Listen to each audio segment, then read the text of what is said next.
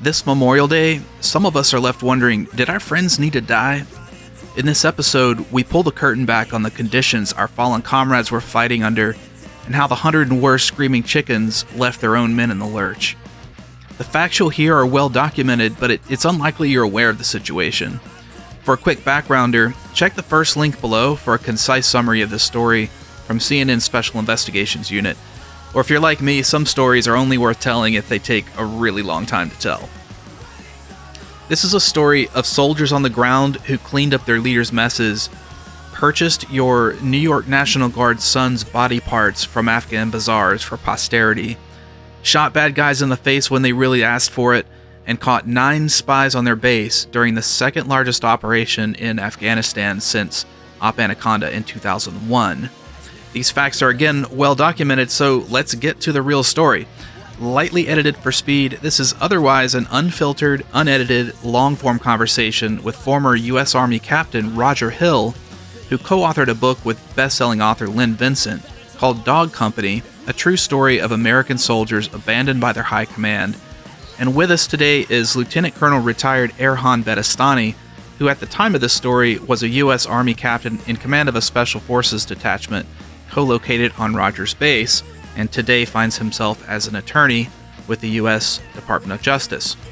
When we met, I was leading a team of multidisciplined counterintelligence agents and technicians based on rumors of an insider threat on their base. Buckle up, it's time to take a long drive, roll the windows down, and spend some time with Roger Hill, Erhan Bedestani, and myself, Dave Holder. This is the Unintelligence Podcast with Vets in the Lurch.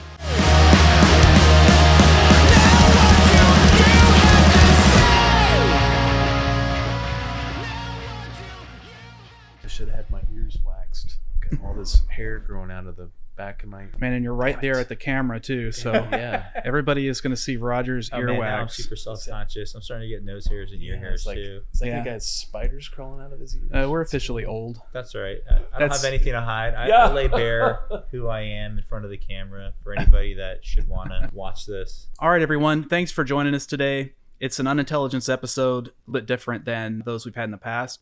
Today, I'm joined with esteemed colleagues, Erhan Bedestani and Roger Hill. Thanks for joining us, man. Thanks for having us, Dave. Yeah, happy to be here. Yeah, Thank you. gents. We are going to be talking about the 20 years or so, is it 15, that have passed since we first met? But it seems like I've lived about 4 or 5 lifetimes since then. You probably feel the same way, but not a day goes by that I don't think back to meeting Roger Hill for the first time, meeting Erhan for the first time in Wardak Province, just south of Kabul in Afghanistan.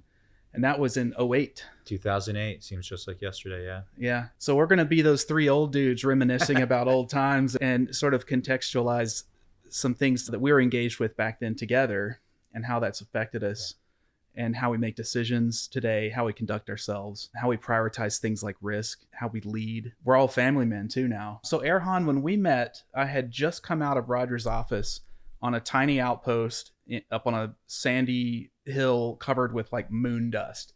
You know, the kind that when you step in it just like stays in the air. I was down there on orders from General Milley, who at the time was the Deputy Commanding General for Operations for Combined Joint Task Force out of Bagram. And task force was gearing up for a big operation that was going to happen right across the valley from your base. And both of you all had pieces to play in that operation.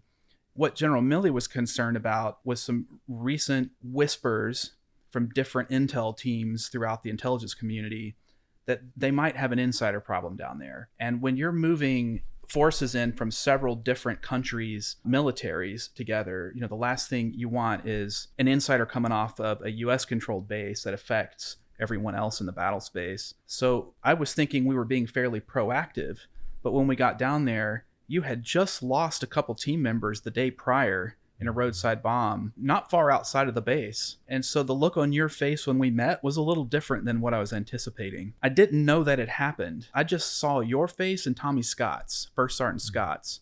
And you were both in the back of the commander's office, serious as heart attacks. And here's Dave, knock, knock. You don't know me. I'm from a different base. I'm from division, you know, in civilian clothes. And I think it was Lieutenant K who was sitting right there inside the door, your first LT. And he said, hey, man, it's not a great time. I know you probably got a mission and everything, but give us a little bit of time. Go talk to Captain B. He'll take care of you. I think he did mention that you had had an incident the day prior. Not knowing what that meant, I just was like, okay, I guess I'll go talk to Captain B.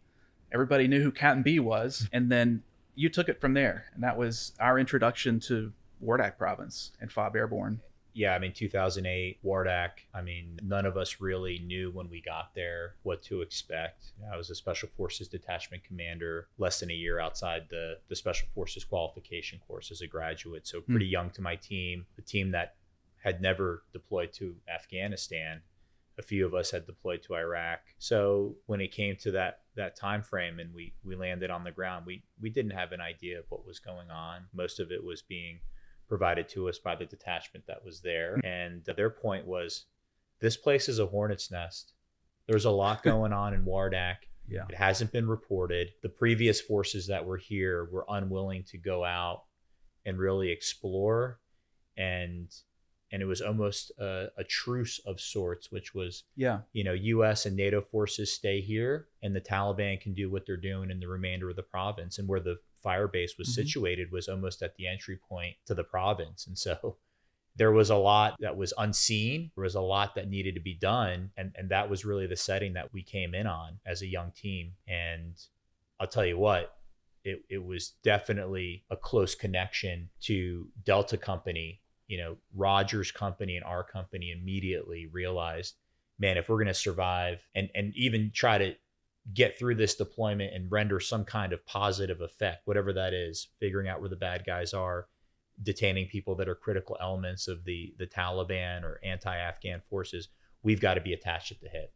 Yeah. And so the relationship, and the first time I met Roger was April 2008, a few months before you walked in to meet my team. And, that friendship continues to today. Here we are 18 years later, still my best friend, still my brother. So yeah, that was what it was like for me, going back to that time frame. But not a day goes by that I don't think about that 2008 deployment. But yeah, that's what we were stepping into. Yeah. We didn't really know what to expect, but we knew there were a lot of bad guys, there were a lot of problems, and there weren't a lot of U.S. forces. And so it was kind of setting the picture right there, Roger. Yeah, we're Delta Company, 1st Battalion, 506. So in the lead up to our deployment, in between a couple of different JRTC rotations, we were told that Wardak was a peaceful province. So in terms of landmass, about the same size as, I think, somewhere between like the size of Connecticut and Rhode Island, 500,000 to 600,000 people total.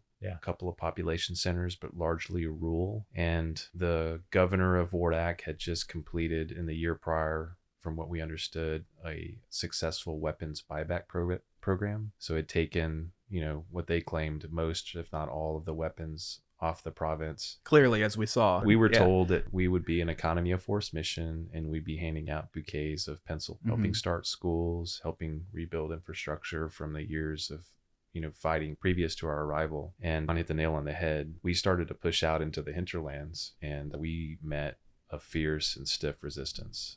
So what we found out halfway through the deployment is that the enemy began to use Wardak as a rest and refit or entry into Kabul. There were lots of rat lines through mountain ranges that allowed for resupply and the movement of things like fighters, weapon systems, car bombs to affect the fight in Kabul that made Wardak a great staging point. And so when the previous unit on the ground stopped pushing into the hinterlands and by default, created a line of demarcation that they would not cross, the enemy took that and they said, okay, well, we're just going to start to operate from this point backwards. And I think I was told somewhere in our deployment that there were approximately 2,000 fighters that had mustered in Wardak, and they knew not to come past a certain point, and the previous unit was not patrolling past a certain point. They were very predictable. Their patrol routes were known, and so the enemy took that and they amassed a significant force. Yeah. When we started to push out, we did what we thought we were supposed to. Let's survey the area. Yeah, area familiarization. That's the first thing you're supposed to do. And I remember the first one of those that we did, we ended up in a complex ambush with probably 150 to 200 fighters ambushing us from the front with enfilade fires and then also from high ground along our flank. And the only thing they called those guys off of us was, a couple of gun runs from A-10s. Wow. So, which I'm sure you'll never forget. Oh yeah, I get a hard on thinking about it. Yeah, right now. hell yeah. Yeah, there's nothing like it, and yeah. I could just sit and smile thinking about that. So, anyways, Yep. But yeah, the enemy basically sat, reference to FOB Airborne, they sat just outside the 105 window. So I think that's how many kilometers? 10. Yeah, rough? I'd say about 10K. Yeah. And so, because you were on a company size installation, right, originally, but the installation footprint grew. You were a company minus by the time I got to you. Yeah. You'd already lost about a third of your combat power by, what was it, August, September? It was August, September, yeah. Yeah, like 30% wounded, a couple guys killed, most RTD though. Okay. But we started short. Yeah. Yeah, that was part of the problem is, units were deploying well undermanned and we never saw the replacements we were promised.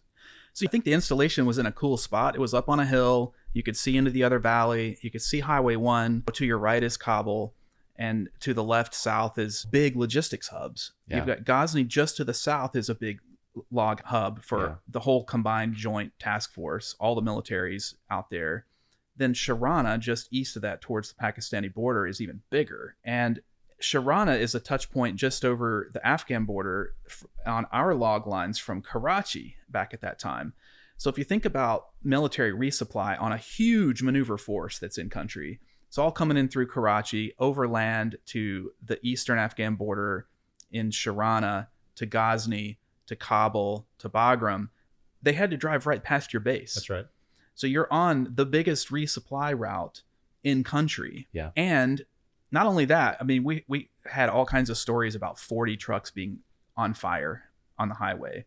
So that was happening. The supply lines were getting sabotaged and stuff like that. Also, there was a line coming out of Logar into Kabul that were where the Haqqani network was pushing all those SV beds in. Yeah, the suicide vehicle bombs, right past your base and right past, I guess it was Shank back in the day. But coming out of, so Logar was also one of those areas that was really built up with Taliban and old Mujahideen commanders and sympathizers. It was kind of a safe zone for them. Yeah. I have a funny story on that one of these days that I'll tell you why it was safe. Yeah. That's a good story. But there were a lot of steps leading up to, this is 2008. You got to think the war in Afghanistan kicked off in 2001, shortly after 9/11, right? With a lot of support for what was supposed to be effort to overthrow the Taliban and place a government that's not going to provide refuge to a terror organization like Al-Qaeda, right? Because they were the ones that planned and resourced the 9/11 terror plot from Tora Bora, Afghanistan, right? From this hideout where the Taliban had brokered a deal with Al-Qaeda to say, look, you guys can have safe haven here, right? So that's 2001. Now we're in 2008. It's been 7 years already. There's a status quo already. And so Roger's point of, but how are we still doing an economy of force mission by 2008? Obviously, we've got 7 years of stuff not going right, right? It's not like we have figured it out and we're wrapping this thing up. Mind you, the U.S. ultimately didn't withdraw from Afghanistan until August of 2022. Yeah. So this is 14 years before that, right? Yeah. But 7 years into it. So this is a good segue into I guess what I'll just say is the U.S. biting off more than they can chew and taking on two major theaters of operations simultaneously. So it's I liken it to having two pots that you got going on the stove, and you're like, I've got to focus on dumping ingredients and stirring this one. I can't handle it, so I'm going to put the other on simmer. And that's kind of what happened in Afghanistan, as they said. Okay, we jumped into Afghanistan first, which a lot of people see as the righteous operation or fight of the two. In hindsight, and I think we probably all agree, we never should have been in either place in that capacity. There was a location that housed a number of extremists. I know they had a network, but it should have been a limited, very targeted operation to wipe them from the face of the earth. Yeah, without a doubt. We could have moved on, handed the reins back over. There was no need to occupy to the extent that we did in either theater. But, we started off in Afghanistan and then quickly went to Iraq. I've got theories, but we were in Iraq and that became the main focus, and it consumed us in large part because we went into Iraq with a force package that was well below what even our own doctrine called for. Yeah. And then it got a hold of us and we couldn't unass it. Yeah, they're asking for $500,000 up front when they were doing the initial war planning. Yep. Well, that changed when we limited the scope. We were supposed to exit immediately following the overthrow in Iraq. That O plan was called by the president within, I think, 30 days of us being in country. And so that's the reason it was supposed to be a light footprint. We were supposed to get in and out. But military, I still see your point as it being a distraction, potentially. Military doctrine, I think, tells you that you have to plan as a matter of like your primary planning for not being able to leave or get out. There are phases to the operation for a war of that magnitude, and the third and fourth phases of the stability operations all the way through rebuilding are things that we teach as a military that have to be accounted for and planned for as a matter of, being required. It's not an option or choice to say we're not going to do these things. Like, it's a be prepared to task. So for us to have told the American people we're not going to have to do these things, or to spin it as if we could just make a choice and unass Iraq after we went in and toppled the government, what was in a way a lie to ourselves and to the people, because it went against our own doctrine and planning. Like, we knew better. Yeah. And the president was being advised as much, so much so that people like Eric Shinseki were being pressured to retire when they spoke against some of those things that were being stated to the public to sell the war. Gotcha. Yeah. And going in with what was a politically tenable force of maybe 150,000 to invade, right, just created a series of problems in Iraq, which quickly spiraled out of control by, 2004. We've got contractors that are working there being hung from a bridge in Fallujah, and now President Bush and General Dempsey, who was the 1st Armored Division commander at the time and then later became the chairman of the Joint Chiefs of Staff, admitting we have an insurgency, right? The terminology had not been used. It had been suppressed even up front. We know that now, as people were realizing there's some things going on here. And it's not going to go as quickly and as swimmingly as we had hoped. And then as that relates back to Afghanistan, oh man, not only be on simmer for a little bit, get ready to be on simmer for a long time. That's right. Now we're bogged down. Now we are bogged down. Iraq. That's right. Right. And in Afghanistan, it's changed now to about that time. Obviously there's no conditions for success in Afghanistan, other than perhaps having a government that's strong enough to stand on its own with security forces that are strong enough to stand on their own. So the focus that there was a huge surge in 0809 to train up their military and police. And of course, that's why we're doing all these operations with embeds, or together. Even in counterintelligence, we supported a huge activity for years, teaching their services how to properly vet security forces, including military members. And, one of my good friends, who I'll call Ben Travlin, we'll see tonight later on at the social hour at the Tabard Inn, he was instrumental in that. He really kind of spearheaded it for the Army anyway, and ended up at DIA. And for many years helped them weed out people that had come just for the sole purpose of wearing a suicide vest in a training room. And there were a lot of those. As a member of the Afghan National Police or Afghan National Army. Right. Yeah. In Kabul, in a training room. In one case, 3 of them had driven on a vehicle loaded up with explosives onto the base. Yeah. And they had the clacker. And it was during their security interview that the interviewer cracked them, broke them down, and they admitted to it, went out and defused the bomb. And that's the kind of stuff we've been training the Afghans at in 0809 is let's figure out how to transfer authority in a way that they can survive. Well, 2008, right? We're still on simmer. Talk of that's kind of what simmer looks like. I guess is where I was headed with that. Talk of committing more resources to make Afghanistan the primary focus. It just wasn't feasible because Iraq was very much in the height of its fight as well in 2007 and 8. Yeah. And so what you're dealing with is we haven't committed more forces in Afghanistan. And one of the ways that, it's being sold is it's an economy of force mission. What does that mean? All right. In layman's terms, economy of force just means do more with less, right? Hey, you're an American soldier. You're trained, come from the best military in the world. You're going to do more with less. Okay, I appreciate the pep talk, but the reality on the ground is we are starting to assume a lot of risk. And that risk assumption means things that military would normally do are either going to be contracted out, right? And contracting to American contracting forces is fine, but things were being contracted out to Afghans, to Afghan local nationals, and vetting processes that were super suspect, right? That we don't even really know to what degree people are being vetted. I do. Yeah, you do. And it's a little bit scary. Yeah. But there was a process. And so now, here we are, 2008. It's an economy of force mission. We're in a state about the size of Connecticut and Rhode Island together with about 150 U.S. forces, right? Those states would have issues with crime and violence if they only had 150 police between them, right? And so we're trying to operate in Afghanistan, and then they say, okay, well, let's help you out. It's not like you have a fleet either of 100 spare vehicles every time one gets blown up and 100 spare troops to come up and replace your injured folks, right? Either. Like, economy of force for you as a combat company commander in theater means you're not getting replacements in a timely manner. So doing more with less means operating when you're black on things like water and ammo, right? At times. Yeah. And so when I think about doing more with less, I think about the condition your company was in when I got to the base. That's what doing more with less looks like.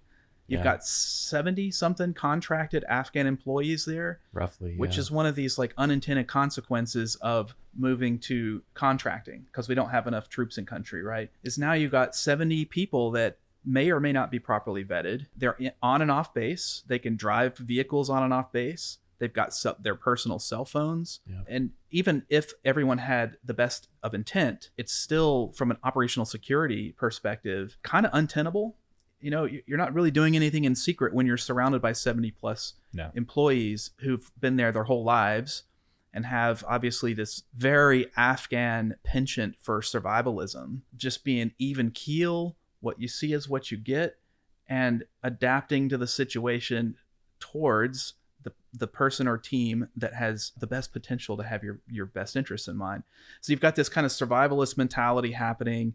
You've got the local goodness of Afghans that we all grew to love, and that became part of our experience there too. But then also this hint always in the back of your mind, like, I know I've been in combat with this person, but can I really trust that they're not giving out my position when I turn left on Highway 1? So that's doing more with less, and it didn't seem like a good doing more.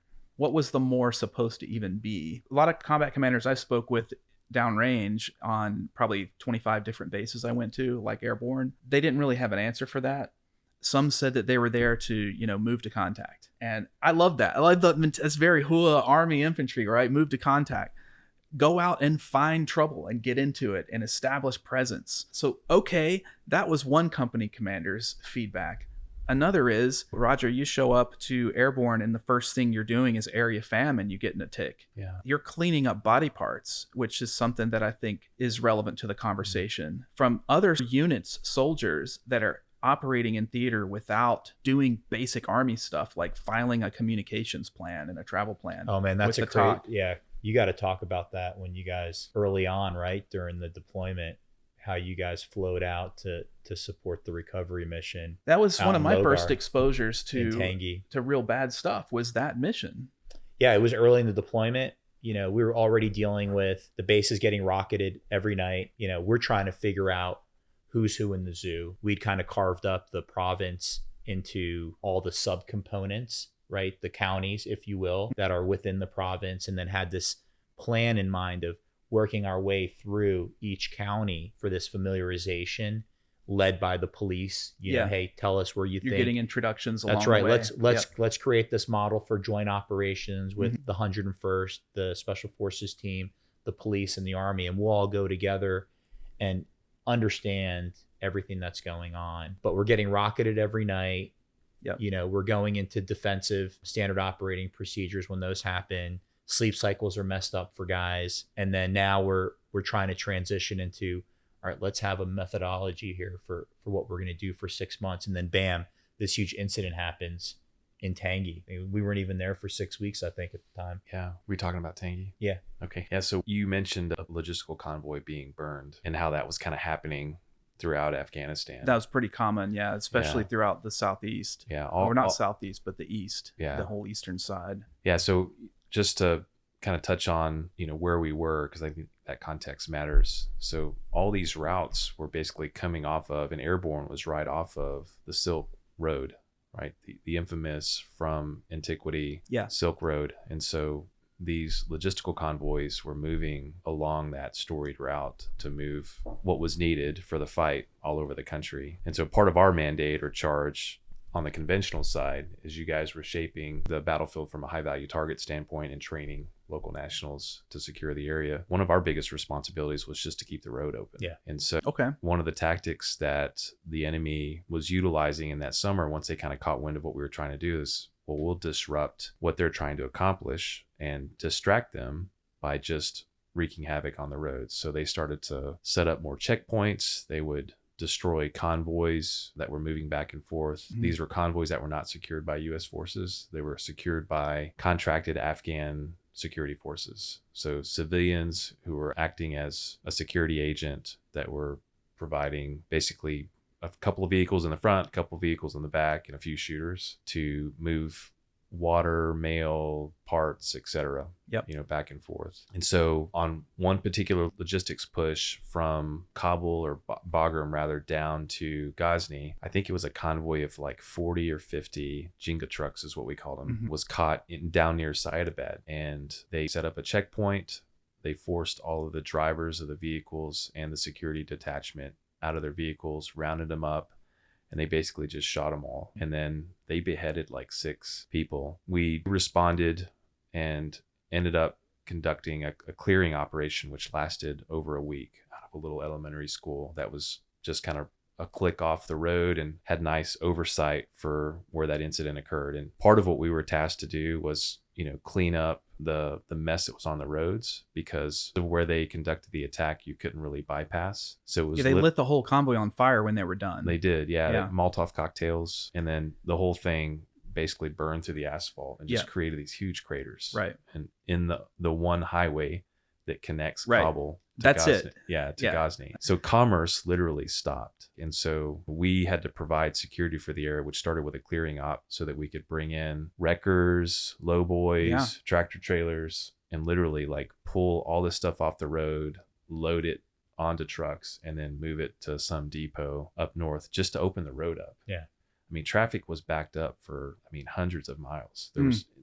There were very few places that you could pass in this particular region or area. Which makes sense, right? They would pick the area that would have the max impact. Sure. And So everything had to channel for a period of time, at least from Sharana up north, Yeah. and then up into like Nangarhar, and then over west into Kabul from that direction. Yep. Because there was no other way in. You Yep. could go through Logar, but that was kind of like. Yeah, and you're in, the roads are in valleys and the rivers are in valleys. Mm. So you've got a mountain range or a ridge line on both sides. So they picked a spot where they could just basically bottleneck. Yeah. Everything stopped. Time stopped for that week, basically. And as we were there cleaning up that mess, there was an SOS call that came over Blue Force Tracker. So just for people that are not familiar, it's basically the IM chat capability that's superimposed onto satellite imagery that we all have access to. It's a common operating picture that allows us to communicate, post graphics, and then observe through GPS where adjacent units are on the battlefield. So we got a text while we were operating out of this schoolhouse, securing this area where the Jingle Truck Massacre, which is what we call it, occurred, from the heart of Tangi Valley, which was on the border between Wardak and Logar, just west of Shank. Yeah. So And- a little southeast of Airborne, right? Yeah. And in that major valley, and there's one road that connects the two provinces, and that's the only road through there. Yep. Yep. Yeah. And like when you go through there, you were kind of touching on this earlier, like you can literally drive through probably even today and you'll see old Muj fighting positions. Yeah, you can even read about them. Yeah. It's so cool. It's documented. Yeah. Yeah. So the Dangerous. Yeah. The same. Dangerous as fuck back then. Oh yeah. The same places that they were hemming up the Russians. You can read about it. So the book, Yeah. The Bear Went Over the Mountain, Yeah. is Yeah. the Russian chronicle of their experience. And then they went around and talked to Mujahideen, and they created another book, which was titled The Other Side of the Mountain. Uh-huh. And the other side of the mountain talks a lot about Wardak, the Highway 1 area, but very much so about Tangi. Yeah. And that Route Georgia is the route that connected the two for sure. So that area, Tangi Valley, was known as the Valley of Death, right? That's what we refer to it as. So we get this SOS over basically an IM chat capability from a unit that's in Tangi. And as you know, when an icon for a unit or a Vic on Blue Force Tracker goes stale, it either means they just haven't moved for a while or some shit's gone down. Yeah. So we tried responding over IM to these guys, couldn't get them. And then like half an hour later, their icon goes stale on the screen. So we pulled a couple of platoons away from the clearing op, which had then become a battalion minus operation. Okay. And so because we were familiar with the area, we took a couple platoons into Tangi. I'll never forget it because we did a quick over the hood of the Humvee op brief, drew some circles on a map, said, hey, this is where we expect enemy to be. I told the guys that when we drive past this mountain, which is kind of like as you go in, the terrain looks like Drops, yeah. So I said there was a place where you kind of go in to where it's cliffside road and it drops off. I said on the start of that mountain range, I said every 50-year mark that passes, you're going to put like 3 to 5 rounds. We're going to knock and let them know we're coming. Mm-hmm. So when we came in like saying, don't fuck with us. And we showed up to the heart of Tangi. I think the town was Joy Jarin. I'm going to butcher these names, but there's one of those bazaars on the road that has like 20 little makeshift huts, plastic roofs, and a storefront where people are selling bottles of water out of plastic that's being reused, water that they filled out of the local stream or creek, and, snacks, cookies, whatever. So we pull past that, and then there's a cemetery up on a hill, and then you see just smoke, columns of smoke coming over the horizon. And there were 2 vehicles out of a 3-vehicle convoy that were burned. Like there was nothing. You could see like bits and pieces of the Humvee, but they had burned through the asphalt into the gravel bedrock. And so we set up a perimeter. All the training that we got to be sensitized to the local population says, don't go into the cemetery. I said, go to the top of the fucking cemetery and set up a 50 there.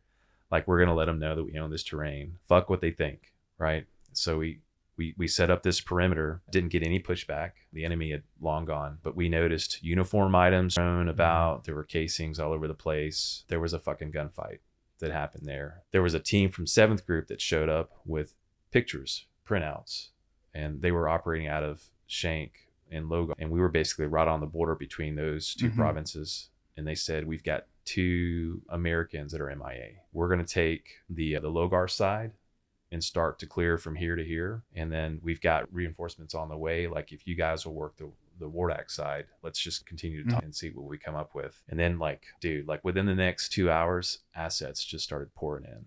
So there was shit that the Army had that I had no idea existed that came onto the scene. And like aerial? Well, the biggest one was, I think it's a Cessna bird that listens. In this particular instance, it was stuck out to me because she sounded beautiful. I don't know, but it was a female's voice that we were introduced to. And so I had some sort of SIGINT platform that was just above us, and they were picking up, I guess, communications. And then we would be given locations to go hit. Like, we've got comms here. We believe some of the guys that were involved with the attack are here. So then they would send us. Yeah. And then between us, 7th, and then as we started to get more units on site, we would start to do a series of raids. And so that went on for 24, 36 hours, 48 hours. We had like a small patrol base basically set up around this cemetery. Yeah. And then we would just go out and do raids. And then... and the purpose there was to recover...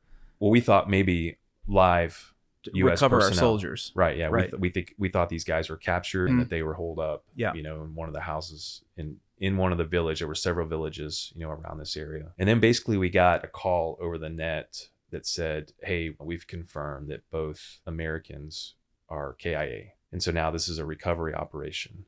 They didn't know where they were, but in listening to what the enemy was saying, they were able to discern that like both people were deceased. And so then what we did is we went through a phase of planning very quickly, but to split up the area into zones and very methodically search. And so by then, I think we had our battalion S3 on the ground. And so he was kind of taking over in Tangi. We had a jump talk set up in the cemetery, and we were just basically with platoons from other companies were there, and we just split up the whole area, and we just started going field by field, house by house. Wow. And I remember we had Apaches on station the entire time. I'm talking like 2 days straight. You talk about deconflicting in a three-dimensional environment. There were all these assets just circling. Yeah.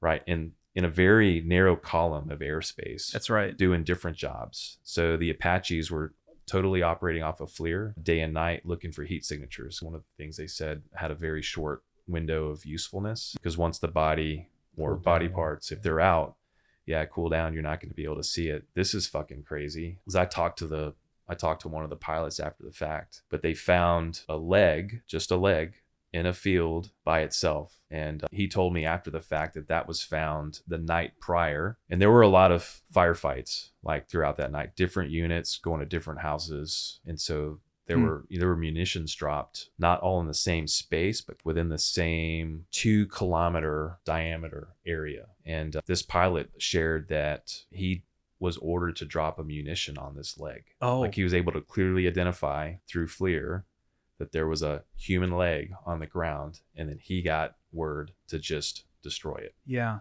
I don't know what the fuck that means. Crazy. It means don't let the adversary have it. What the intentions behind that would be. Yeah, I don't know.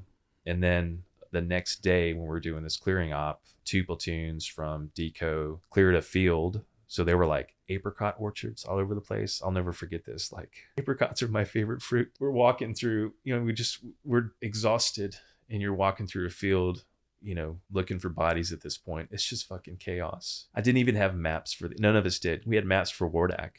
And when you're on foot, we didn't have a digital version of Blue Force tracking that was mobile. So we didn't have maps of Logar, but we're in Logar. So we literally had to use a compass and partition off areas, and then we would patrol and report back after patrols. But I remember we had a platoon discover a body, and the body was one of the service members from this New York National Guard unit that was coming through Tangi. All of his clothing stripped off. Both his arms had been lopped off. One of his arms was, in the field nearby him. And there was a cavity where his heart would be. And part of the SIGINT that we would received is that the enemy had been selling body parts, specifically fingers, in the local bazaar as trophies. And so 1st and 2nd platoon recovered the body. We had body bags on us at that point in time, because that's a part of your kit in the vehicle. So they recovered the body.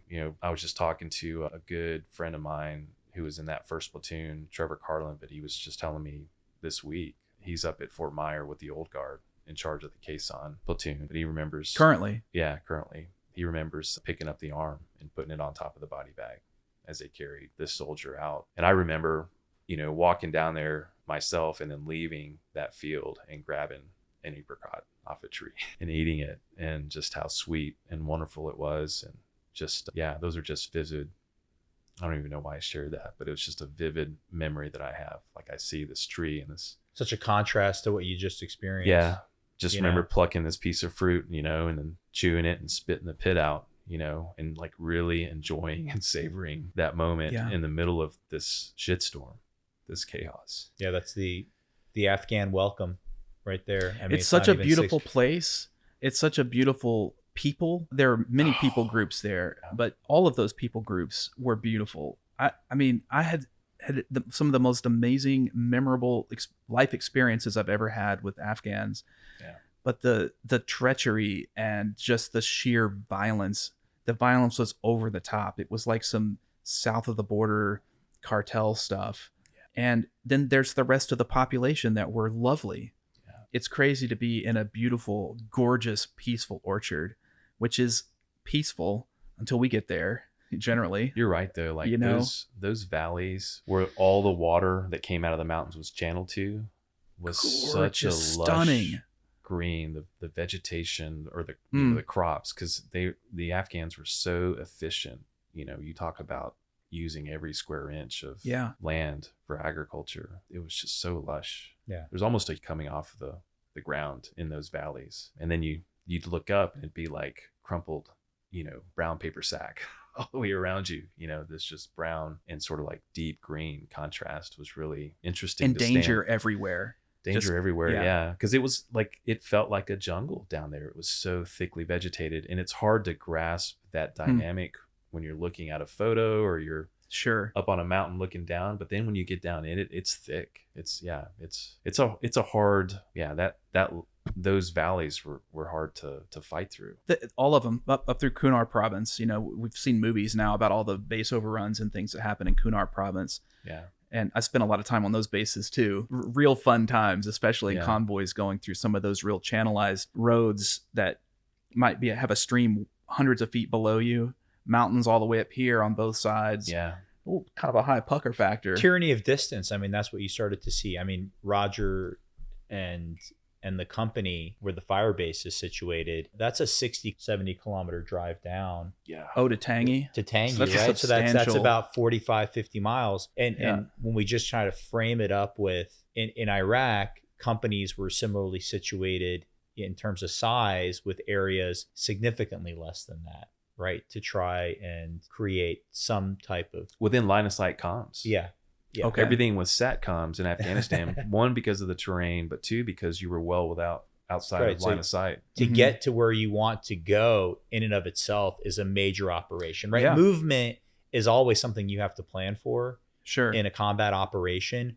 But in a lot of these missions, it became just as important. The fact that you made it to your objective was Right. just as Oh, dude. I critical. I got a great story on. So this is Tangi as well. So we get into Tangi, we start this op, and then, it's like every other convoy or joint op with a bunch of other units. Like one of the things we never solved during the war was to deconflict the jammers. So you got everybody and their mom there. You've got all the Afghan police, got the Afghan army.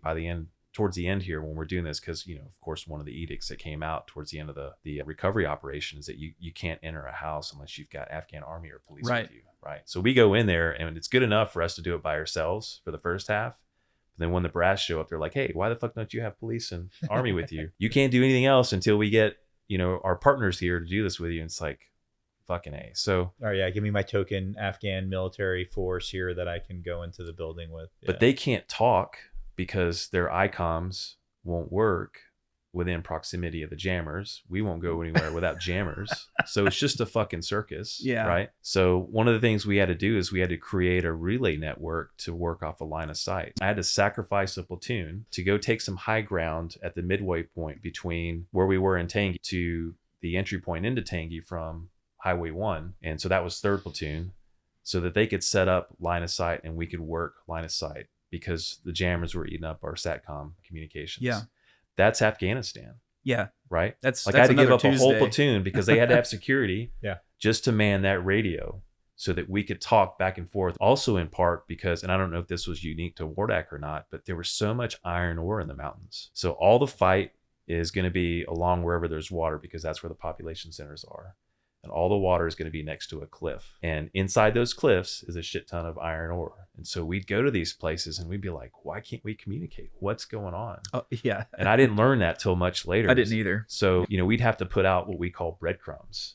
But you're already degraded in terms of combat power. It's already an economy of force. That's right. And then you have to be even more frugal with your forces. You have to diminish your own forces just to be able to communicate in and out. Yeah, the communication breadcrumb piece, I hadn't really heard it described that way, but that makes complete sense. That's true. That happens for sure. And then the other piece was the channelization of a lot of these routes. So once you're getting close to your objective, there really is only one route in and that same route back. Gosh. And so now you've got to take additional elements of your combat force and leave them To secure on your that route, because a very common tactic is, let's go ahead and in place improvised explosive devices on the route that they took in, because we know that's the same route they're going to come back on. And Big difference between Iraq and Afghanistan, right? Yeah. Because in Iraq, you're always coached, don't go out the same way you came in. But in Afghanistan, You don't have a choice. you don't have a choice. You in a don't lot have of a these choice. situations. So they now- would let you in, but you might not they get out. would probably a lot of times purposely let you in, Yeah. knowing that on the exfiltration, Right. the departure from your objective is when they're going to strike. And Yeah. so often we would see that you get in, Mhm. generally pretty calm. You search through the village, right? You may find some things that are of note, maybe not. And then it's as you're reconsolidating and getting ready to leave that you start getting some pop shots, right? The SIGINT starts collecting. The volley of fire starts to increase, right? You're departing. And then bam, that's when they're going to try to hit you because they've been placed an IED when you're leaving, right? And now that route is blocked. And now it's just, shooting fish in a barrel. That's what they're trying to create a lot of times. And so you've got to leave vehicles and manning to overwatch along that route to make sure they're not coming in and then digging a small IED, right? That's going to fuck up your day. And it's complicated moving into like Jalrez across or down in Tangi. It's super complicated.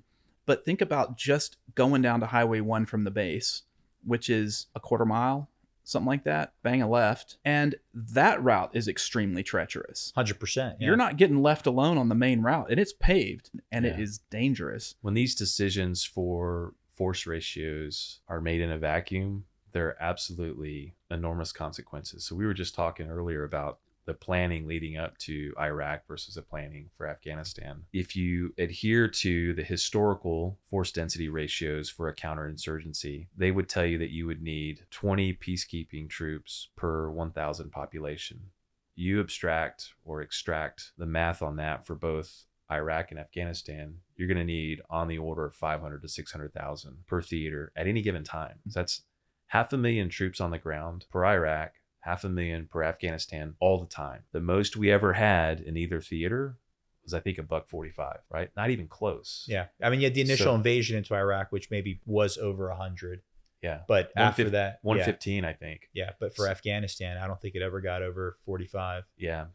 You just said is like a planning factor that I think just got glazed over. But it's like Afghanistan, though it had a lower population, may have actually required more people. Yeah. Because you're just looking at force density ratios from a population perspective. But what are all these other variables that you have to account for? Yeah. The terrain, you said this 100%. earlier, adds a magnifier or a multiplier that you have to counter in. And instead of doing that, it's almost like we added a negative variable to draw the numbers down. Yeah, we can draw it down even more. Afghanistan actually required more troops, even though it had a lower population because of the complexity of the terrain. Here's another example. One of the reasons going in and out of these valleys was so bad, to your point earlier, in terms of leaving breadcrumbs in Overwatch, is that the wadi and culvert network to move water from the mountains down to the rivers was like so much more extensive in Afghanistan than it was in Iraq. It's going to be focused on the population centers because people are going to live near water. Every culvert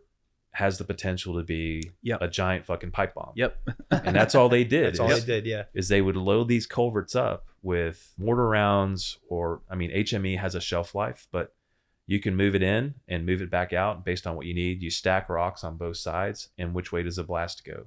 Path of least resistance, straight up into the belly of the vehicle. And so put some brass on top of it so it melts through. Yeah, I would love to see a study on, the number of culverts, right? Like, this sounds kind of silly, but the number of culverts in Afghanistan versus Iraq, and then like hone in and say per population center. And G2 somewhere has that statistic. I mean, and you don't have the luxury. I mean, I think the thing is you don't have the luxury of not driving over that. You got to inspect them. That's right. Yeah. I mean, and you can't inspect them all. But you can't inspect them all. Yeah. There's a flow to the operation, right? And if you're literally stopping at every culvert, you're never going to get to your objective when it's 70, 80K down the road. So you're just assuming risk. Look, if we drive fast, if we drive at night, right, we can just blow through these things. Every time you drive over a culvert, you're holding your breath.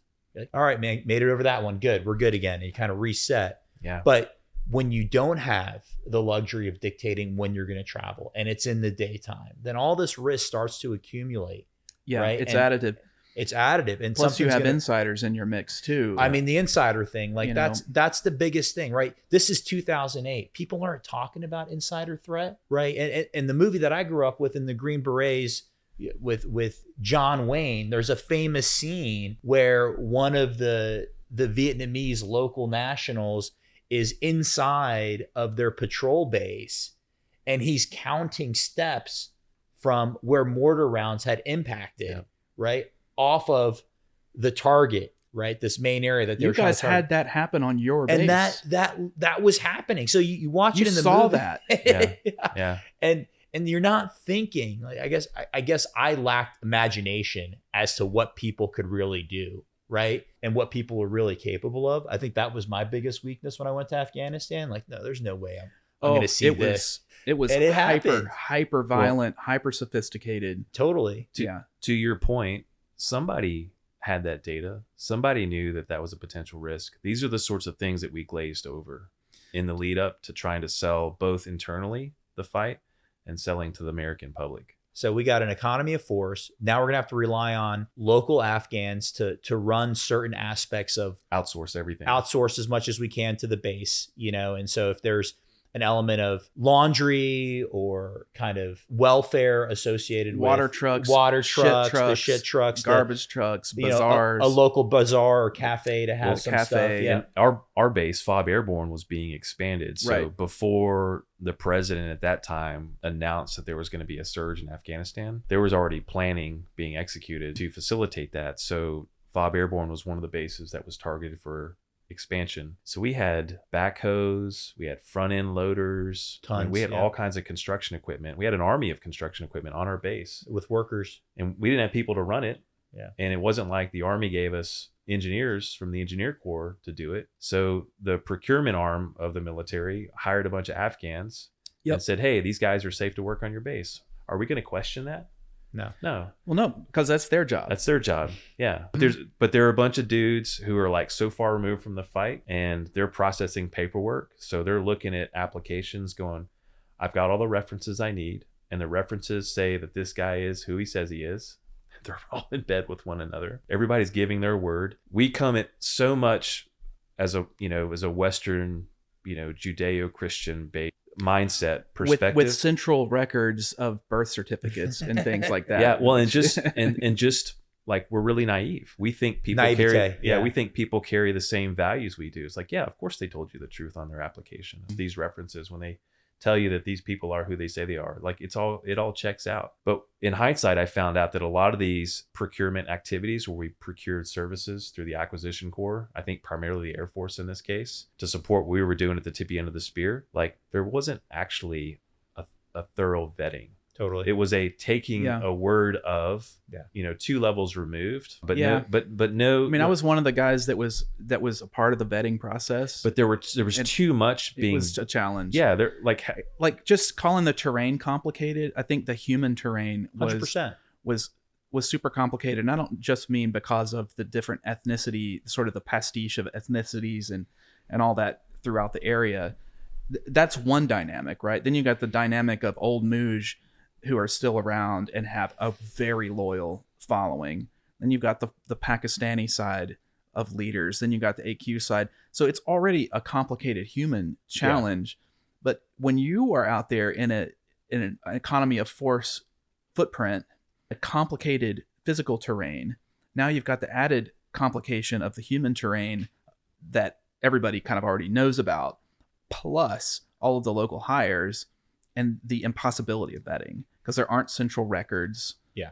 It's an impossibility. I think if you're going to try to make mission, and if you're that, the contractor on Bagram, even if you're a DoD entity, even if you work for the service, at the end of the day, you're going to be judged by how many local national hires you send out to meet the demand. That's it. They're incentivized. They're incentivized to do that. And that's okay. Like, we need them to be incentivized. Of course. And we need the bodies. That's right. And we know that there are limitations. So we're just kind of, again, adding risk layers to the situation, Sure. right? You kind of have to do it. Just like with our ROE, we had to bring A&P and A&A in certain situations because the mission wasn't just to establish battlefield presence, right? It was political. We need to help them get trained and get exposure and learn best practices. Sure. So eventually we can extricate ourselves into a more stable environment. Yeah. But when we have all of these compounding factors come in from an operational security perspective on the ground in combat, you're leaking like a sieve. Where it's unforgiving. And you've got adversarial sensors surrounding you 100%. everywhere. Yeah. And we saw that. I mean, just the 10 days I was there with you both on FOB Airborne, I mean, we cataloged all sorts of enemy sensors all over the base in that time, some of which we were able to share, others we weren't, but it was nasty. For me, I think it was a real lack of imagination, even as we were seeing a lot of local nationals on the base doing this type of contracted work. Even at that time, I really failed to appreciate what was going on and their ability and how they were already influencing a lot of the direct combat that we had seen up to that point, right? Yeah. I wasn't putting it all together. Well, nor should you have been expected to. It wasn't something that the training base provides us in terms of our education, training, and awareness in our formal education process as enlisted or as officers. Coming from counterintelligence, I can say that, of course, I was specifically trained in vetting people and things like that, but I was infantry prior, and I worked with infantry people my whole career. And you got to know that insiders are a problem innately, because guess what? The Army's not going to tell you that it's important to mind your P's and Q's.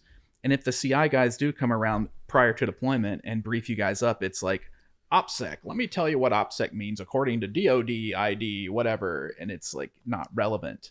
Yeah. What's relevant is you're a combat commander, you're an ODA commander, you're on the ground and you're surrounded with adversarial sensors. And there's not even a class on what those mean.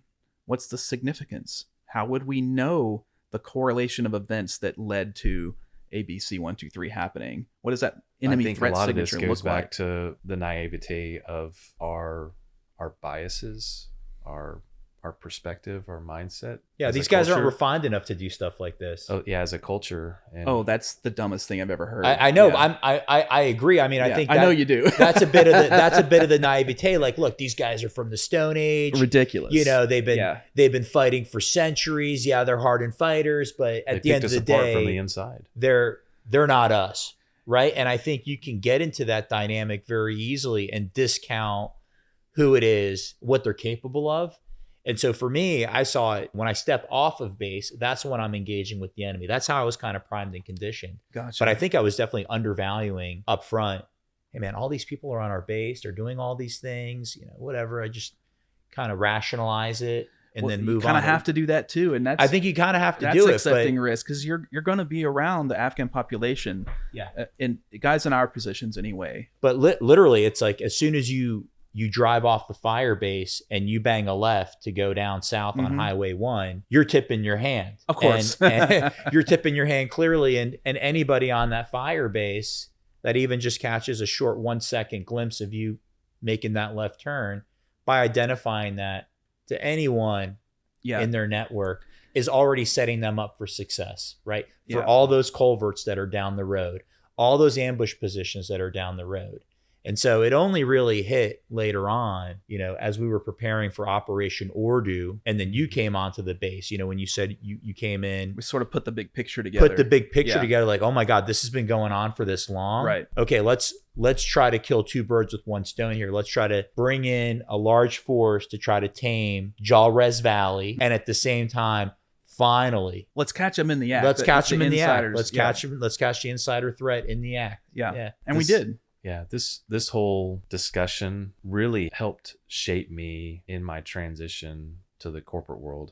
And I'm not trying to turn this into a leadership or organizational behavior discussion, but there's an element of tipping your hat to or assuming what the last guy is giving you is good. That fucked us. Yeah. Because all of us have done this. We rip into a new area, we take over a battle space or an effort, and you do a left seat, right seat, and you're dependent on the dude that's leaving and everything that he tells you. And he says this is good or that guy's good. Like, that's what you assume. Yeah, totally. And I did not, I think, know to do this, did not know that I had permission to. I don't know that it would have been received, but I had an obligation, and this is one of my biggest regrets, is I should have said, thank you, thank you, thank you. And as soon as he flew out, and I waved goodbye to him, I should have said, we need to do an internal assessment. And I don't know that we were ever trained, to do that sort of thing or to think that way. I didn't know that there were assets or resources that could help facilitate that. There weren't really, but not at scale. There certainly wasn't any organizational level training to that end. But we had an element that was chartered with that mission, but not at the scale we were deployed at. There were 25 trained counterintelligence agents in country during the time we were all deployed. Yeah. 25.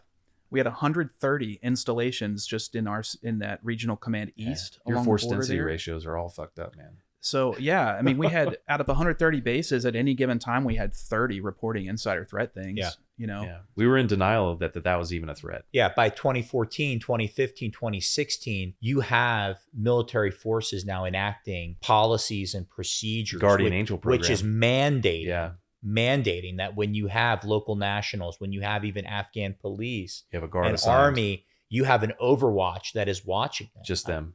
Their Just job them. is just to watch them. Just do their them. work. So distrust now is actually built into the Yeah. model for operating even with your partner force. But for the years that insider threats were expressed, in that up to that 09, 10, 11 timeframe, they were literally categorized by the DoD as workplace violence. That's right, because there wasn't a doctrinal way to sort of position it until then.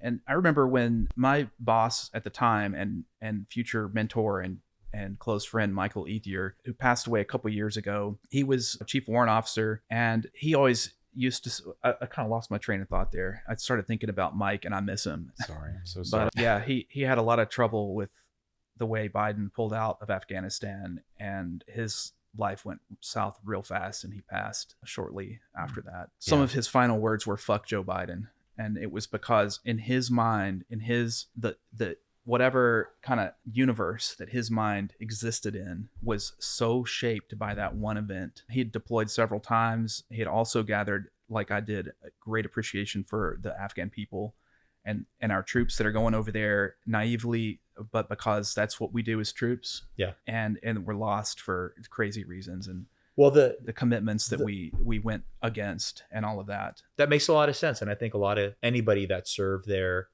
when you talk about economy of force, one of the things that they try to sell you on is the way you make it work is you develop that connection. You really want to work with your partners. You want to work. Of course you do. by, with, and through, right? So like when you're working, especially in SF, you've got to invest. You've got to invest emotionally. This isn't a transactional relationship here. You've got to invest. I was a 10th group guy, but they're telling you, okay. they're telling My you, bad. look, invest because this is economy of force. So you've got to leverage those relationships with the Afghan police and Afghan army. And Roger and I were there. Yeah. I mean, and you did. we, I mean, of course we you were did. having, I don't know about you, but I was basically Lawrence of Arabia. Okay. remember sitting down with the company commander, the weapons company commander from the National Army yeah. Unit. a very tall and Lawrence trying Arabia. to convince him, look, you've got to go out to that fire base and you've got to patrol out of there. We need you to take the lead. Oh, I know the story you're talking and about. and yeah. trying to get him to take, a 2 or 3 day mission set out there in Jalrez. This is our forward outpost in Jalrez. The forward outpost. Oh, and, yeah, It that was getting place was rocketed and all it's the time. flapping in the wind out there. So, but my point is if you have an economy of force mission and you're saying, look, the way that you overcome that is you develop such a strong, relationship. You leverage the partner force to get out there. Okay, well, people buy into that. People buy into that methodology, and then they get invested emotionally in the mission. So now you move forward 15 years from 2005, 8, whatever it is that you serve, and you go to August of 2022 and you pull out. So you're telling me that I invested and that I should care, but the decision to pull out could be as quickly as deciding we're just going to leave. And so I think people really had a moment where they just did not know how those two aligned. It was shocking. They just don't. It What was a- shocking. Yeah. Yeah, on my honor, I'm going to give all that I have to this mission. And part of the reason I'm going to do that is because I want to instill upon you the capability to do it for your own country. That's right. Yeah. And so we're going to do this shoulder to shoulder. Or shoulder to heart, shoulder. Yeah. Heart to heart. And you are sincere as a heart attack. All of us are. But Yeah. they know, because they've been through this before, that our bosses, not so much. Yeah. But there are It's people hard to like that build that weapons company connection. commander that He did it. He did go out. well, and the reason we were able to get him out there, this is going to be ironic when I finish this the next couple of statements, is we gave him those thermal scopes That's right. because he was like, dude, we're good during the daytime, but at night, like we got to have something to help us see when people get close to us. Nice. And so we I don't know what the property form was back then. Was it a 1423? So DD 1423 Something or like DA? that, yeah. But we signed property to him, and we signed, I think, 8 of those thermal scopes. And he was like, dude, I'll make it happen. Yeah. And they were out there until, we basicly pulled them back out of that. Yeah. Or we shut that And place gave back down. all the equipment. He gave back all the equipment. And then here's, the irony is that when I was prosecuted by the military, there were 2 connexes full of theater provided equipment that we were not going to use. So I inventoried it as a commander coming in, walked through all of it, made sure it was there. I signed for it, and then I put a padlock on both.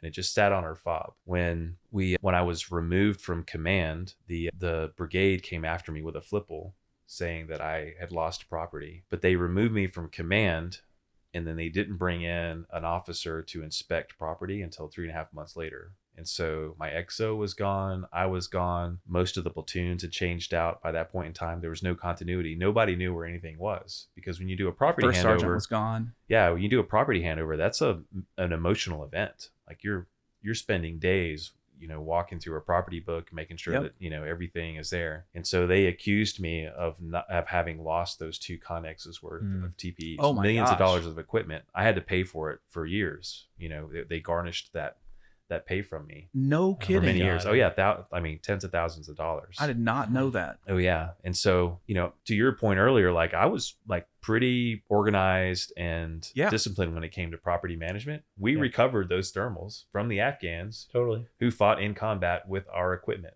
I put myself at risk for that. Then they accused me of losing all this property. They garnished my wages for many years after the fact. I mean, it took me 10 years to pay it all off. And then you fast forward to us leaving Afghanistan, and how much equipment did we leave in Afghanistan that the Taliban is now parading around? Yeah. Everything from aircraft to Humvees to everything in between. Yeah. So it's one of my favorite movies, and I'm sure a lot of y'all seen it, at Talladega Nights, where Ricky Bobby's dad is just this guy who comes in and out of his life, but he says to Ricky when he's young, if you ain't first, you're last. If you don't win, you're nothing. And that really galvanizes Ricky, and he's always trying to win. It's like the operating construct for his life. His OS, yeah. Right? Yeah. Kind of like us. Like, you invest in this country, you invest in this mission, you're all in. So we've devoted ourselves. I mean, how many military people, even after the fact, were trying to help with Afghans that were left there, absolutely. right? That's a clear indication of how invested we were. That's our commanders were saying we had to do that, right? That was good leadership. Yep. That was good counterinsurgency. That was in good service to our country, was to be that invested. And then all of a sudden they pull out, right? And so that's kind of like in Ricky Bobby, later on in the movie, he's like, hey, Dad, I remember when you said, if you ain't first, you're last. And he's like, what are you talking about? There's second, there's third, there's fourth. And he's like, no, Dad, I mean, my whole life was built around that. So we had built our lives around this idea that this country matters. We've got to be invested in this mission.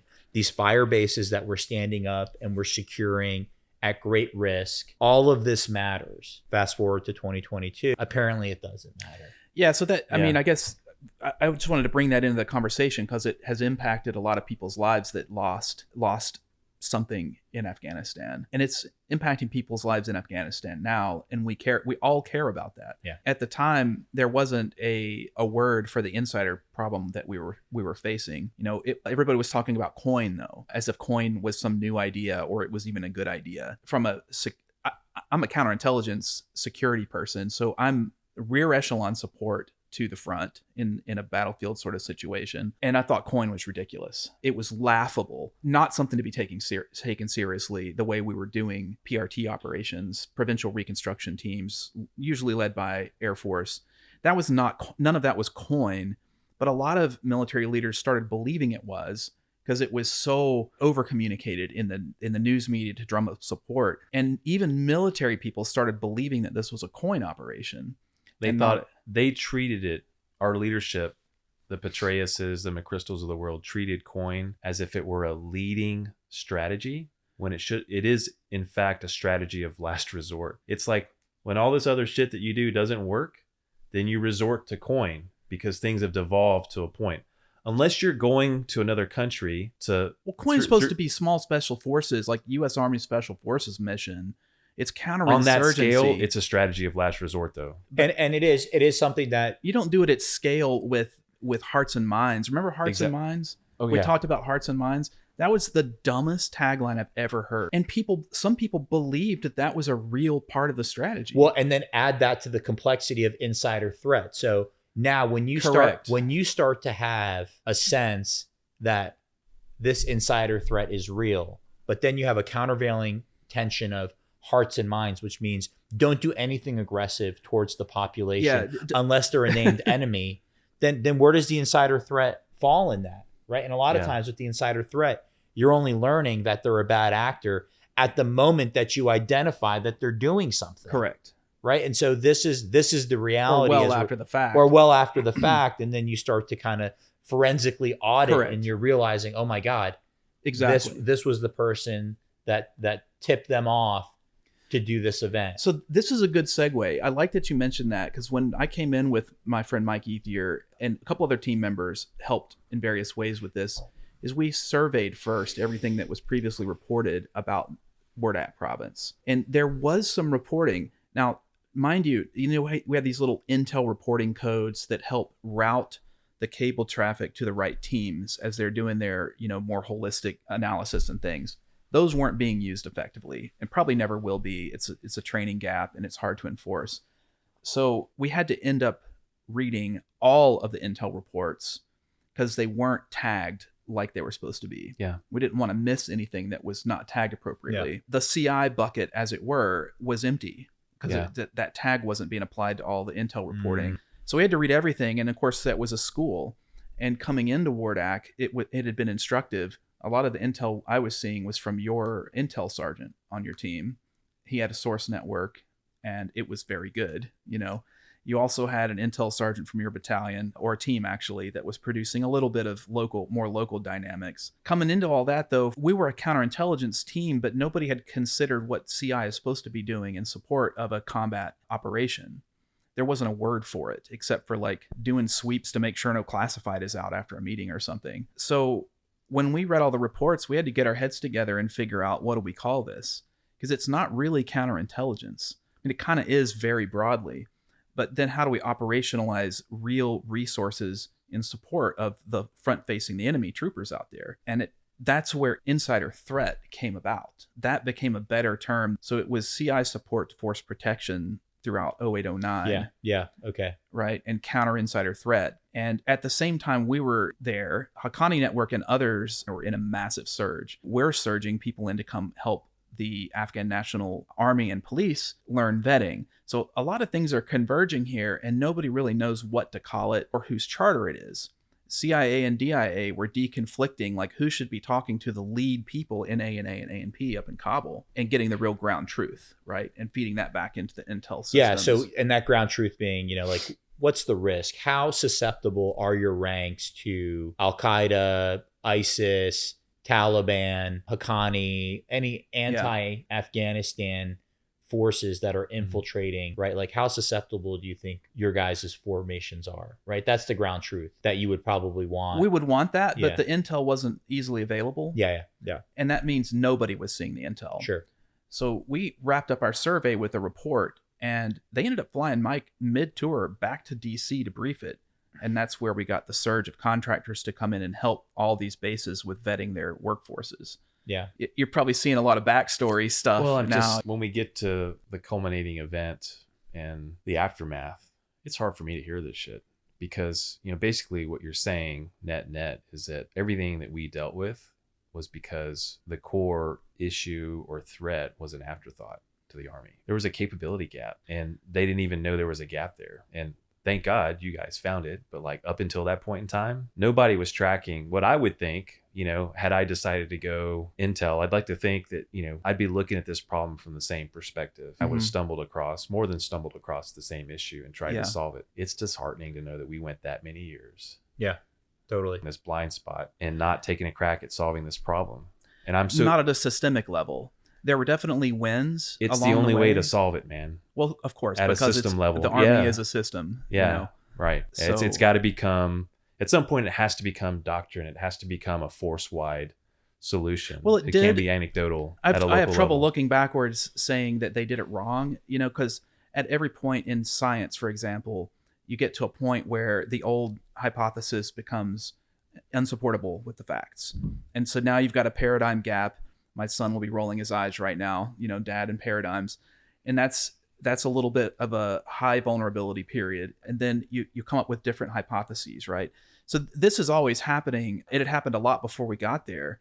But in science, your current reality always seems like it's matter of fact and it's common sense and things like that. But there were a lot of other perceptions of reality that preceded that seemed crazy in hindsight. Well, Dave, that's a great point. And I think this is a great time for Roger to go into exactly the events that are chronicled in Dog Company, because I think what we would argue is if you don't have a system-wide solution, but you're now identifying a problem, you're saying, look, folks that have been trying to figure out how to address the problem in a non-system oriented way, but on the ground, right? And are operating in this gap, we've got to underwrite those guys, because they're going to do some decisions that may ultimately not be how it is that we would do it, but we're going to underwrite those guys because they made hard decisions at a hard time. Let them plow that field and see what they find. That's right. And then let's document those lessons learned so the next people can carry that That's torch, right. And I'll let Roger share Then this. you provide top cover. Top cover. Correct. What we have here is you guys did what you needed to do on the ground. This doesn't comport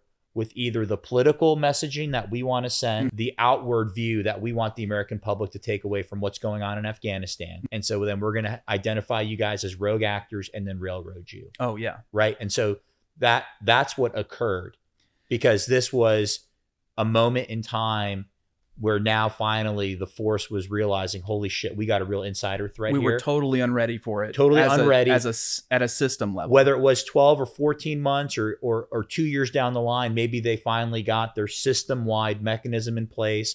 We've got Guardian Angel type programs going on. Okay, what about the people that were on the fringes, on the front edge of that? That's these guys. That's Dog Company. And then how were they ultimately treated, right? That's the crux of what this is all about. That's why we're here. Yeah. Right. 15 years later, that's a wrong that needs to be righted. I mean, shit, I became a lawyer because I was so incensed by what happened. Yeah. With this weaponization of the prosecutorial function of the Army to go after what was a company of heroes. Yeah. What is a hero of a leader who did in that situation what ultimately led to the preservation of American lives. Absolutely. Right. So otherwise, who knows how many more people would have been killed? Yeah.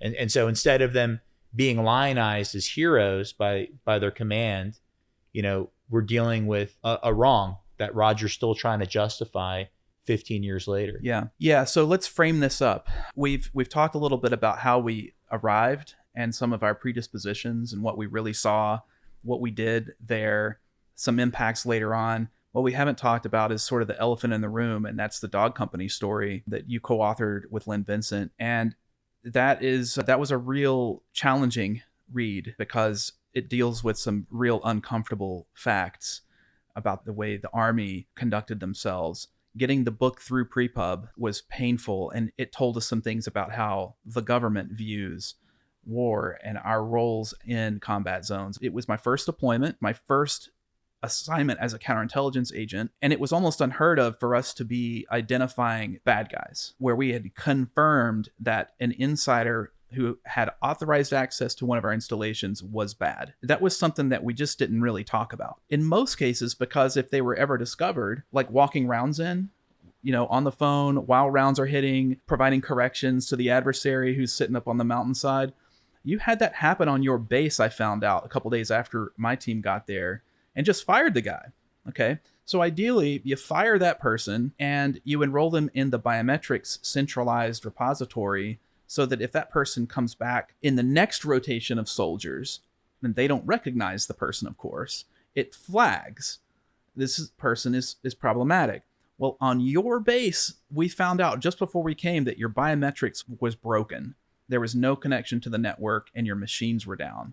So we brought a biometrics support team with us to fix that. And we found people that had been fired off of other bases. There was one in Ghazni that had been insider threats calling rounds out to the adversary in previous rotations, and they were working on your base. That was like, I don't know, within the first couple days we were there. And then throughout the operation, we were conducting interviews with all of the employees. And we had some support back from the division headquarters to take a look at things like phone toll records and see if anybody might have been communicating with the bad actors out there in the battle space. And it was like a Christmas tree lit up. So we're sharing all this with you. Meanwhile, Operation Ordu with 1,000+ combined military people is across the road in Jalrez Valley happening. And we've just identified a fresh round of insiders currently on your base with their cell phones. It was a really disruptive time. And we didn't have an SOP, a standard operating procedure for dealing with detainees. It wasn't something that we had been trained to really deal with. That was your job as far as I knew, right? And from your perspective, we don't know what a CI team's doing on my base. And I said, here are 9 spies we've verified, and there were a lot more that are problematic. You rolled them up. That was the right thing to do. We've got an active operation right now across the road happening, and these guys are sending cell signals out into where they are to bad guys who are targets of that operation live at the time. One of the very first things that you and your first sergeant decided to do was a base sweep, and in that sweep we found maps of your base with all of the weapons emplacement points, all the gaps in the fence, all of it drawn up and marked. We found weapons under beds sliced into mattresses. We found SIM cards and extra phones and all that stuff. There was no question that it was lit up like a Christmas tree on your base.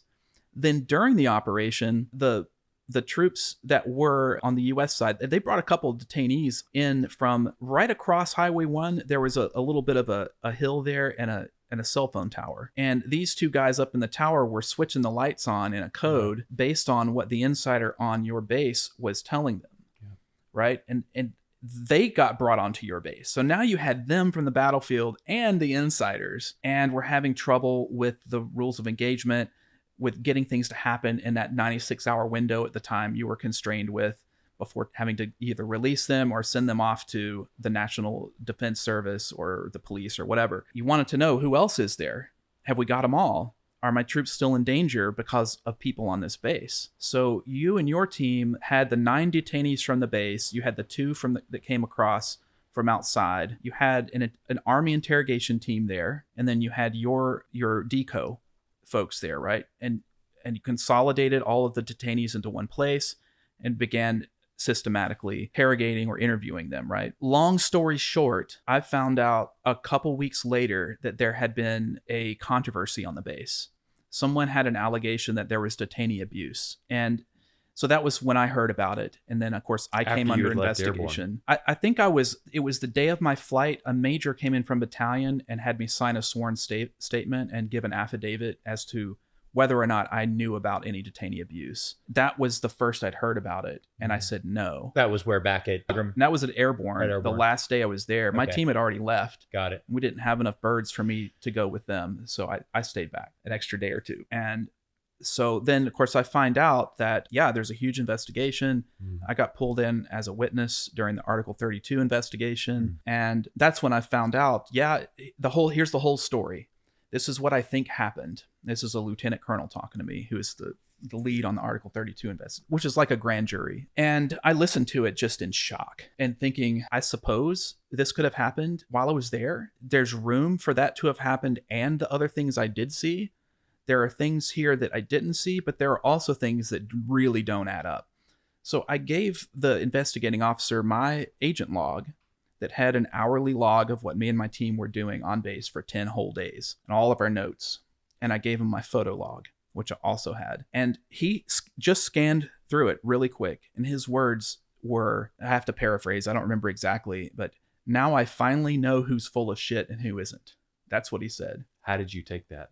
What did he mean by that, in your opinion? He clarified right away. Okay. He said, now that I see the log, I know that it wasn't you who organized this detainee abuse event. I said, well, it'd be very biased of me to say that, but I had nothing to do with it. And I don't know anything about detainee abuse, but I do know who was where when. And what people's roles were and their attitudes about those roles. And I was thinking one particular staff sergeant who the Article 32 investigator told me I had been specifically called out as a person who organized the whole detainee abuse thing.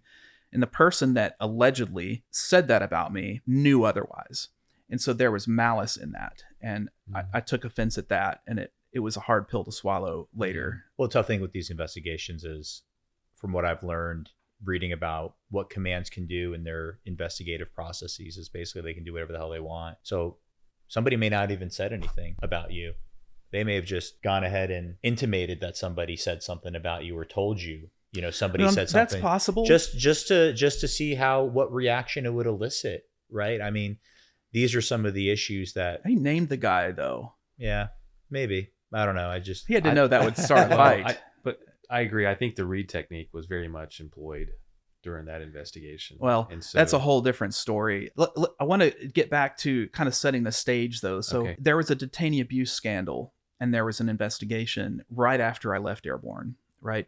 As far as I knew, we had had a successful support operation to a combat commander and ODA chief who were in combat trying to keep their boys safe. And then all of a sudden, the excitement over figuring out how to identify spies, now we had a threat signature we could replicate at all the other bases, and which of course was of huge value to every other commander that we supported. But it was a knock in the teeth and something that we couldn't celebrate because there was a scandal on top of it. And so one of the reasons we're here today, so many years later, is that scandal had a lot of ripple effects.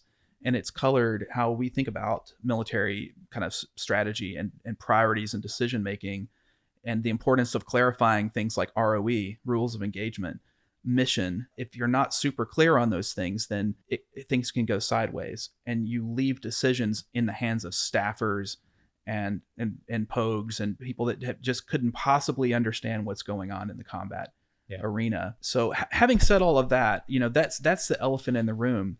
You were commanding your guys during an authorized interrogation, during an authorized 96-hour window. But what got you in trouble was the technique you were using, which, as I understand it, was commonplace throughout all of the combat bases. But in this scenario, you had a new troop on the base who hadn't seen any of that, didn't understand the context, and reported on the team for stepping over the line of what somebody decided was the line, and you stepped over it with your men. Yeah. This has been kind of a long-ranging conversation to get some context in place. But, anyone who's read the book Dog Company will know your backstory, your role that you've played. What they might not know is everything you've done since then to take care of your men, to recover professionally. But, when the Army decides that you've crossed a line and they're going to be unhappy about it, you're in a systemic response now. It's not going to probably be very personal. It's going to be probably made with political considerations. And there were so many factors that went into why the Army decided to really hammer you and your men. I'm sure that is probably a long-ranging conversation in and of itself. But at the time, I guess what I'm interested in is we've talked about all these factors complicating the battle space and complicating your role as a commander who's supposed to be prosecuting not just the mission of the combat force out there, but protecting the main street outside, protecting your men to the extent possible. And that's where you find yourself at a moment in time with 9 spies from inside your base, one of which is your lead interpreter, who you've gotten to know very well, and you fought next to each other against obviously someone that he was not aligned with, right? There's all kinds of different adversarial groups out there. Yeah. And you had 2 people that came in from across the street, and it was still an active battle, right? That's where you found yourself making a decision that the Army said was over the line, right? Yeah, we had a total of 12. I don't remember exactly from which place all 12 came from, but roughly that sounds right. Like may have been 3 that came out of the battle 2 space. or 3 off the cell phone tower, and roughly 8 or 9 from on base. And that's out of a total head count of somewhere between 50 and 70 any given day. Right. On our probably 10-acre total area footprint of a forward operating base. So imagine a shoebox, HESCO barriers all the way around. It's pretty cleanly a rectangle, and then guard towers at each corner, and then a main entry point in and out. Half the base with Afghan army, a French combat advisor team embedded living on that side of the base, half the base with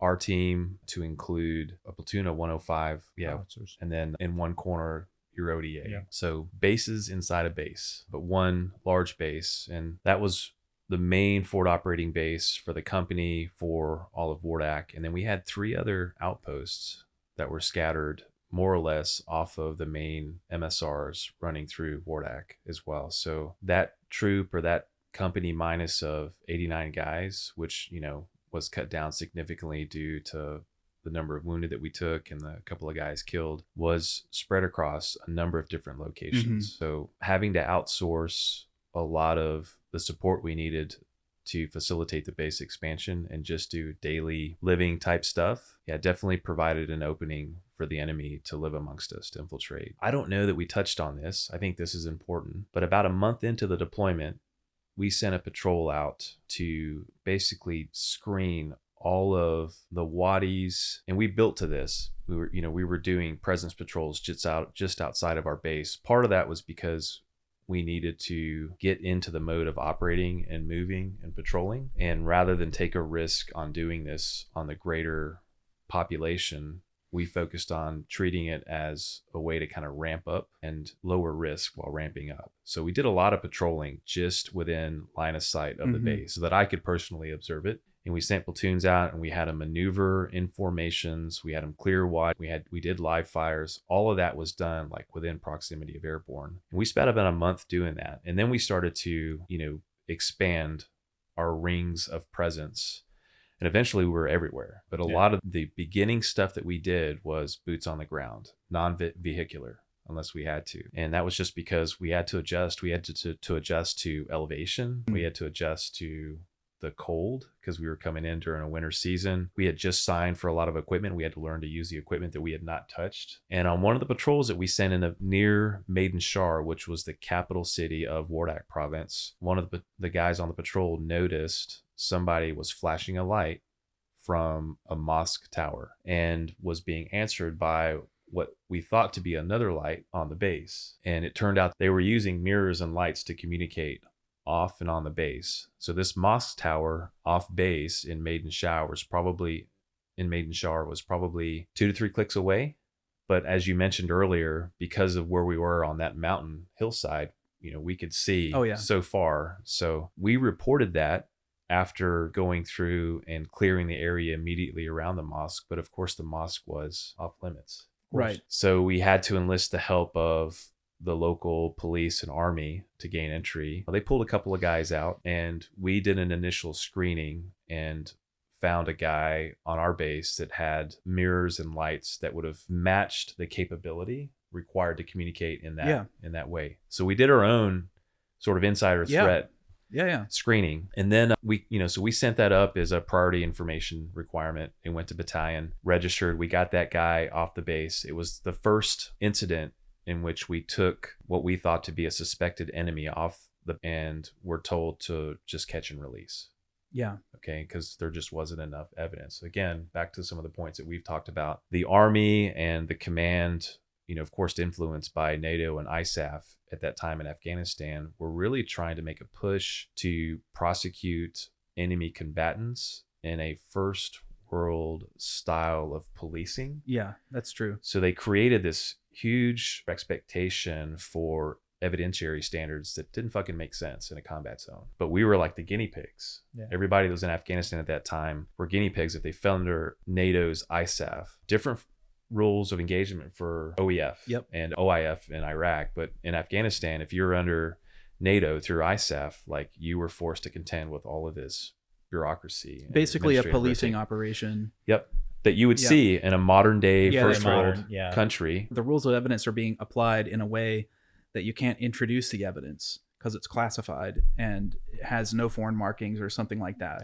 Yeah. And as far as the military and the DOD and, you know, the government for that matter were concerned, they required us, kind of like you would for combat lifesaver training, to send 2 guys from our company to go get a 2-day training on how to collect and manage evidence. Yeah. Right. And so like now, so you guys in the 3 months leading up to the deployment, when you're trying to get everything done and complete loadout, it's like, yeah, go make this happen. Yeah. So of course we met that requirement, but did that training ever truly translate? And were those soldiers ever designed to be policemen? No, they signed up to be infantrymen. So they're designed to be pointed at something and to destroy it and or to secure it. Evidence is supposed to support the intel targeting cycle or to provide strategic information, ideally, right? But if nothing else, combat evidence usually feeds right back into the intel cycle. Should be. In this case, not a policing situation. Yeah, in this case, it was meant to, basically provide a level of evidence that could help take combatants off the battlefield and keep them off. But we were applying a standard that was unrealistic. Yeah, 2008, 2009, even when you go back, I was doing a little bit of like reading before I came in here today. But at that time, they were really struggling with capacity to handle detainees. Part of that is, okay, we've got to prioritize who it is that we decide to put into a detention facility. I can empathize. And so to do that, we're going to create a construct that requires reporting from units that are on the ground, describing who they think are bad actors. And then eventually that bad actor is caught. And then this entire log of all the things that he's been associated with on the battlefield accompanies them to a board where they determine, okay, there's enough on this guy. We're going to go ahead and put them in detention in this limited facility that we have at Bagram or in Kabul. The issue is these insider threats, many a time, the first time they come out into the public is their first known act, or maybe the first known act that we can provide some information on. Maybe there's no intel reporting on them. There's no intel reporting, but there are other things on them that it's difficult to contextualize, right? Because there's not like a particular tag associated with that information. It doesn't line up with the process that they have. So now you're saying, look, this guy's really bad. I need you to take him. And they're saying, okay, well, where's the reporting on him? Where's the historic reporting? Or I want him off the battlefield. I just want him off the battlefield. Give him a timeout. Feed him, clothe him, house him. But like, I'm trying to get shit done. This guy's a potential threat. And there wasn't a place or a mechanism. Again, it's another capability gap. Well, except by turning them over to local police and to be interned in Kabul. And that was or NDS, the National Directorate of Security. That's a whole other discussion. And at that time, we had already brainwashed them into saying, look, your processes of just taking in people without some kind of file or evidence of what it is that they've done, that's not going to work anymore. They were turning people away. So they were turning people away. Well, I can empathize with that too. So they're saying, I remember in your case, Roger, we couldn't even provide all the intel associated with these bad actors because some of it was coming off of highly classified collection platforms. Right? So that happened early on. 1 month in, we find this guy. Gotcha. And we just want him off. And then when we send him up, we didn't have enough evidence, so they tell us to release him. Yep. All right. So we did our own screening, have all these Afghans working for us. And then, we have this incident where we know that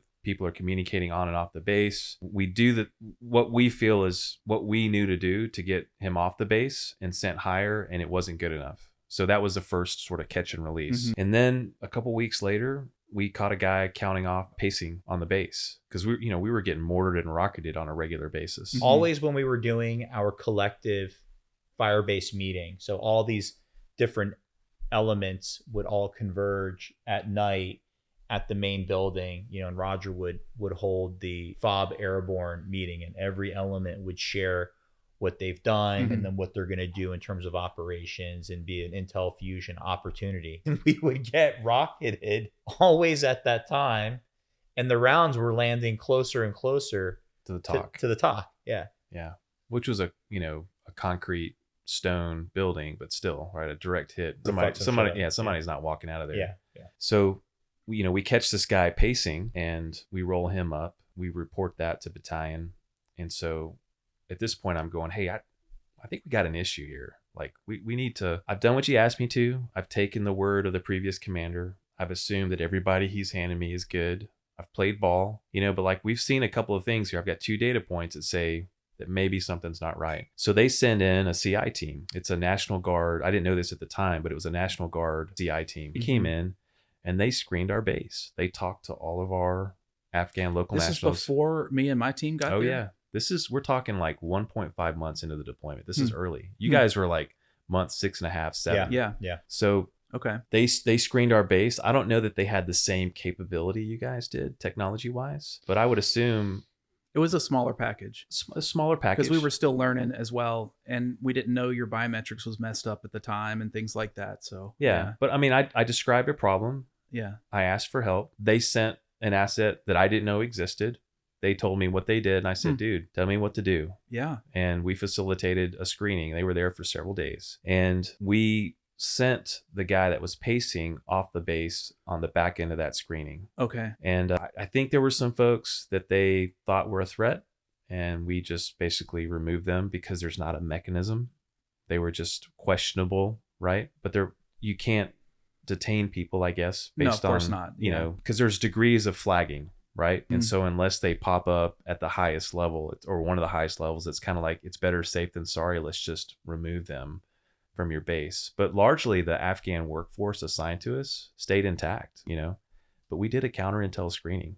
So of course, like we all left that going, okay, I think we're good. We did our part, and we called for the right asset. The base was screened. So you fast forward through all the stuff that we've kind of been talking about, you know, around month 6 or so, leading into month 7, 30% wounded return to duty, to be fair. But I had an FSO, last name bidding. You want an FSO on every op. So those guys were getting as much patrol time. Yeah, fire support officer, or a fister rather. So that, you know, we had an FSO, and then we had 2 fisters that would go out, and basically their job is to call for fire, right? To take a target that's been identified and then program for a fire mission to be sent. They got as much road time as anybody because there was only 2 of them. So they were constantly being set on a patrol. Like bidding ended up, I think, being wounded 4 times in that deployment, just because he was constantly out there. Yeah. And I think one of those may have been a rocket attack on our base as well. So the op tempo was incredible, and the casualty rate was climbing, but most of the guys, you know, thanks to the Force Pro that we had, you know, were RTD. And then we had that one incident off base where Donnie and Paul were killed. Yeah. Right. And that's about when you showed up. Yeah. And that was a culvert pipe bomb. I mean, it was like 2,000 pounds of HME stuffed into a culvert in some random stretch of Highway 1 where you couldn't really drive around it. And we had an SOP of random inspection, but not every inspection. Of course. I mean, because you didn't have time, right? No, never. There's so many of them. So it was mostly a deterrent, somewhat of a self-protection measure, but it was mostly a deterrent so that they would know that we were, because if you catch a culvert with explosives, it's probably taken them 3 to 5 months to build it, right? Because they're doing this under cover of darkness. They're moving a little at a time. They're wiring it as they go. They're sealing up the ends to protect it. There's a limited window when they can do it because it's not going to happen during the rainy season. So it's an investment on the enemy's part to make this happen. So by us inspecting certain places regularly, you know, it was a deterrent to keep them, because they didn't want to. That makes sense. They didn't want to blow their wad or shoot their shot and lose it. So it just happened to be a culvert that they didn't inspect, and you know, so we lost Donnie and Paul, and we had a couple of guys maimed for life. Some guys that have never recovered out of that. And then I remember shortly after that, you came back from a joint intel meeting from Bagram and said, "Hey, dude, we got to talk." And so I think I came to your bunker in your talk, and you said, "I just got out of a meeting," and correct me if I butcher this, but there was a Norwegian SOF intel officer, because Task Force 51, which at that time, that was the Norwegian varsity team. That was their Delta equivalent, was operating almost exclusively in Wardak, and they were almost exclusively in Jalrez. So like there would be times when we wouldn't have any patrols out, and then shit would be going down in Jalrez, and we'd be like, "Hey, are you guys they out?" were training their partner force, the CRU, Critical Response Unit, or something like that. Yeah. And then, you know, or you guys would be like, "Hey, are you guys out?" Like, "No." "Okay, what's going on?" We'd scramble. We'd figure out that the Vikings were on the march. And their G-Wagons. Dude, they had up armor G-Wagons. So cool. Different kind of Viking raid. Yeah. Dude, seriously. Raid nonetheless. Yeah. I mean, the shortest guy on that team was taller than me. I mean, the shortest guy was taller than me. I do remember them all being exceptionally tall. Oh, yeah. Yeah. So I think the intel officer from that contingent, we're talking joint task force, coalition, a lot of different nations, you know, some supplying maybe as many as 2 people to the war effort, and then some thousands. But the Norwegians definitely at the tip of the spear with this Task Force 51 was probably scattered throughout the country, but we had one of those teams operating in Wardak exclusively. And then I'll let you share kind of what he shared at that meeting. Yeah, we were just back at at Kabul at my task force's headquarters in Phoenix, and we had just gone back for a refit, debrief the company commander on some of the stuff that we were doing and getting ready to do. And Rob Elliott, my team sergeant, said, "Hey, make yourself useful and go to this intel meeting while you're here." So I Yes, said, "All right, Sergeant. let me go."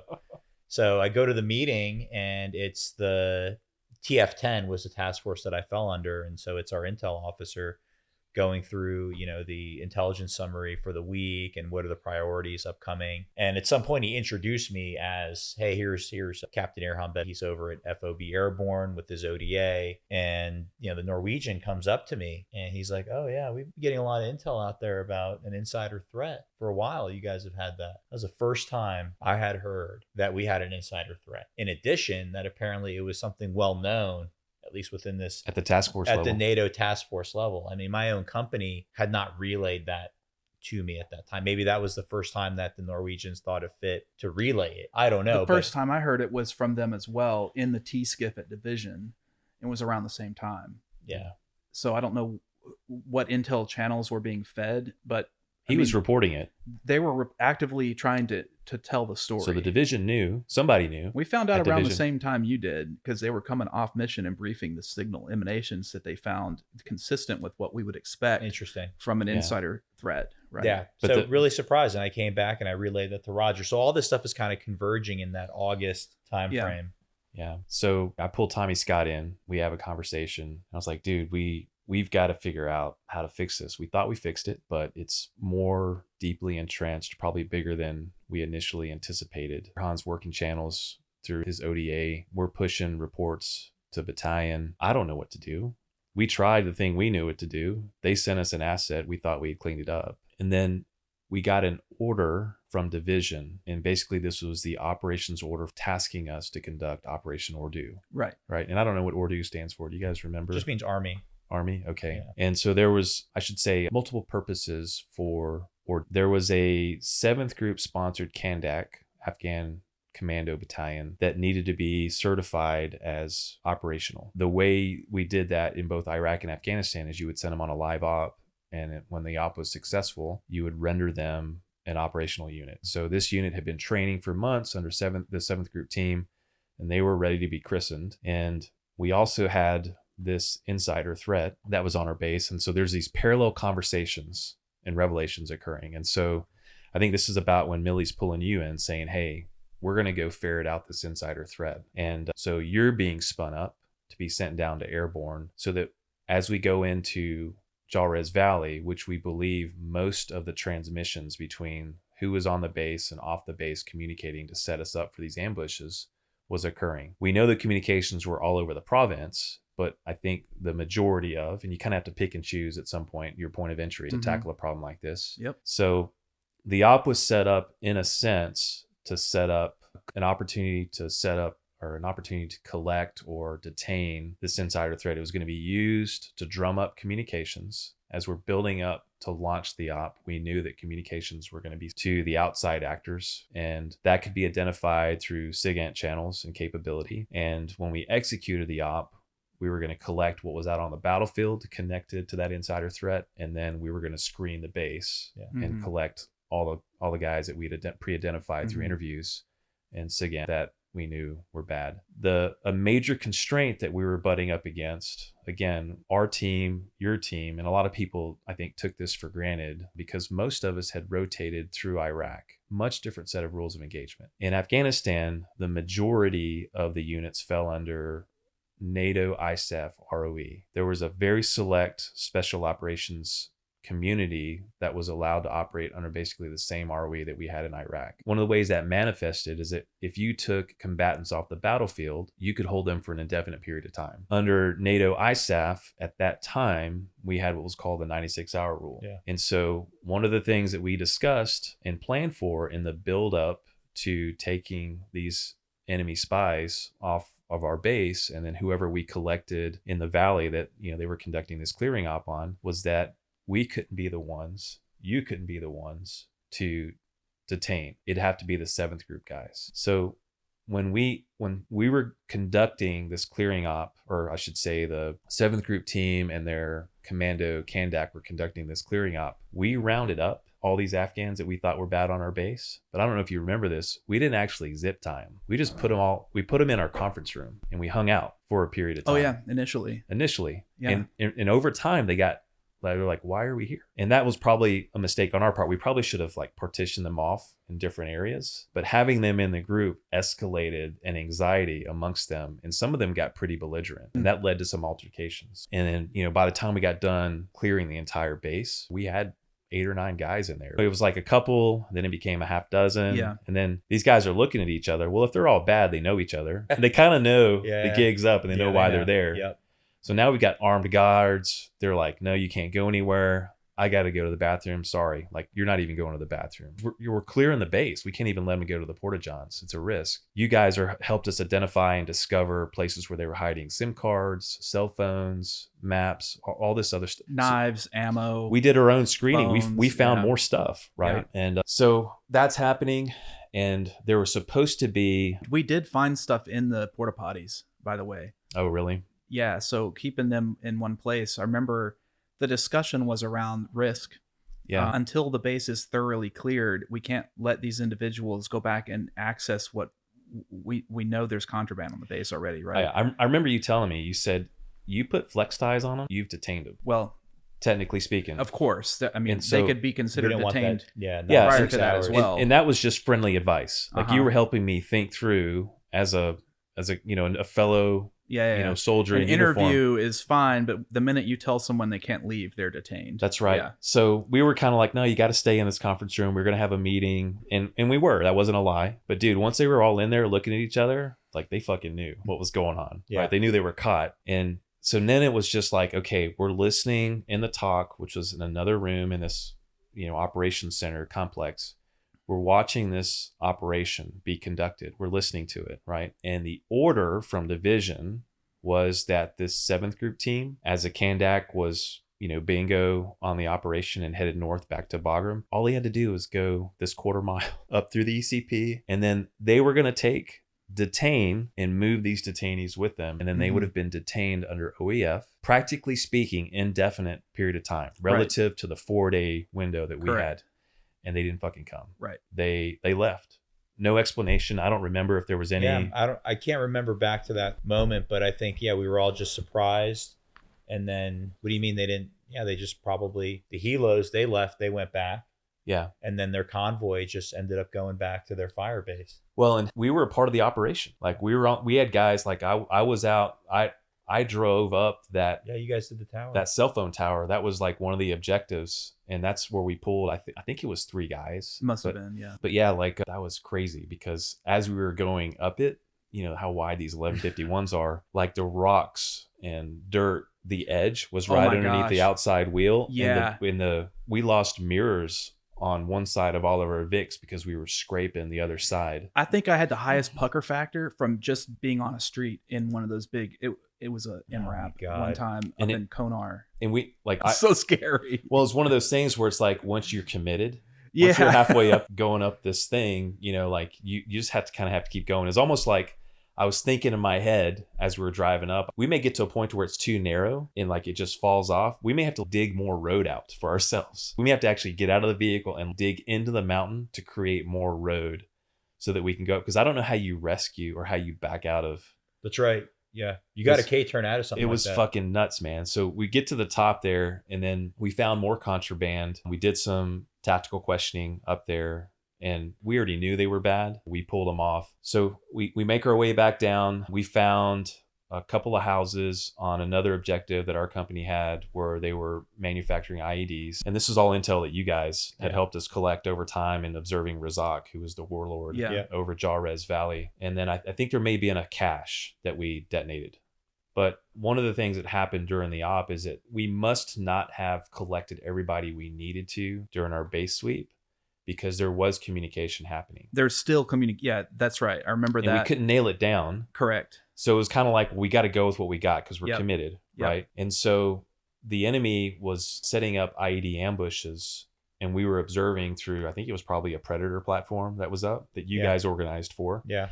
But they were setting up defense in depth 5 or 6 locations with fighting positions. We saw RPGs being laid on the ground behind these berms. They were packing culverts, like they were getting ready for us. Yeah, that was the decision was, hey, are you guys going to continue? Because we were supposed to have an IED route clearing package come out and be the lead element to clear into what they didn't come, but we had 2 IED technicians that were with us from the Air Force. And I don't know if they really believed it or not, but they said, sir, we could probably disarm what we're going to encounter based on what we're seeing. Yeah. And so, we called up the task force commander. We said, we're going to go, sir, even though we don't have it. The Kandak had the advantage of coming in via Chinook. Yeah. So they didn't really worry about it, but we had a 100 vehicle convoy that was going to go in. Well, remember we did the deception operation a couple days prior well. And the whole goal of that was to see if anybody in the police force might be compromising operational planning, perhaps. Yeah. And that night, after y'all briefed the police, we saw through ISR overhead, we saw people picking up all of their emplacements along Jarez Valley and placing them south along Highway 1. Because the deception op had you hitting Highway 1 and banging a left. That's right. Make that left. Because we briefed the police. That's what we briefed the police. We let them in on the op. Yeah. Yep. And then, and so told them that the op got canceled. It was delayed a day. So they were convinced that that was where the operation was going. And that's why all those emplacements went south. Yeah. And that I remember specifically that it was an unintended outcome of that deception operation is that it ended up clearing Jarez for you guys so you could go in more safely. Yeah. That's right. Because we said, all right, and we made that left. We drove maybe a mile and a half. Yeah. Simple feint. And then back. We said, all right, we're going to come back. Yeah. We're missing overhead or something. Overhead got called off. That was it. And then I think the next day or 2 days later, we were doing the op. So we have these, let's call it a dozen of confirmed spies at this point. And OEF detention capability has just left, exit stage left. Yeah. It's gone. And the moment we put flex cuffs on these guys, the 96 hours, the clock is starting to tick. And I remember it was my XO and one of the guards. I said, you've got to keep time on this. Like, you've got to watch this and like, let me know, because we're going to lose track. And then we started to scramble. And I remember you were making phone calls up your chain. What the fuck? What's going on? Like, we were supposed to have this happen. We were making phone calls up to battalion. What I kept getting from battalion was, at that time, they were in the process of trying to rip out of Ghazni. The Polish were coming in.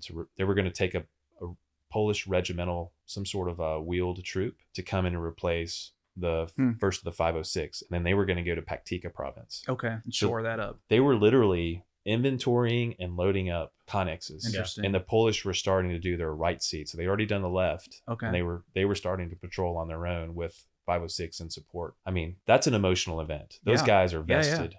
And they were like, yeah, we've got your request. We're doing the best we can. And we must have called 20 times. I don't know if they didn't have the resources or didn't make it emergent enough to send the resources, but they basically they refused to come pick up these detainees. Yeah. I don't know if they passed it to higher. I wasn't going to go above them, right? So bottom line is, battalion said we just, either through their inaction or by continually putting us off for 4 days, didn't come pick up the detainees. The other thing that was going on in parallel to all this is that we were getting all this reporting, HUMINT reporting, from the sources that you guys ran, that there was a large-scale attack, complex attack, due to one of our bases. Somebody was planning an attack. So kind of what was the base in Kunar that almost got overrun that same summer? Wanat. Yeah. Well, Wanat did get overrun. So there was a Wanat style attack in the works. Yeah.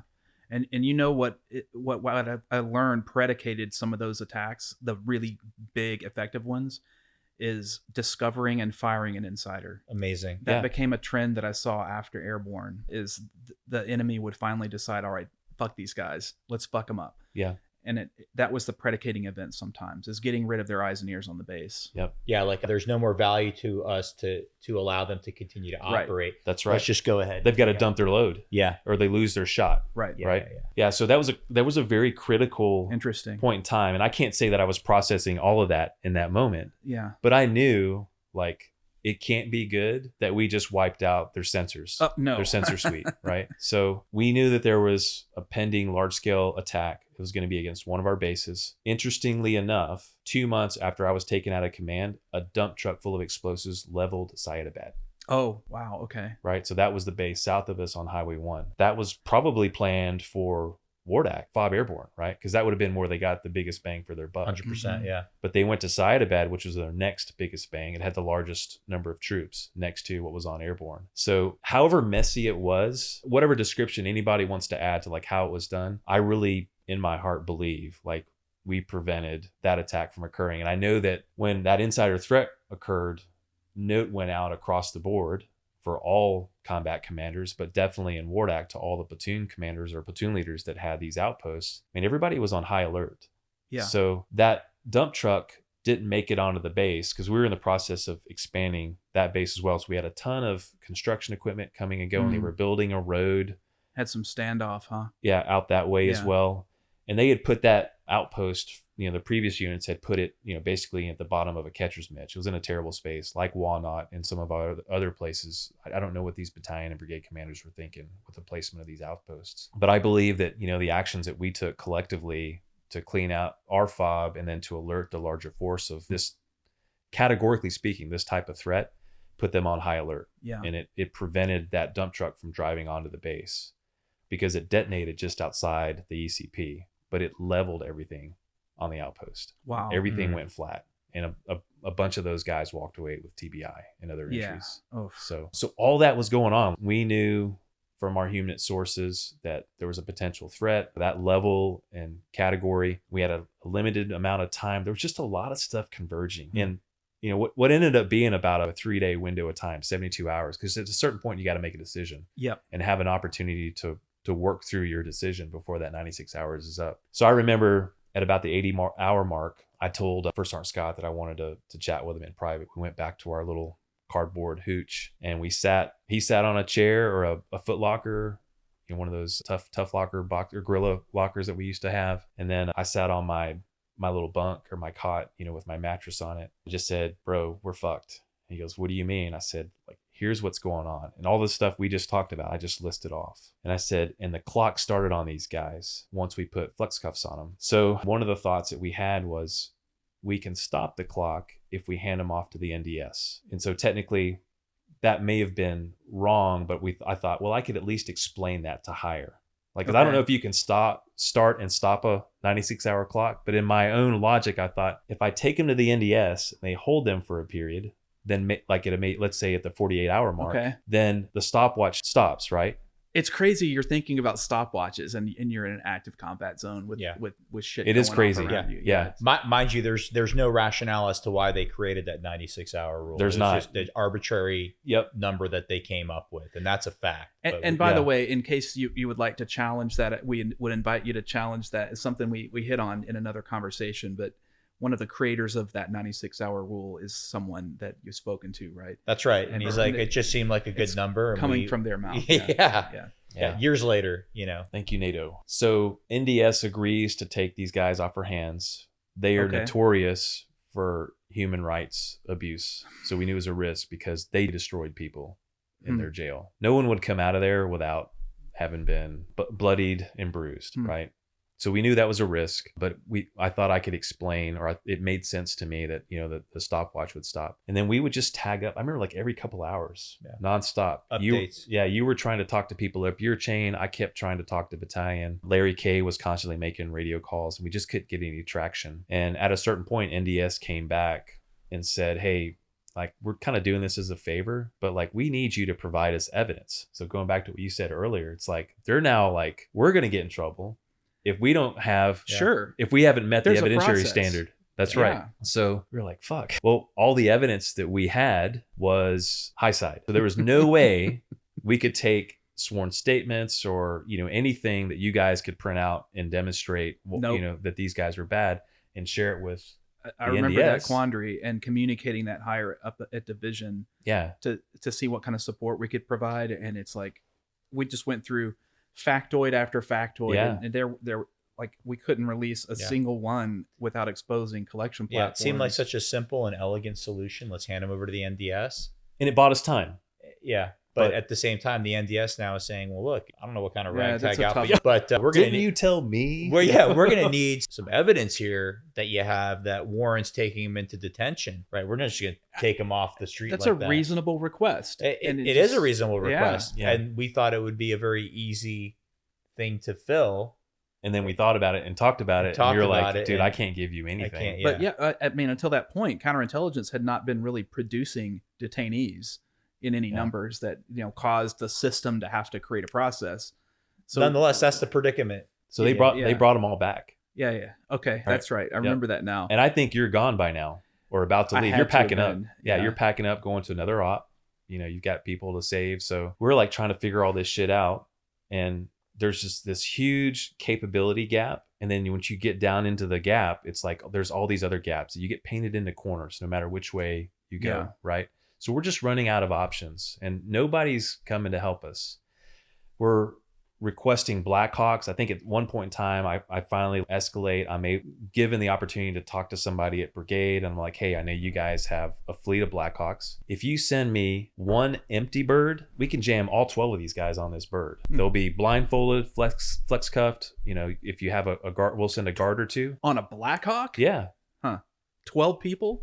I mean, How many are hanging off outside? Well, yeah, they may be laying, but I'm just saying, like, Jeez. it can. They don't have kit on. If they're taking 10 loaded Americans, they can take. It's a 45-minute flight, right? So it's not and far. before anybody goes, oh, that's inhumane. It's like, how many ops have we done where we've had to recover one another, and like guys are laying in the trunk of the Humvee Totally. because like the birds won't come back, or there's timing off on the Chinooks that landed to drop guys off, but they can't come back to pick them up. So we had to QRF in. Like we're all like laying in the back of a Humvee trunk with the door latched. Just to get the fuck off the objective. Yeah. So like it's not inhumane. It's a mode of transport. I get it. Right? Yeah. I just had never seen that many people on a Black Hawk, so it's surprising. It'd be tight. Yeah. It'd be It'd be tight. Yeah. So, but they don't fly solo. They fly in pairs. So you send me two, like these guys can ride in luxury and comfort, but they couldn't make that happen. So like all these options go by the wayside. We're at the 80-hour mark now. And it's like, okay, I've got to make a decision here. So I reconvene with Tommy and I'm like, dude, we're going to have to do something. I said, the only thing that I can think of at this point in time is we can release him. Sir, we can't do that. And I agreed with him because like one of these guys and who we suspect to be the ringleader was my own translator, right? How much do these guys know about our daily operations? Oh my gosh. Right? It's a treasure trove of intel. Yeah. And I'm just going to let them walk? Are you fucking kidding me? They know your base, your quarters, your equipment, your vehicles, everything. Well, and just TTPs, your mission, SOPs, like they understand how we operate. They can translate that to any other base that they want to sneak onto at a later time. Absolutely, yeah. Change their name a little bit, get a job at any other base. Which we proved out was happening. Of course. That's right. Right? Yeah. So I said, the only thing I can think of is if I can provide non-classified evidentiary packets to the police or the NDS, they'll take them back off our hands. Well, how are we going to do that? I said, I got to get some confessions. Okay. Right? Well, how are we going to do that? I think we're going to have to make these guys we're going to have to incentivize them to talk. I got you, sir. That's Tommy Scott. Like, no questions asked. Yeah. I mean, just point me at it, sir. I got it. I'll take care of it. Yeah. And so, we talked through in about 20 minutes a rough high level plan to take everybody that we had rolled up and put them in this building that was kind of a cantina, which we also found out was a collection point for the enemy. Right. The two brothers that ran that were based out of Iran and were reporting back to Iran and were connected to IED cells that were operating in Iraq. So like actually some high level shit had been coalescing on Airborne that had tentacles that were far reaching. This wasn't something to walk away from. But they were problems to solve because you would have handed those problems to the next commander. That's right. 100%. As it was handed to us. Yeah. And so we decided that we knew who the bad guys were. Like it was the two brothers and Nori were the top three out of that group. We talked about that. And I think by this point in time, we were either on the phone or over email. We stayed in contact. Figuring this stuff out. You had a supervisor over the labor teams that was also up there. And so those are the guys that I needed to scare the most into talking. So I took what I believed based on our, we built like this rough list of names. I remember walking around with this handwritten list of and then a bunch of printouts of spider diagrams that you guys had provided, right? Yeah. And so like I had a rough idea of like who was a high value, who was a low value. Based on their role. Right. And so I took the lowest value guy that I had outside the coffee shop. And now we're talking probably at like the 84-hour mark. Right. And the idea was we're going to run a ruse, formally described as a ruse de guerre, according to the law of warfare, and frighten the men that are inside this building into thinking I just killed this low level guy. So like Tommy and I go in, we're really loud, we're obnoxious. You better fucking talk. If you don't talk, it's going to be the end of you. All this stuff is going on. And these guys are just getting frantic.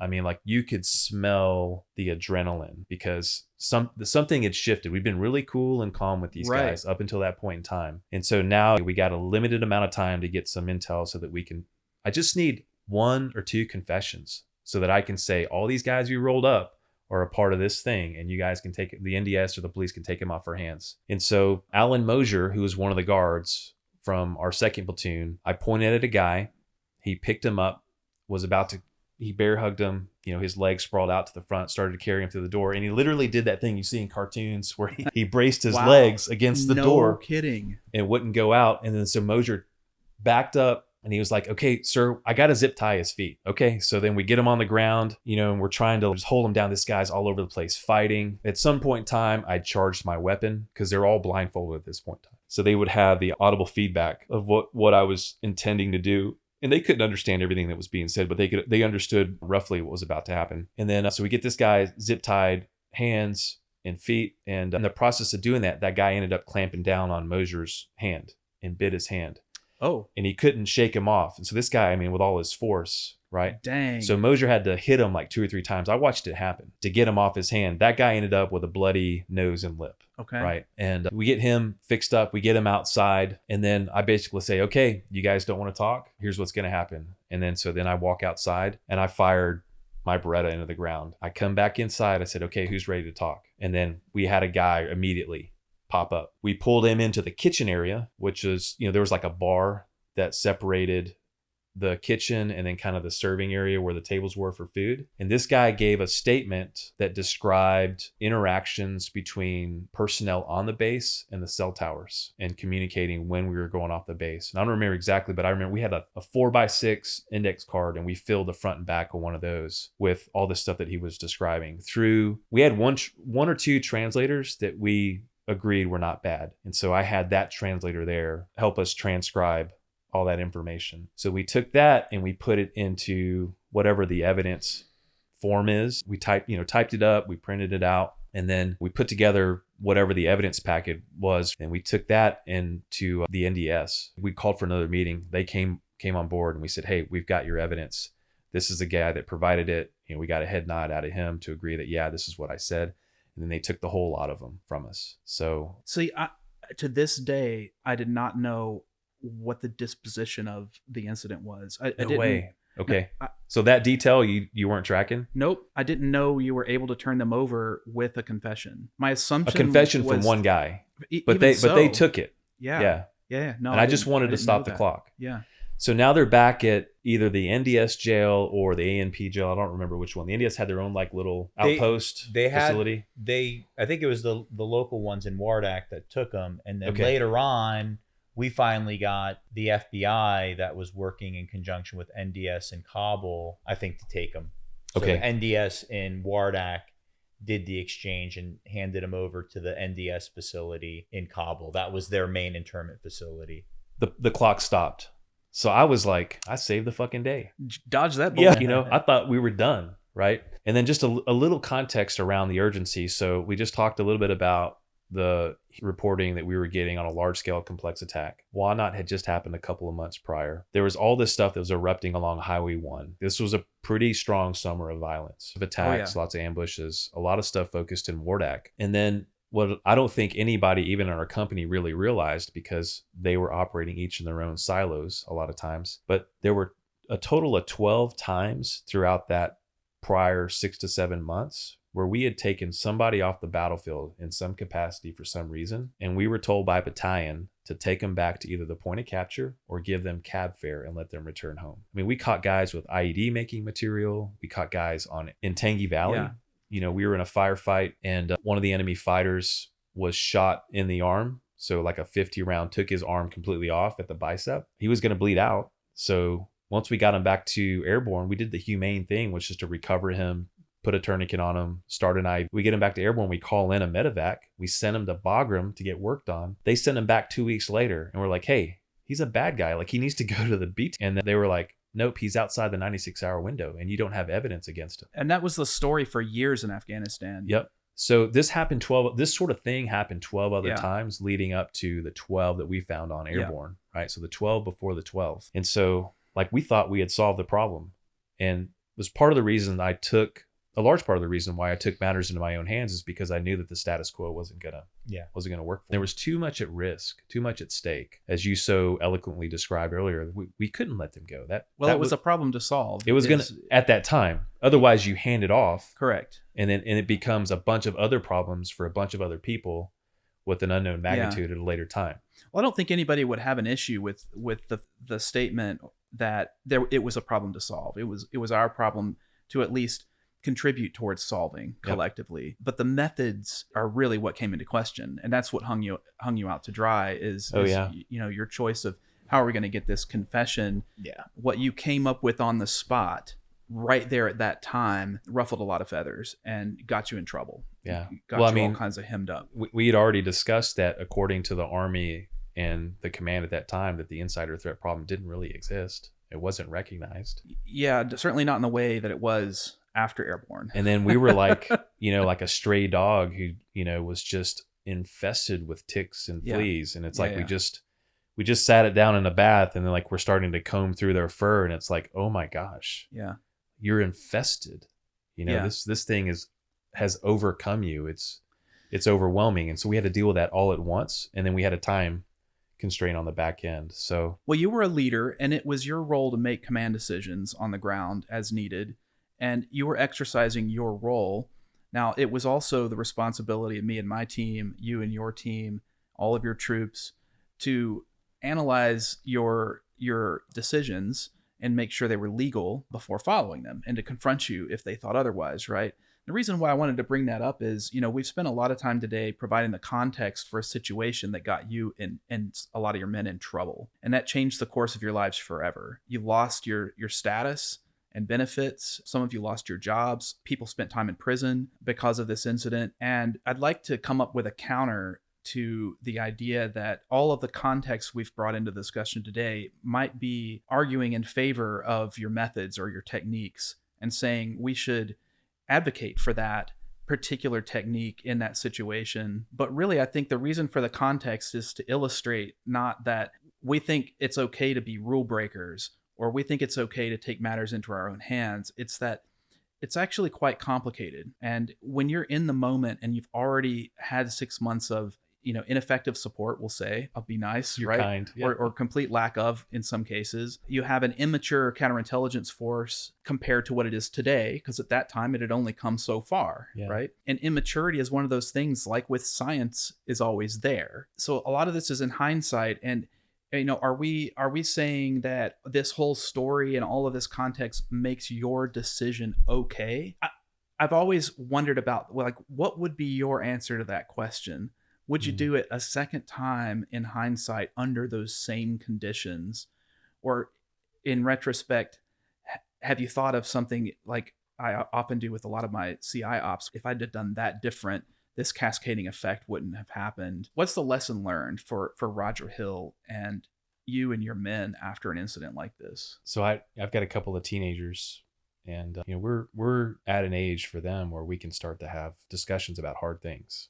And one of the discussions we have often is that two people can be right at the same time about the same issue. Okay. And two people can be wrong, and there can be a little bit of wrong and right and a little bit of wrong and right from both perspectives or multiple perspectives in any one given situation. And so, yeah, like the laws, regulations, policies, whatever, all the above that exist to ensure that we operate in a humane manner when it comes to handling combatants that we take off the battlefield have to be in place. There has to be good order and discipline, right? We have to have guardrails. I guess the position I would take is that that's great. Those things are often designed and written out, agreed upon under a set of understandings that do not and could not ever account for every possible scenario or situation. Mm-hmm. Therefore, there is a gap in capability that particular body of law, regulation, policy provides. And so I guess what I would say to answer your question is that whether knowingly or unknowingly, a gap in capability presents itself. And if I ask, plead, beg for help to close that gap and you do not provide it, your ability to sharpshoot, Monday morning quarterback, all the above, the action that I take in good faith to close that gap is limited. Your credibility to do so is limited. By default, especially like if I've raised the issue to you, in this case, me to the battalion command and higher, you guys don't take action to provide assistance, which we've already, proven was lackluster at best throughout the previous 6 to 7 months. So more par for the course of, what was already happening and going on in terms of dynamic battalion to our company. I don't know that you have it's hypocritical to then turn around and say, yeah, we're going to hold you to the letter of the law and we're going to punish you to the highest degree possible. Yeah, I don't think Roger really had a choice. I mean, I've been friends with him since we met in April of 2008 at FOB Airborne. So I've known him for a long time. We've talked about this quite often. He didn't have another choice because when you are a leader of a combat formation, at the first moment that the troops that you lead sense that their safety and their well-being is not the priority, you cease to be a leader. So the moment Roger would have let them walk off the fire base, he would have ceased being the leader of Dog Company, bottom line. So the only option was to do what he did and then transfer those detainees to the National Director to Service. So he took a calculated risk. Calculated risk to preserve the formation. Right. And his leadership of the formation. Right. So when that happens, the company says, okay, that's a leadership team that's looking out for us. And then doing it in a way that's a calculated risk. This isn't wanton violence on all 11 of the personnel that were there. This was, you hear Roger in recounting this, and it's all calculated, measured actions coupled with risk, and then using the least invasive method to garner the sworn statement and then hand them off to the National Director of Security. It sounds shocking when you say the least intrusive method is mock executions until you realize what actually happened, and nobody was seriously harmed. Nobody was killed. There were no assassinations. In the totality of the circumstances that we have seen of what various entities within the U.S. government have and probably were doing even at that time to elicit sworn statements and testimonies and intelligence, this is the most humane that I've heard in an era where we were learning about things like rendition and the types of things that occurred at Abu Ghraib. I mean, this is something that it even go through your mind that this was this serious? It was going to be taken this seriously? No, and I think you raised this earlier. I think the sort of action that I took was pretty commonplace throughout Afghanistan. And it wasn't commonplace because it was a published policy or standard operating procedure. It was because this gap was widespread. So people found themselves closing it in a similar way. Well, and catch and release was actually getting people killed too. Oh, for sure. For sure. Yeah. And I mean, Roger asked me this, outright. The officer community, the military community can be worse than mean girls in the sense of just taking an action and then, the debate that ensues about, I would never do that. That guy's a shitty leader. How could he have done that? Or I would have never risked my command or my leadership in that way. And he said, Erhan, what do you think about that? And I said, well, Roger, that's because a majority of the officers that operated during the global war on terror, that operated and allowed for catch and release to occur, or were actually like principal agents of it, releasing these people that they knew to be bad, were placing higher value on their career and their upward mobility in their career projection, and willing to risk basically forces from ISAF, from NATO or US that we're going to follow on, because I don't see the pollution that I'm creating, right? It's well, like, that's another part of it too. It might not be that there was like, it might not be careerism, right? As a motivation, it could simply be more like they haven't imagined that scenario. no, they yet, haven't imagined. It's right? it's like the tragedy of the commons. Like, I'm just going to go ahead and take these terrible people that are either critical elements or supportive elements to the insurgency, and I'm just Yeah. going to release them. I'm not necessarily going to see what they do Correct. downstream, Yeah. right? But it's not in my backyard, and even if it is, I don't know. Yeah. Right. And so literally what you're doing is you're putting your formation at risk. You're putting other formations at risk, and you're okay with that. Yeah. That's negligence to the highest degree. That's knowingly doing something that is placing others at risk. So I guess we grew up in a population where a lot of us were okay doing that. Right. Maybe even me. I don't maybe have the same moral compass that Roger did. And that's what led him to do what he did. At the end of the day, though, he was a leader who was unwilling to let that occur. Right. Right. That's it. Well, and you're also the leader. You are the person whose role it is on the RACI chart, who is responsible and accountable for making those types of decisions. It's not like one of your troops decided to, just lose their mind and go nuts, and you had a massive cover up. You did what you did. You owned up to it. It unquestionably saved lives, but it was your decision to make. And when you got the consequences, I'm sure it was a shock. And then that shock just continued to roll out as the army turned against you and your men in more and in greater technicolor detail. Yeah, within 24 hours, I got a call from our S3, and he said, "Hey, we're going to be at your fob in about 20 minutes," which is unheard of. Now they can come up. Yeah, Not when you need water or ammo, though. Yeah. And okay, sir, what's going on? He goes, we're just, we're coming to do welfare check, just check on you, see how things are going. And then he shows up and he goes, all right, where are your detainees? Well, they're at the NDS or the ANP compound, for one we had them at. I don't remember exactly where we stowed them, but he's like, all right, well, we got to get them here. Well, yeah. They wanted them back at the base? Yeah. I said, well, sir, here's kind of what we're up against. If we get them back over here, we're almost bingo on time. We're on a razor's edge here of crossing over this 4-day window. And he goes, okay, where's the NDS compound, or where's the AMP jail, or wherever it was. We told him where they were. So he took his PSD and he drove down to their compound. And I didn't go, no, you need to stay here. I'm going. So he went, I think, with Jack Chasty, who was the FOB PA for us. I remember Major Chase was a doc. Roger, I'm gonna have to go, man. Yeah, let's pause it right here and I can finish up. Yep. Yeah. So much. I mean, this was an amazing experience for me. Very cathartic as well. And I always pleasure in trying to help out my brother. This meant the world to me today. And I'll see you guys tonight. All right, buddy. Tabard in.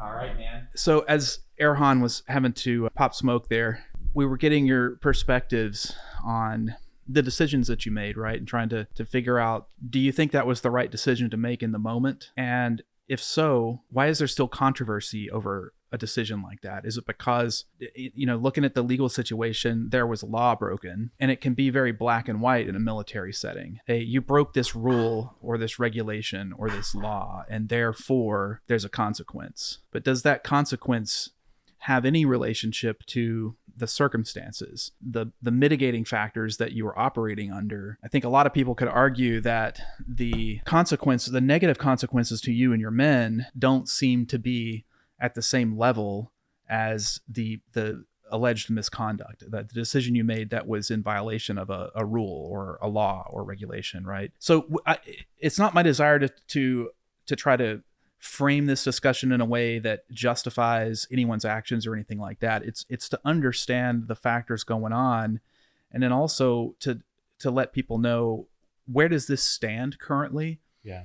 Is this something that could happen today with our deployed troops, based on the fact that there is always going to be some fallout internally based on situations that come up that aren't anticipated? Somebody breaks a rule that gets into politics, makes the media or something, and now we have strategic considerations to a post-incident scenario, not just facts of the situation, which is where we've been discussing, right?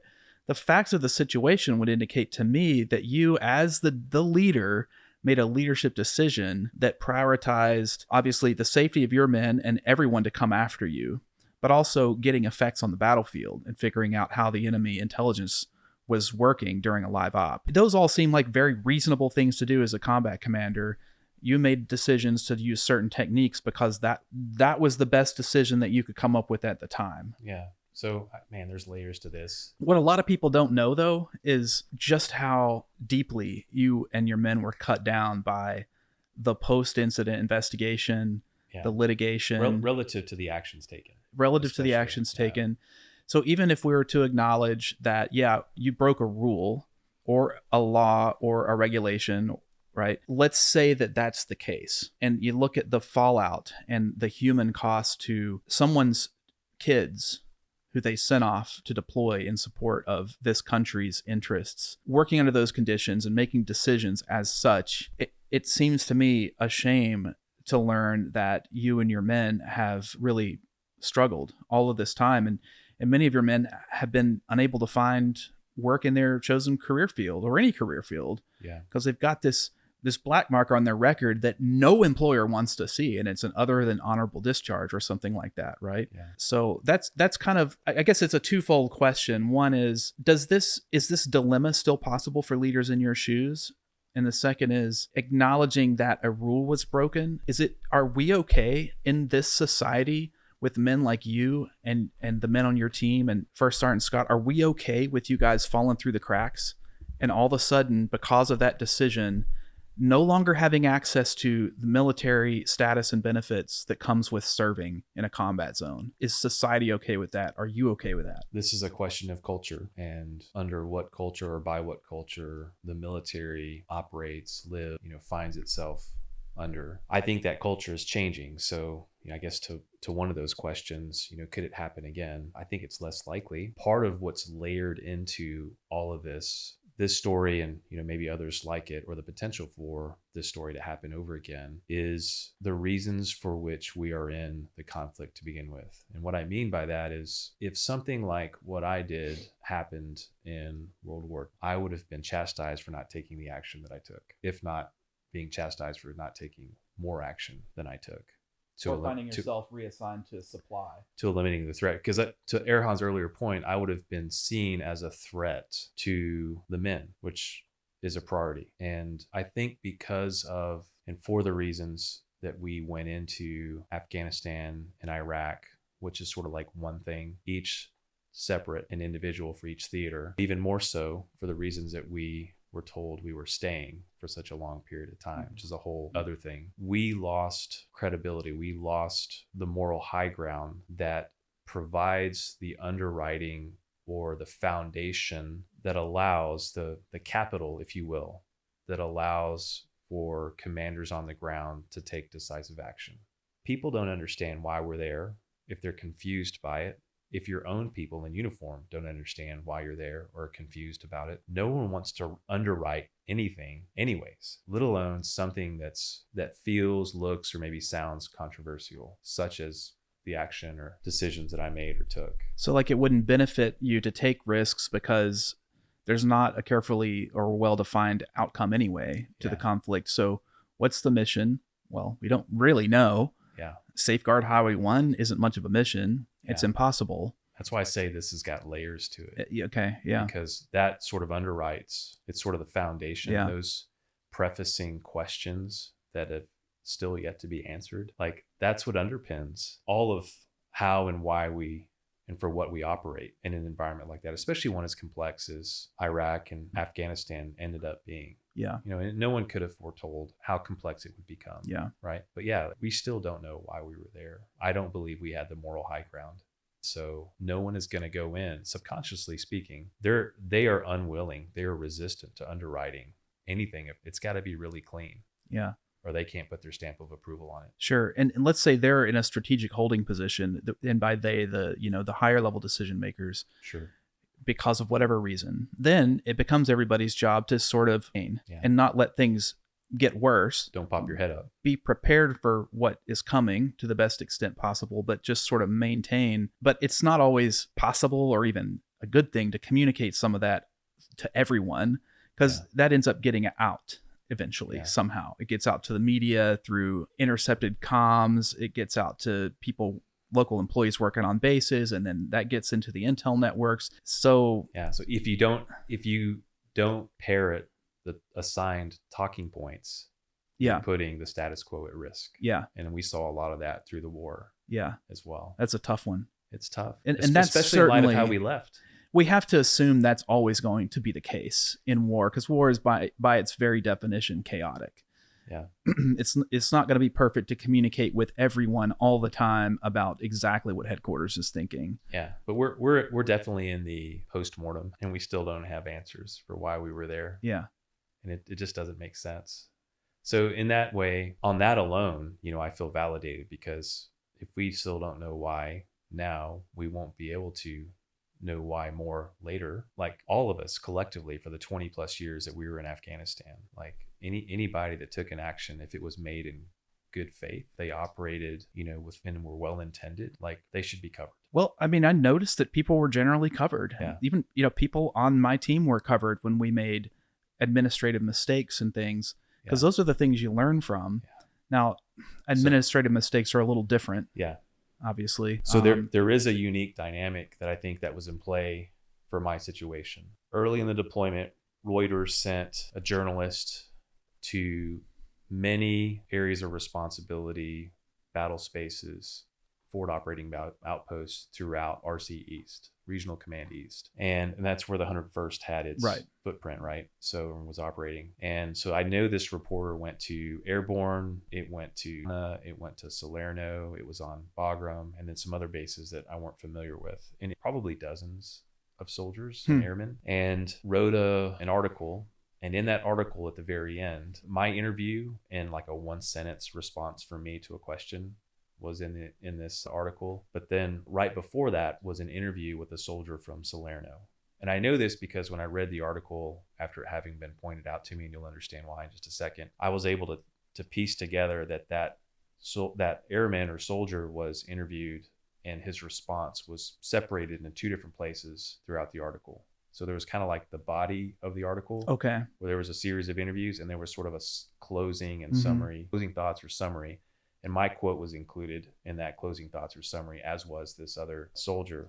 And so the comment leading up to my response, as sequenced, listed in the article, was basically that ISAF stood for I suck at fighting. And then this soldier just kind of went on to trash how we were operating in Afghanistan. And then right after that, my comment, which was totally unrelated, my interview was in a totally different time and space, like literally 2 different provinces, at least in Wardak, because we had the Turkish, we had the French, we had mining companies from China that were mining in Jalrez, the Norwegians. We had a lot of different international players, and there wasn't a way to really coordinate between us. We were just kind of like passing each other on the road, or in meetings, and no one was tying us together. So my comment was something to the effect of, if we can't figure out how to better coordinate with one another, it's going to work against us. That article pissed off a few people at NATO command at ISAF, and I was shown an email by an O4 on our battalion staff that had been forwarded to him through Zipper, where this ISAF commander said that he wanted this captain's head on a platter. I mean, not literally, but of course, right, you get the drift. Yeah. And he was assigning the I suck at fighting comment to me as if it were one of my soldiers in I guess a command climate that I was creating for my FOB and my troop. And he did that because he was looking at my comment and seeing it as one and the same as this other soldier. Was this one of your soldiers? Nope. Totally different time, totally different place, different province. Yeah. Okay. So it sounds like a misunderstanding. Yeah. Okay. And so, I got called onto the carpet for that. Had to talk to my battalion commander, was counseled, was told that I needed to be really careful. And I was like, sir, read the article. He's like, yeah, but your comment is bad enough by itself. And I said, no, it's not. This is just truth. I'm just telling you, I was asked my opinion. You sent me a journalist, told me to interview. Yeah. I interviewed. I didn't say anything that wasn't truth. And it doesn't paint anyone in a negative light. It's just right. reality. It wasn't derogatory. Yeah. Like Not your at all. part of it wasn't. Not at all. Yeah. but no one wanted to push back up on what happened because it had rolled so far down. I know down. how that works in the Army. It took too much effort to push back up. Right? Oh yeah. Yeah. Everyone sort of like just took this thing and carried the water on it all the way down to me. And then they hand me this thing and they're like, hey, you just need to apologize. Like, I don't have anything to apologize for. Well, I've got to counsel you because you're basically speaking out of turn. And this guy, he's not mine. Read the article. Like, he's actually quoted in another place as being on Fob Salerno. Well, it doesn't matter. The boss still doesn't like what you said.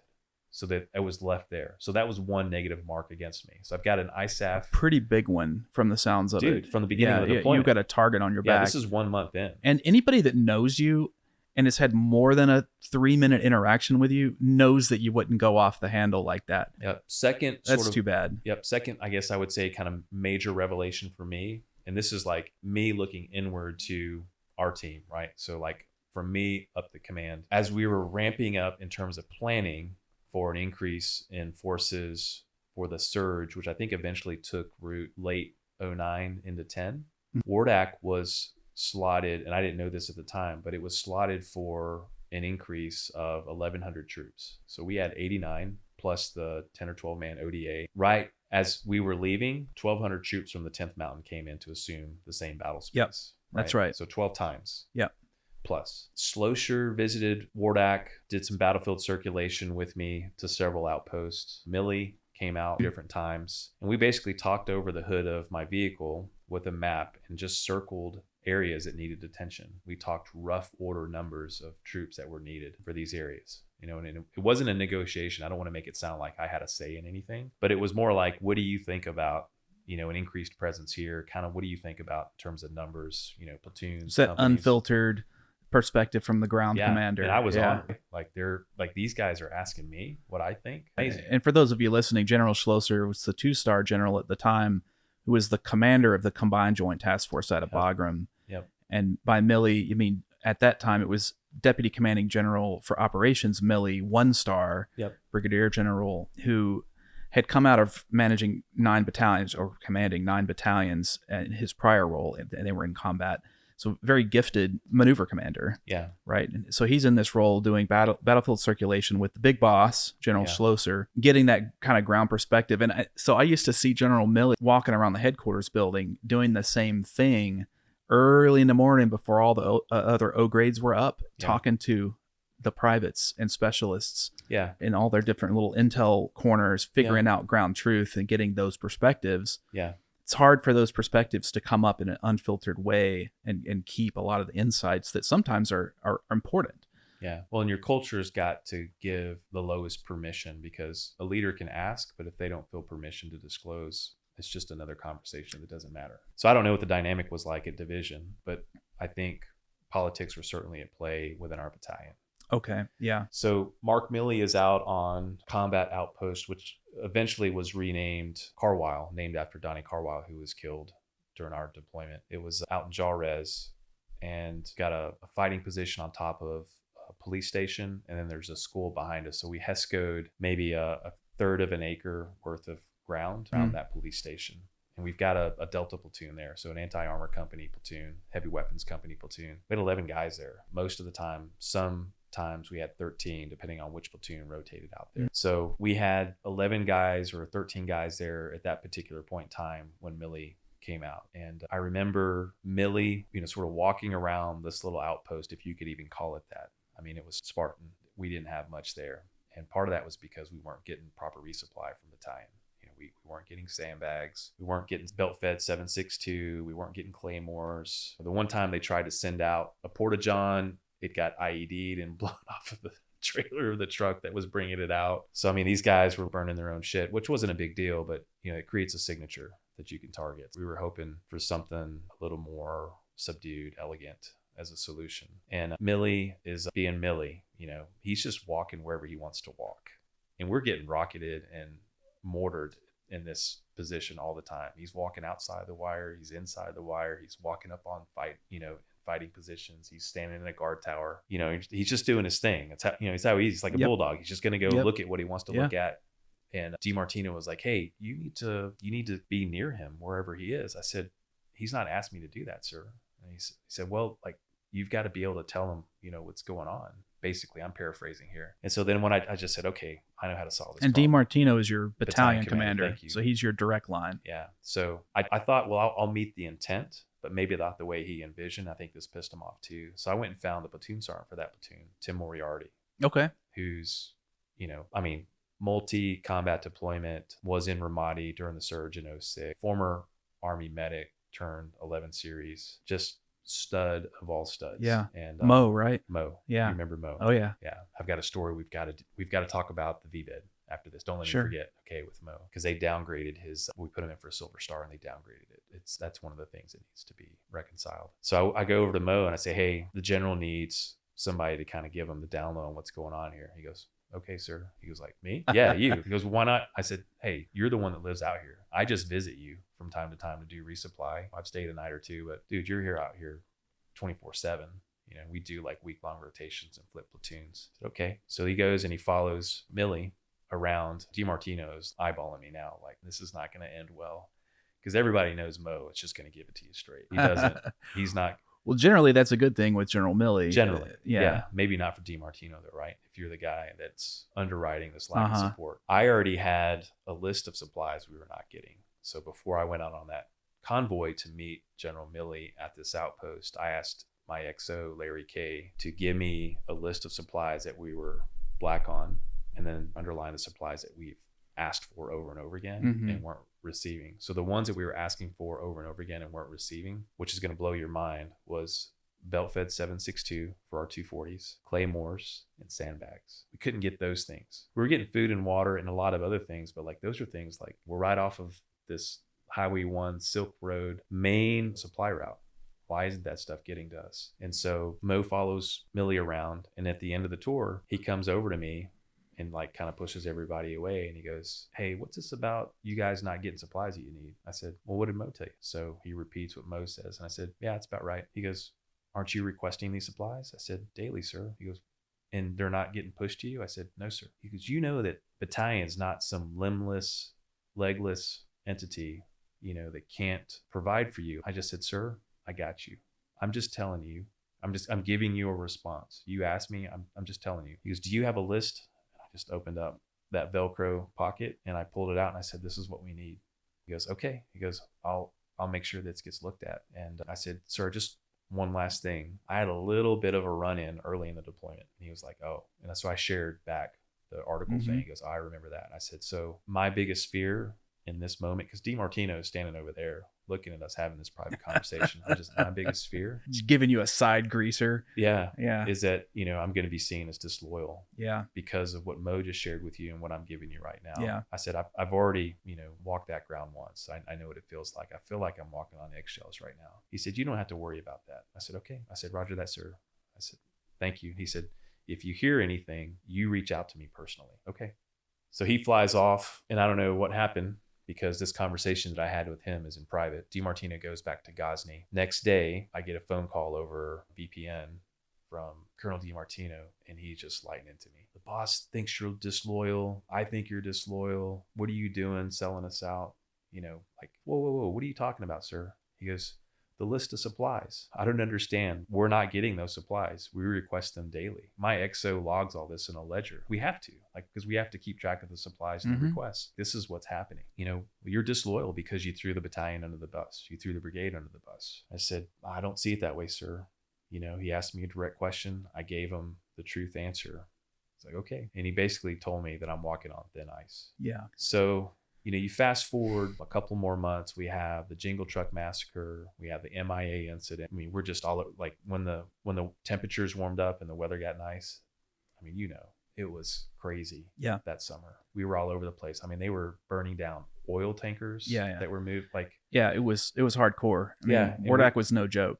We were being told like, hey, you need to dedicate a platoon just to escorting oil tankers as they move, or fuel tankers as they move from, the entry point into Wardak down to Ghazni. And I'm like, with who? I'm talking to battalion. When you guys sent me to all these schools in the military, one of the things you taught us is that if your unit is too small, you would become fixed. The goal is to fix the enemy so that you can come in and flank them. Like doctrinally speaking, if you put all my platoons on these different outposts, unless I have 2 to an outpost, 1 to secure it and 1 to patrol, I'm fixed. Like we have You're just a sitting target. That's right. Literally So a sitting duck. I've got headquarters and a platoon on Airborne with the ODA. I've got a platoon out in Jarez. I got a platoon in Saidabad, and then we had another location south off of Highway 1. What do you want me to do? Yeah. You want my QRF, which I'm now leading as the company commander? That's unheard of, but I'm the QRF. You want me to be the fuel escort? Like, how are we going to do this? So DiMartino shows up at another battlefield circulation, this time with Schlosser in Saidabad. It's just a dog and pony on top of combat, on top of more dog and pony. It's crazy because we're so under-resourced, and there's all this stuff that's happening. And then there's all these distractions, where we're planning for the next escalation or increase in troops. Own thing, right? From a planning perspective. How do we allocate these resources? So we're out at Saidabad, and Schlosser shows up, does a battlefield circulation.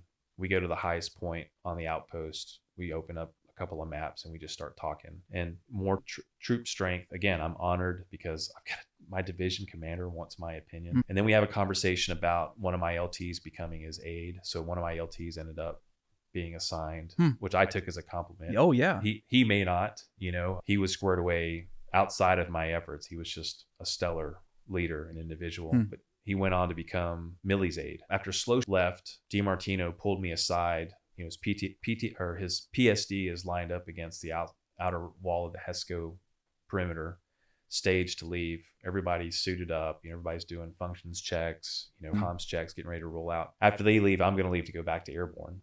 So he pulls me aside and he goes, "Hey, I want to talk to you for a second. This is DiMartino, my battalion commander." And we hold off to one corner of the outpost, and puts his arm around my shoulders, off to the side, and he goes, "Hey, do you want the battalion HQ to come to FOB Airborne in Wardak?" I said, "Of course, sir." He goes, "Then I need you to listen to me closely. I need more SIGACs in your to justify the need." I just looked up at him. He goes, if we want to move here instead of going to Paktika, which is currently in planning, then we've got to demonstrate that there's a need in Wardak for more troop strength, and that it will eventually happen with the surge. But why not bring our battalion headquarters and the 2 other companies that are based out of Ghazni here? I took that. This is my interpretation based on what I know of Colonel DiMartino and all the unnecessary joy rides that he came to Airborne and took me on, basically just to go conduct movements to contacts, out air support, get into firefights for no reason, unplanned missions, no notice, late notice missions. Whole different story there. There. But my understanding based on what I know of him and that sort of culture that's nuts. Covered him. Yeah, I saw a good bit of that actually in my circulation. Yeah.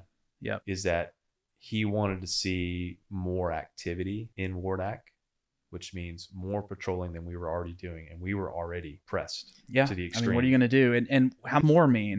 More firefights. I get that, right? But what? How do we quantify the word more? Yeah. What is that magic number, and how? Wasn't given a number. It's already one of the highest SIGAC producing provinces in RC East. Yeah, Paktika was high too, especially relative to the force package we had. Yeah. Yeah, we didn't have anybody. Yeah. Okay, so all of that's going on. These things, are leading up to the coffee shop incident, my interrogation. And so when Major Smith brought the detainees, or when he went out to the ANP or the NDS compound to interview the detainees, he took Major Jack Chasty, who was the physician's assistant assigned to our base at that time. Yep. Well, Jack Chasty also happens to be a former combat photojournalist in Vietnam, transitioned green to gold to become an officer and went to the medical field. So he goes out with Major Smith to the compound that the detainees are being held in, and Major Smith wanted to do a welfare check on the detainees because the lieutenant that had just arrived, Zach Morris, to replace Donnie Carwile, who was killed the day before you arrived, he had just shown up and was not read in on anything. So this is a green, wet behind the ears, academy grad who has been at headquarters for the entire deployment. And now he's being pushed down, and rightfully so, to a platoon that needs more manpower. Yeah. We had zero to very little interaction. In fact, when he came to me, the first thing I did is I said, "Hey, you're not to say anything and you're not to do anything. You are not allowed outside the wire. You are going to 3rd Platoon, who just lost 2 soldiers, one of which was their platoon leader. I don't want you interacting with them for a week. So you can hang here at the talk, You can be my XO shadow. Well, the next day he went out and introduced himself to the platoon and said, hey, I'm going to be your platoon leader.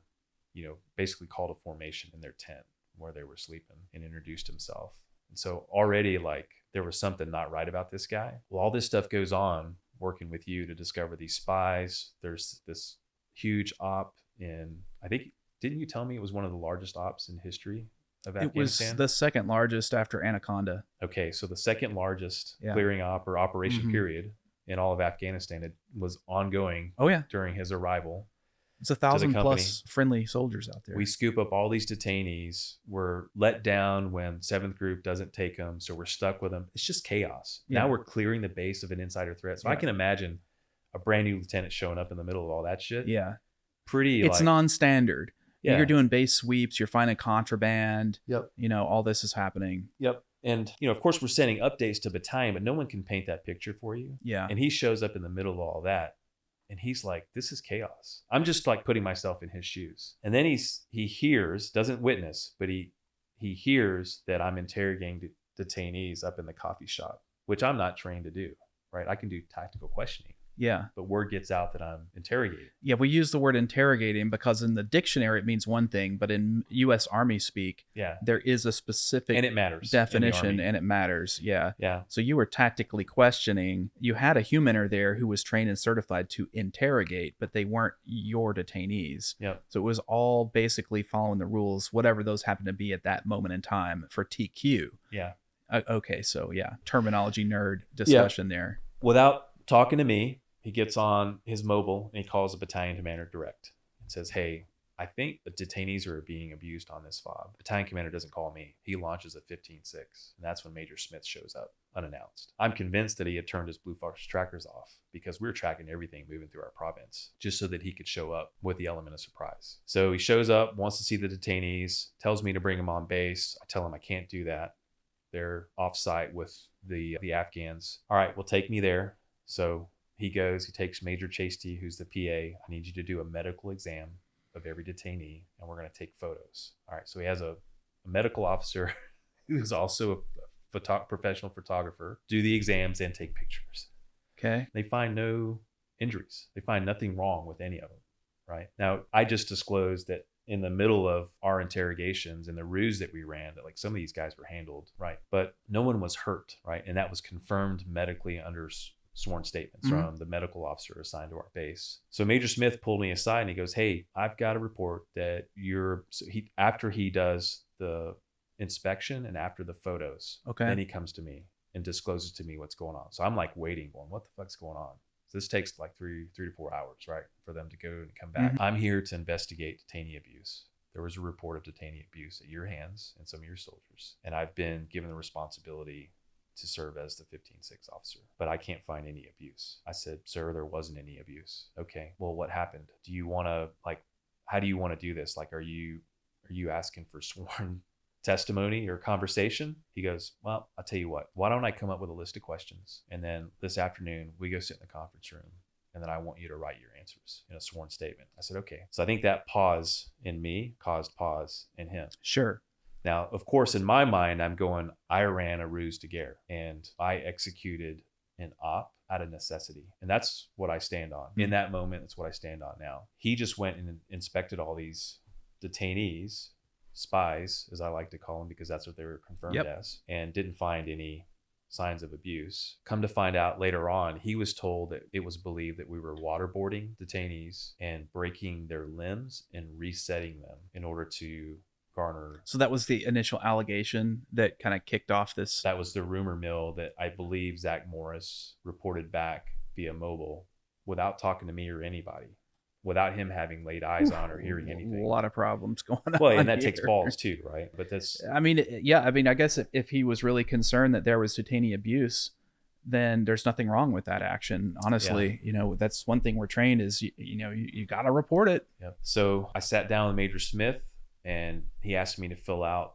a front and back and the front of another continuation sheet of answers. And then I got to the last question. I can't remember one of the last questions. And I was like, I can't answer this. I had answered a bunch of questions, and based on how he was coming at the questions, I was like, okay, I see where this is going. So I never signed it. I partially completed the questionnaire And then I just left, Yeah. the paperwork unsigned. And when I walked out of the room, I said, hey, it's sitting on the table. And from that point, I didn't talk to anybody. And then they sent Lieutenant Colonel Gunther in, who was the deputy commander for the 506.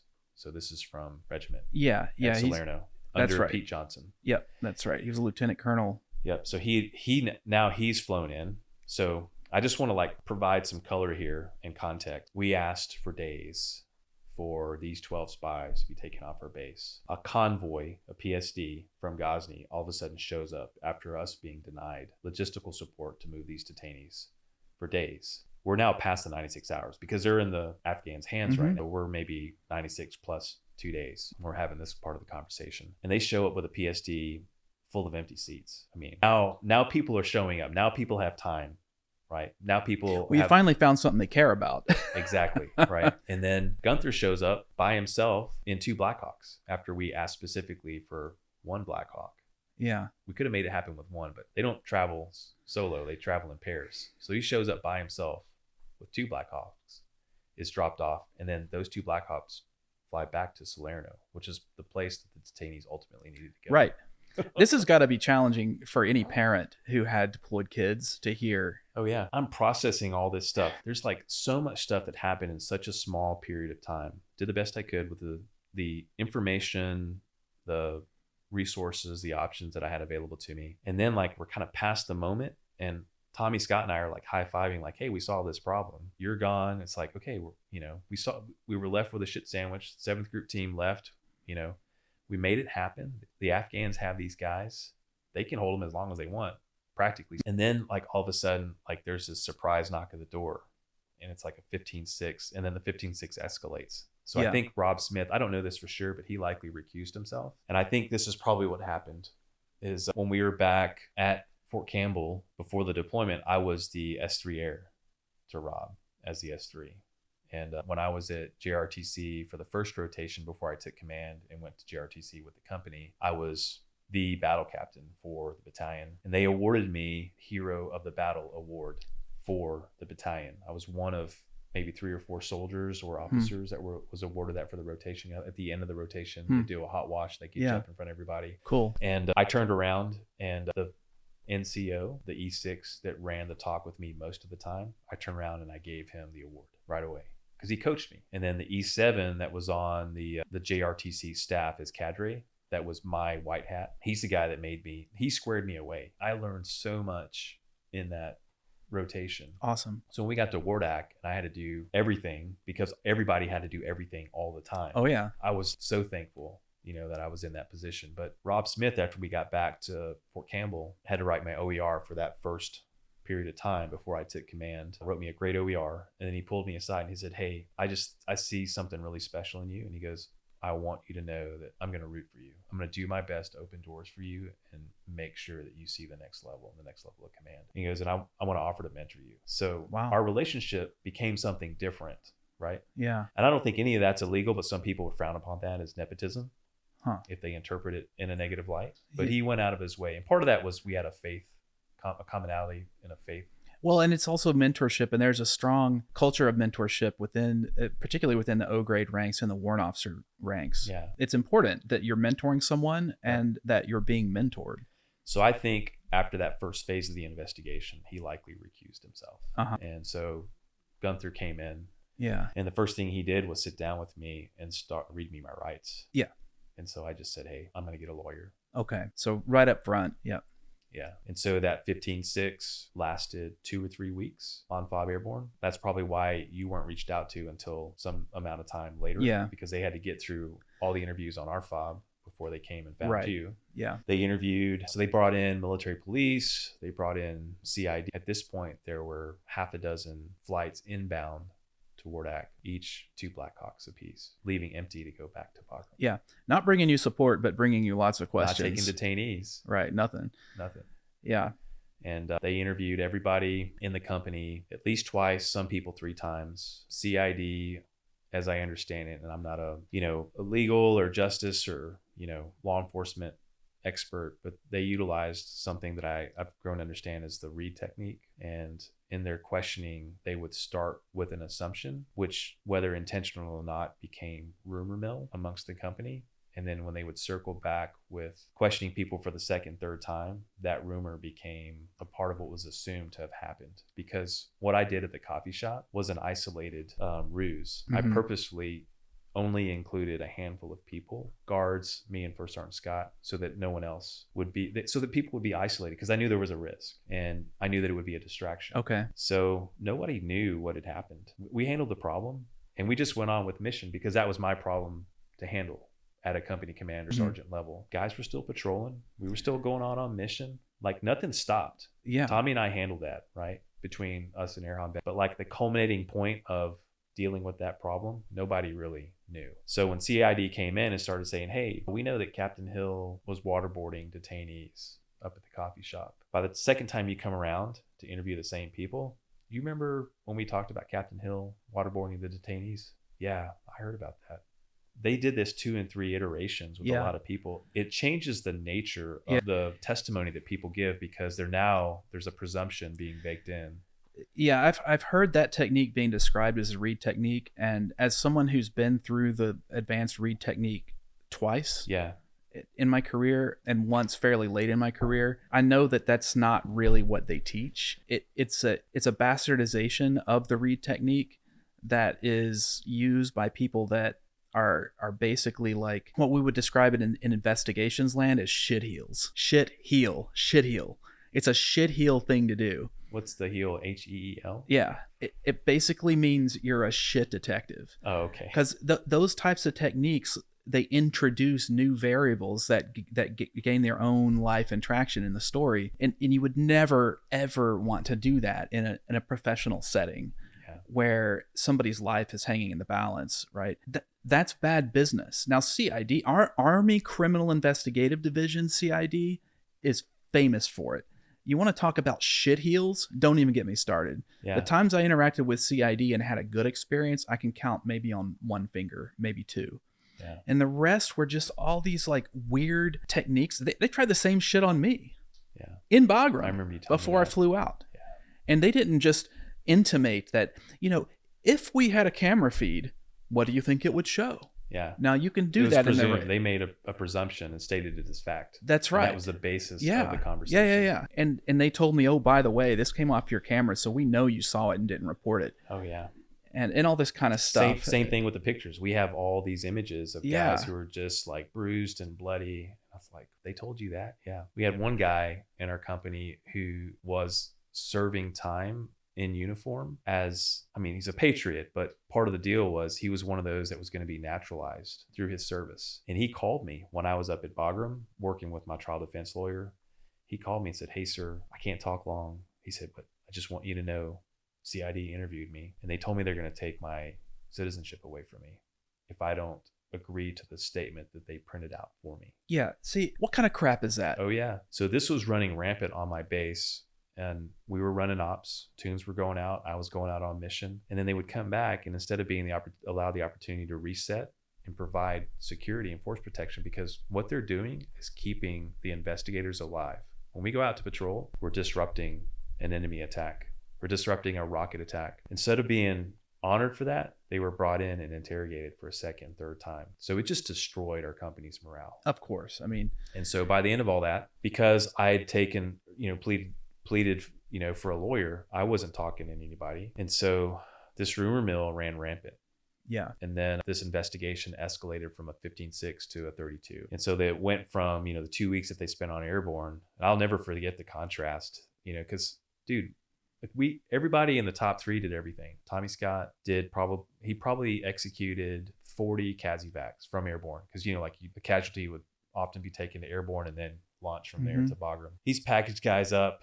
A lot of times they're Afghan civilians that were caught in the crossfire. Yeah. Not from our end, but a lot of times from the enemy. We don't have a single report of us hurting anybody, but there were a lot of times when the Taliban would detonate IEDs or they would launch an ambush and people would be caught in the crossfire. By hurting anybody, you're talking about civilian casualties? That's right. Yeah. It's being collateral in that way. But Tommy Scott probably executed 40 CASEVACs from Airborne, you know. And then the XO was doing everything. He'd be out on QRF from time to time, but, you know, if we had birds coming in for resupply or to drop people off a ring route or whatever, Yeah. he'd be out on the LZ with goggles on, Yeah. waving them in. There were times Tommy Scott and I were on the front ECP to give guys a break. We've pulled guard on towers. I was the fucking QRF. When have you ever heard of a company commander leading QRF? I'll tell you, man. I mean, I went to a lot of bases. I probably went to 30 bases out of the 130 and spent, you know, I don't know, a week at a time on a lot of them, something like that, a couple of weeks here and there. And when I showed up on Airborne, I mean, I'll never forget it. You guys were serious business. There were other areas where people were pretty serious. Yeah. Nothing like your team's cohesion, their work ethic. Focused. They were focused. Yeah. Nobody's jibber jabbering and laughing. And I mean, you guys were working from the moment we arrived to the moment we left. And it's kind of crazy that I guess it's indicative. Like when one person in a formation makes a mistake that draws higher headquarters ire, they can pull your whole team's hunting license. Yeah. Right. And so that's something that I also keep coming back to that I think is important. It's an important aspect of the conversation is as the leader, you're also you're trying to keep this balance, right? Where you've got risk and safety, you've got mission accomplishment, but then you've also got compliance. And you've got preserving the hunting license for your whole team, right? Yeah. And at some point, of course, you have to make decisions that sacrifice one or more of those those top level variables. Yeah. And I think that's what we saw here. But then it's almost a predictable effect if you draw the ire of higher headquarters that it's going to ruin your cohesion and your morale. You know, because now you've invited administrative people into your combat formation. Yeah. And it's just nothing's going to work. So that's a great segue. So I remember when CID arrived to the base, I was one of the guys that just, you know, you get the call, birds are inbound. You run out of the talk, you run to the LZ, you're strapping on goggles as you're going and you're getting ready to wave them in because it was a 2-bird LZ. It wasn't very big, right? Mm-hmm. Bob Airborne wasn't that big. I remember this team of CID getting off these Blackhawks and they're like what appeared to be starched. I know they weren't, but just really clean pressed AC, you know, like, you know, you could tell it was the first time they put their kit together. Bagram ACUs. Yeah. You know, it's like the only thing they were missing was a reflective belt, but right. they looked like they were stepping right off of an office in Bagram. You know, it's like that was the first time they'd ever put their helmet on. It's kind of an office job. The goggles, everything was just clean. The boots was like the first time it had touched moon dust. Yeah. And I just remember thinking to myself, like, that juxtaposition, that contrast, and like what you would see on FOB Airborne or coming on and off Airborne. And I was like, this is not going to go well. I had that thought because it's all about perspective. Yeah. And these guys had no ability to relate to anything we had lived through for the last 7 months. No. And that's the predictable part of it is if you do something to attract higher headquarters ire, you've invited administrative people into your ranks. Yeah. Right. And that gets your hunting license pulled. I watched this happen a lot in the intel world as well. You know, working, as you can imagine, for military intelligence, the risk tolerance is ridiculously low because of the rampant careerism that's almost also predictable. There's like a single track that most of the intel O grades go through. And so therefore it's hyper competitive. Yeah. And the biggest thing they want to do is not get in trouble. Yeah. There aren't a lot of definable effects you can get in the battle space in intel, particularly if you're garrisoned. Yeah. So you're trying not to get in trouble. Yeah. Compliance becomes the whole guiding paradigm. And so getting that hunting license pulled, I mean, I've seen entire units get stood down. Some of them were completely canceled. Yeah. Some were renamed and rebranded and relaunched under new leadership. And all of this was because of a perception issue, or it was because of the actions of one person and just knee-jerk reaction, low risk tolerance. We're going to shut the whole unit down. Yeah. That's basically the response that we got. Yeah. I see that. Yeah. Looking backwards, it does seem to me in the big picture, and of course, having read the book and having been there and chatted with you several times since over the years, it seems like it was a knee-jerk administrative reaction to trying to preserve combat power out there in spite of now what had steamrolled into a political issue. Somebody leaked it to the press. Got really heated after that. Yeah, there was definitely a public damage control, public perception component to this that was a driving mechanism for the response. And you guys, those things that were started in motion, you lost control of, and were just sitting ducks at the whim of these administrative decision makers.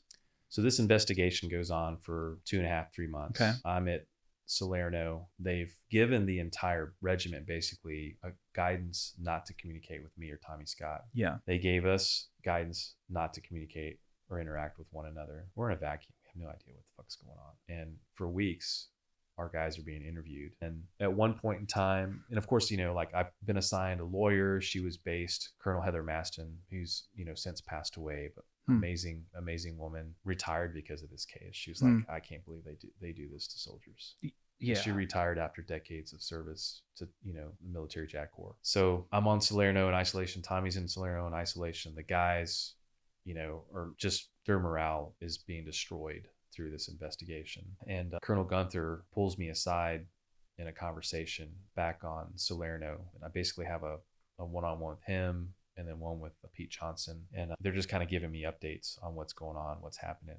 And one of the things that comes out of Colonel Gunther is he says, your company is the most loyal company that I've ever seen in my 25-year career, and that's dangerous. So then he tells me what he's going to do. We've decided we're going to take a platoon, all your platoons, and assign them to different battalions and companies throughout the brigade and break them up. So the thought was that they were more loyal to each other perhaps than the Army and me and to themselves and you and Tommy and First Sergeant Scott. So that's a dilemma that is a tough one, It is, and it underscores what you said earlier about coming in with this sledgehammer.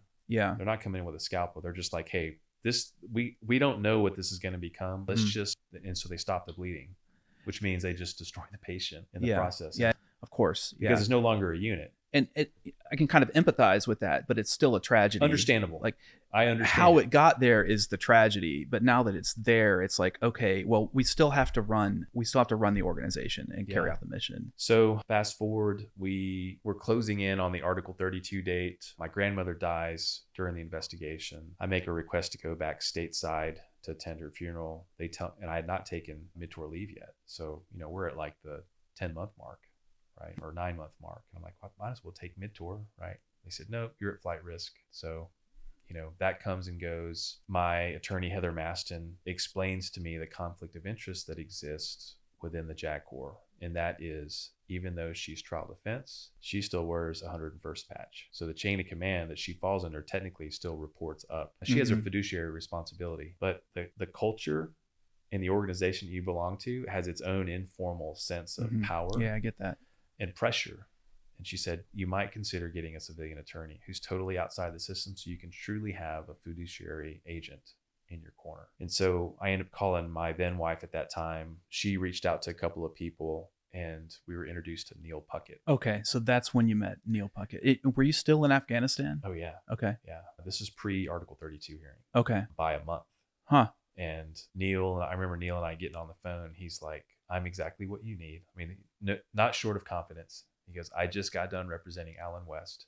I'd never heard of Alan West. Explains the whole situation to me. Of course, I go get online and read about all this. And I'm like, oh my gosh, I can't believe I didn't hear about this story in Iraq. It was such a similar situation. Yeah. Yep. And so because everything was happening so quickly, I remember him saying, I'm going to have to fly out there, but we can do a lot of work here before I come out. But let's go ahead and buy my plane tickets. So it's like, okay, we'll go ahead and buy your plane tickets and send us a bill. I remember getting the first invoice where we dropped a retainer for a $7,000 round trip ticket. Yeah. To Bagram. Yeah. And that created its own panic for me personally, because, one thing that I think could be easy to take for granted is that we dumped our life savings into defending myself and Tommy Scott and Jack Chasty, because we were all basically put on trial. They came after Jack Chasty because they were like, we don't believe, that detainees weren't abused and you didn't help cover it up. So crazy. Oh, it's crazy. He was eventually cleared. I think Slocher had to get involved behind the scenes because he was General Slocher's personal PA. And I know that was really hurtful to Jack. Jack testified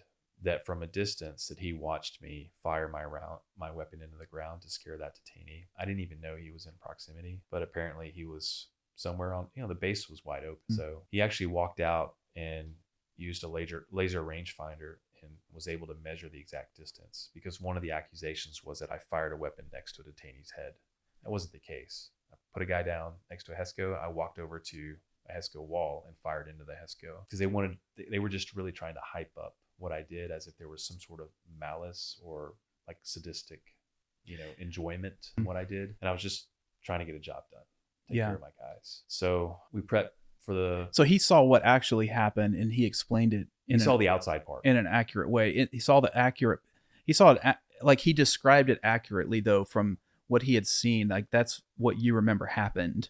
Yeah, and it lined up with what I testified to. Correct. Right. Okay. Yeah. So but they came after him too. Yeah, I remember. So we're prepping for the Article 32. We get Neil in country. This is golden. I can't wait till we make a movie out of this. But I remember us going to the dining facility on Salerno, and Pete Johnson walks in with his entourage, all the staff people that, they probably all came out of a meeting and went straight over to the DFAC, driving over in the little fob runners. And I'm in there with Neil, and I goes, great. And he goes, what? I said, that's my brigade commander over to my, over my left shoulder. He goes, you mean that tall guy over there, the guy that's balding? Oh yeah. He goes, I see him. He goes, I'll be right back. And so I reached over and grabbed his arm. He's a civilian, but former Marine Corps, right? And I said, Neil, what are you doing? He goes, I'll be right back.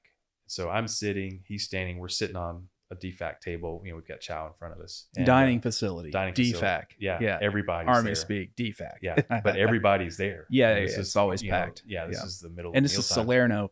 So this is a really big installation. Yeah. I mean, they're probably feeding 5,000 people within a 2-hour window or something like that. Like it's crazy. Yeah. So I follow him over there. I'm probably 3 or 4 steps behind him, and he walks right up to Pete Johnson as his tray is on the other side of the line, and some Afghan cafeteria worker is dumping whatever mush he's dumping onto his plate. And for, Pete being who he is the first guy in line. All of his staffers are behind him, which tells you something, right? He's not waiting. Okay. We're all trained. Yeah. Right? Yeah. Your guys eat first, right? Yeah. So he's an easy beeline for Neil. Doesn't have to fight through anybody to get to him. And he sticks his hand out. Pete Johnson shakes his hand. He's totally confused. And Pete Johnson's tall. He's like 6'4", a little taller than me.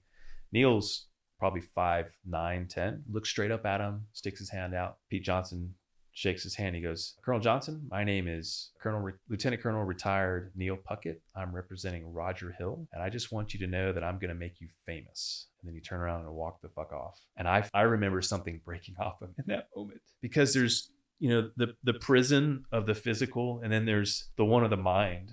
And just for weeks and months, I was just like, the division JAG sent an email, at one point in time, and he said, no, Captain Hill needs at least 2 years in Leavenworth. Like, I was dealing with that level of just intimidation, treachery. And this is before it had been decided that you were guilty of anything, right? Oh, dude, the investigation was still alive. Yeah, right. The Article 32 is the investigation, in a sense. It's the culminating point. And the you've got people weighing in on what the sentencing should be already. Yeah. Okay. And so, like, I just remember for the first time feeling like, okay, we've got a chance. But that guy's my hero. You talk about titanium balls, right? They tried so hard to prevent him from getting on Salerno. They're like, nope, we're having the Article 32 at Salerno, but we're not going to give you access to Salerno. You're restricted to Bagram, because he could get to Bagram on his own. Didn't need anybody's permission. To get from Bagram to Salerno, they wouldn't allow him access. That was under Pete Johnson as the... So, yeah, another couple layers, I think, of conflict of interest going on. Oh, yeah.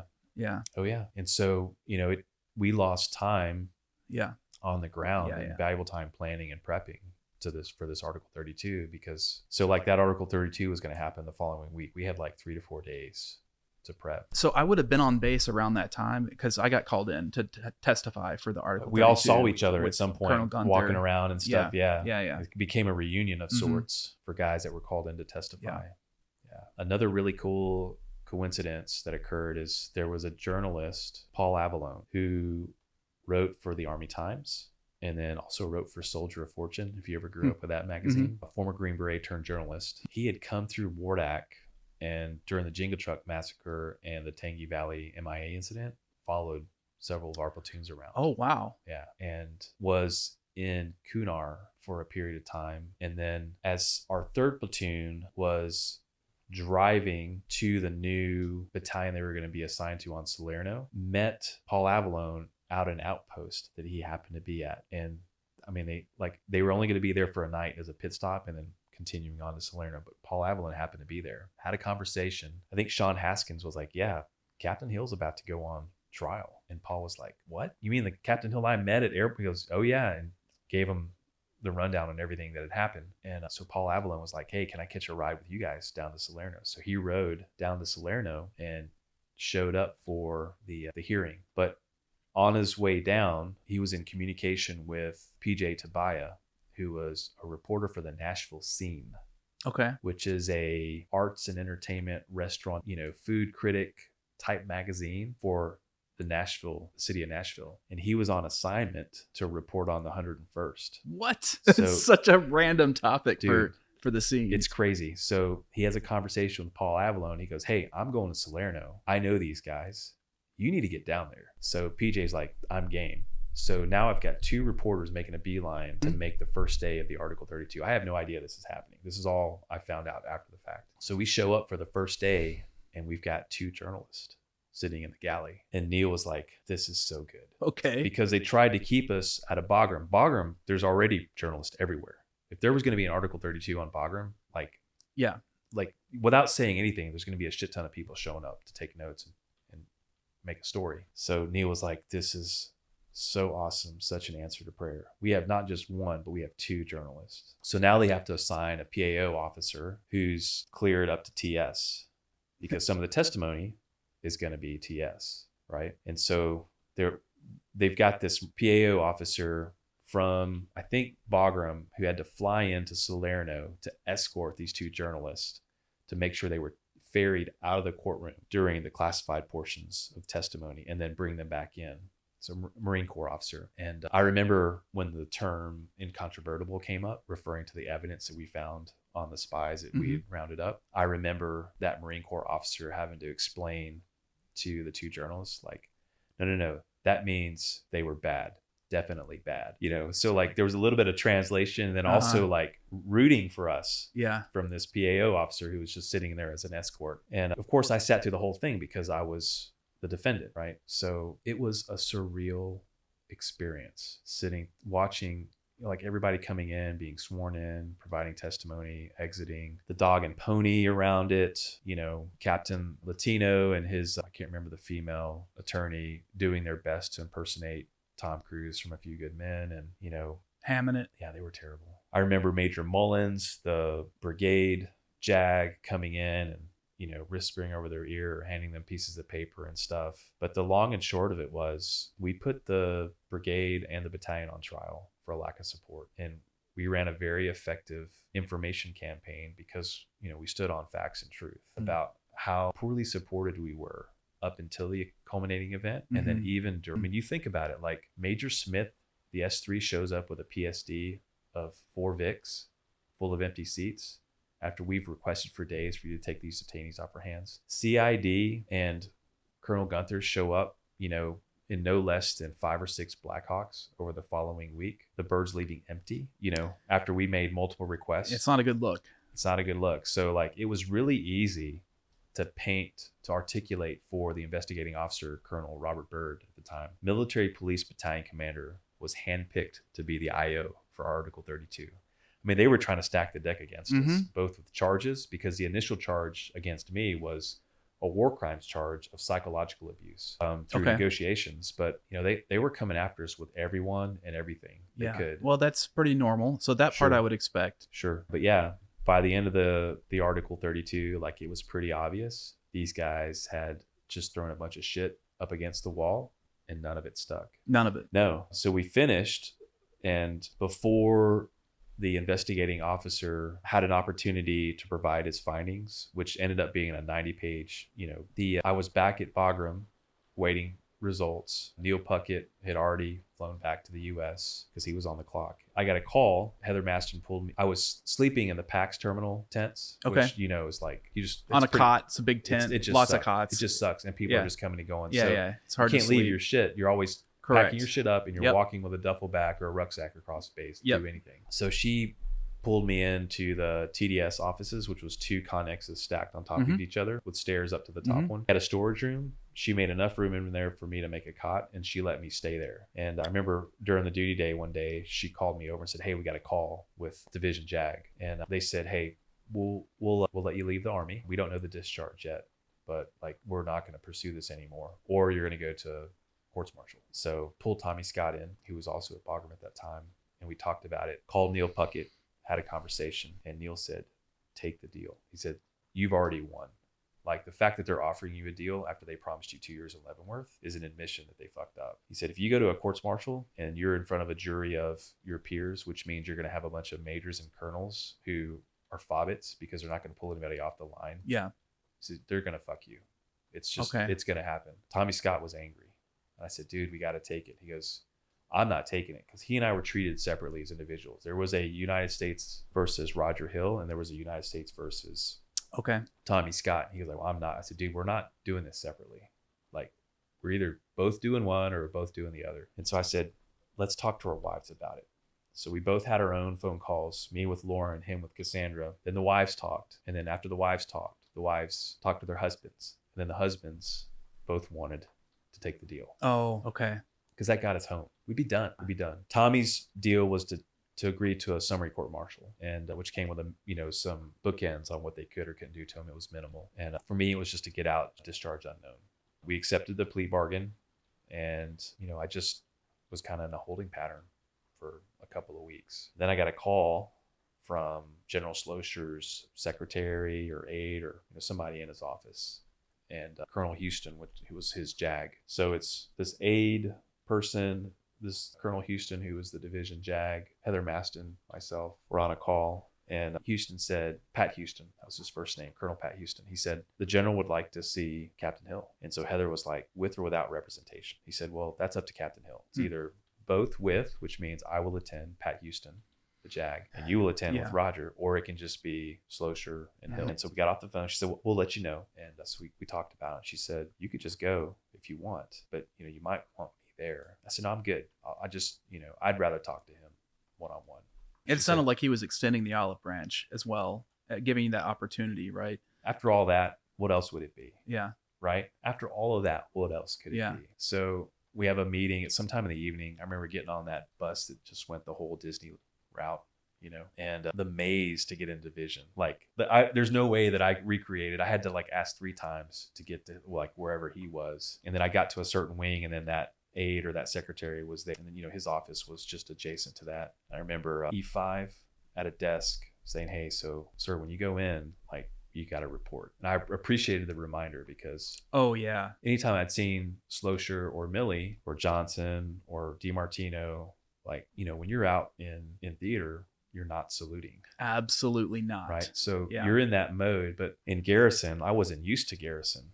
Well, now we're still in Bagram though, but you're at the headquarters building. I'm at the headquarters. So I thought that it stuck with me. Yeah. That NCO was like, this has happened enough times that I've got to remind people as a matter of protocol. Good call. Yeah. When you walk in, he goes, his desk is going to be 2 paces this way and 2 paces that way. So you can just walk up, and then if you take this many paces straight through, and then make a left face 2 paces, and then render us. I thought that was really cool, but it was just, it stuck out to me because that was the difference in the world that I was coming from to the world that I was now entering, right? Yep. That juxtaposition. Yeah, you're in admin land now. That's right. Yeah. So, literally I had to unroll my PT belt and stick it in my pocket before I walked into headquarters, right? Because that was the thing. You had to, if you're out on Disney, you had to have a PT belt on. Yeah, so PT belt being physical training, it's a reflective belt. And I'd lived and worked on Disney Boulevard on Bagram for a while, and the MPs were walking around handing people, writing citations to people for not having their PT belt on it. So it was a different world once you got onto Bagram, for sure. Yeah. So Slosher, we exchanged pleasantries, but it was minimal. And, he immediately put me at ease. And then he said, I got a couple things I want to share with you. I'm paraphrasing because I don't remember the exact conversation, just mainly the essence. And there were a couple of points that I remember pretty clearly. He had me sit down. He said, I've got 2 stacks of paper here. One allows you to leave the military, discharge undetermined. I'm still thinking about what that's going to be. And he slid that forward, had a pen on top of it and a manila folder underneath it. Never seen this paperwork before because Why would I? This is a rather unique set of circumstances. And he had another stack that he slid forward with a pen on top and a manila folder underneath. And he said, and this other will allow you to be transferred to another unit inside the division if you will admit that what you did was morally wrong. And that's an interesting question, because who does that serve, that admission? I don't know. So yeah, really interesting, unexpected. He could have given me the first stack through my lawyer, which is typical. I have to be present for that, I don't think, because everything had been pled out and agreed to. So it's just a matter of following through with the paperwork. Yeah, so the reason you were there was because there was something else on the table. The second option, which my lawyer didn't know. She was just like, go hear what he has to say. Yeah. And I was like, I think I want to do that on my own, because it might be, right? It's a better, more open dialogue potentially if we do it man to man. And I thought about it, and all that I could think about is just all these images of my guys who were being persecuted and had lived through this hell and suffered alongside. And there was no fucking way I was going to admit that I was wrong, be laterally transferred while they were still being raked over the coals and living through the mess and the collateral. They're in the lurch still. They were. There was no way I could do that. Yeah. So I said, sir, I really appreciate it, but I didn't do anything wrong. I said, just like that. He said, okay. And then he retracted that set of paperwork. And then I signed the first set that he pushed to me. He said, thank you very much. Got up, saluted, walked out. I was done. So what happened to you and your men after that? There's a mix. Michael Peak, who was one of the guards during the sort of the detainment and interrogation phase up on the hill at the coffee shop, served confinement, I think in Kuwait for 30 days. It may have been in country, but yeah, like they basically sent him to the brig. And were they all tried? I think Tommy Scott and myself were the only two that were tried. Everyone else were offered deals. And this is where that conflict of interest component to working with lawyers in the JAG Corps comes into play, because the deals might not have been actually helping them. No, they didn't execute their fiduciary responsibilities. When you look back at the trend across the board with all these soldiers, all these lawyers advised each soldier that was punished in that or a similar way to accept a deal that would just make the problem go away the fastest. That's the common trend. Yeah. So, and that's the legal counsel you and all your guys are getting. And so did everyone just kind of go with that? Yeah, a lot of them did. Yeah. Yeah. And I'm only talking 10 to 12 guys that were negatively affected in that way. Now, of course, this is damaging, and it's in other ways to everyone, of course, that was exposed to. But in some ways, it's been an amazing experience. We hold this reunion every year.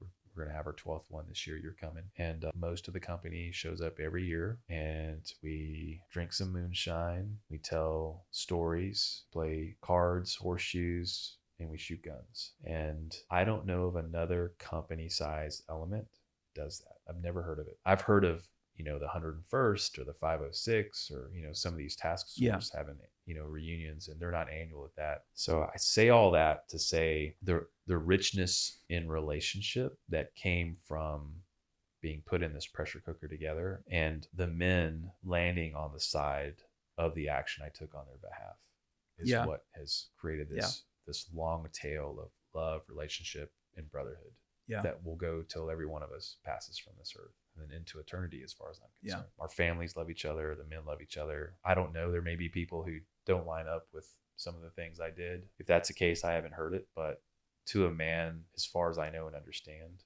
has been fully supportive. Yeah. And we're still working to adjudicate the injustices suffered, the most pronounced injustices, because we all suffered an injustice, a moral wounding of sorts. But there are some who suffered loss in pay and time and grade.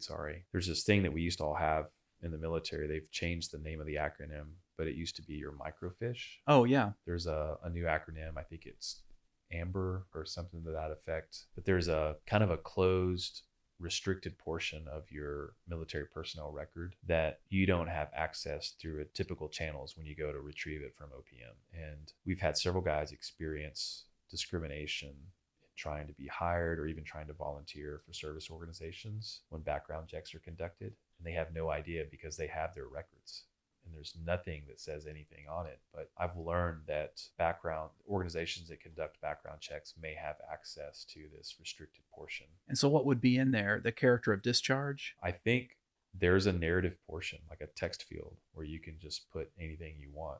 And well, there's 2 DD-214s, and that's the form that military folks get on their way out of, well, Army folks get on the way out of the Army. Yeah. And it just summarizes your service, all the administrative pager. stuff. It's like a 1 or 2 pager. Yeah. There's a couple versions of that. One is the stripped down version that doesn't have a lot of really specific PII on it, personally identifying I'm not information. talking about that. Yeah. There's another version that has the character of discharge, which is, was it honorable or other than honorable or dishonorable? There's all these.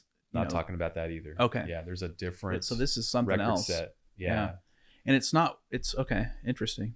Yeah. So they're being discriminated against, and I guess finding out during the when they're being let down by the hiring manager. Oh, we're not hiring you because of something we saw in your background check. Yeah. So an example would be Ray Davis, who's a squad leader in 4th Platoon, was applying for a volunteer role for a home that works with children of abuse. So pretty sensitive, pretty strict, probably a little more than, the guy who volunteers to go help landscape, and do beautification around the city for whatever, name your organization.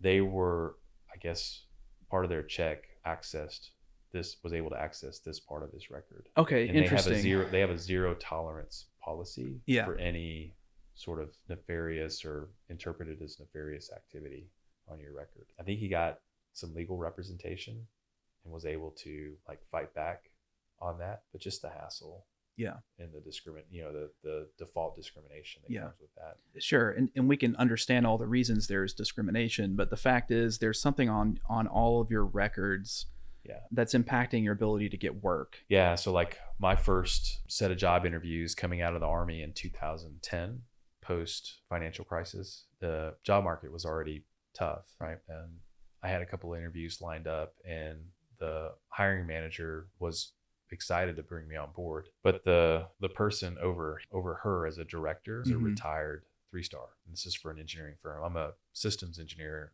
in the science and technology field, for defense and security technology currently. And so that's a natural evolution for a guy who's been in defense for a long time, working with defense and security technology, right? And I went through all these interviews, did really well, and so then I get to the director level with this retired 3-star.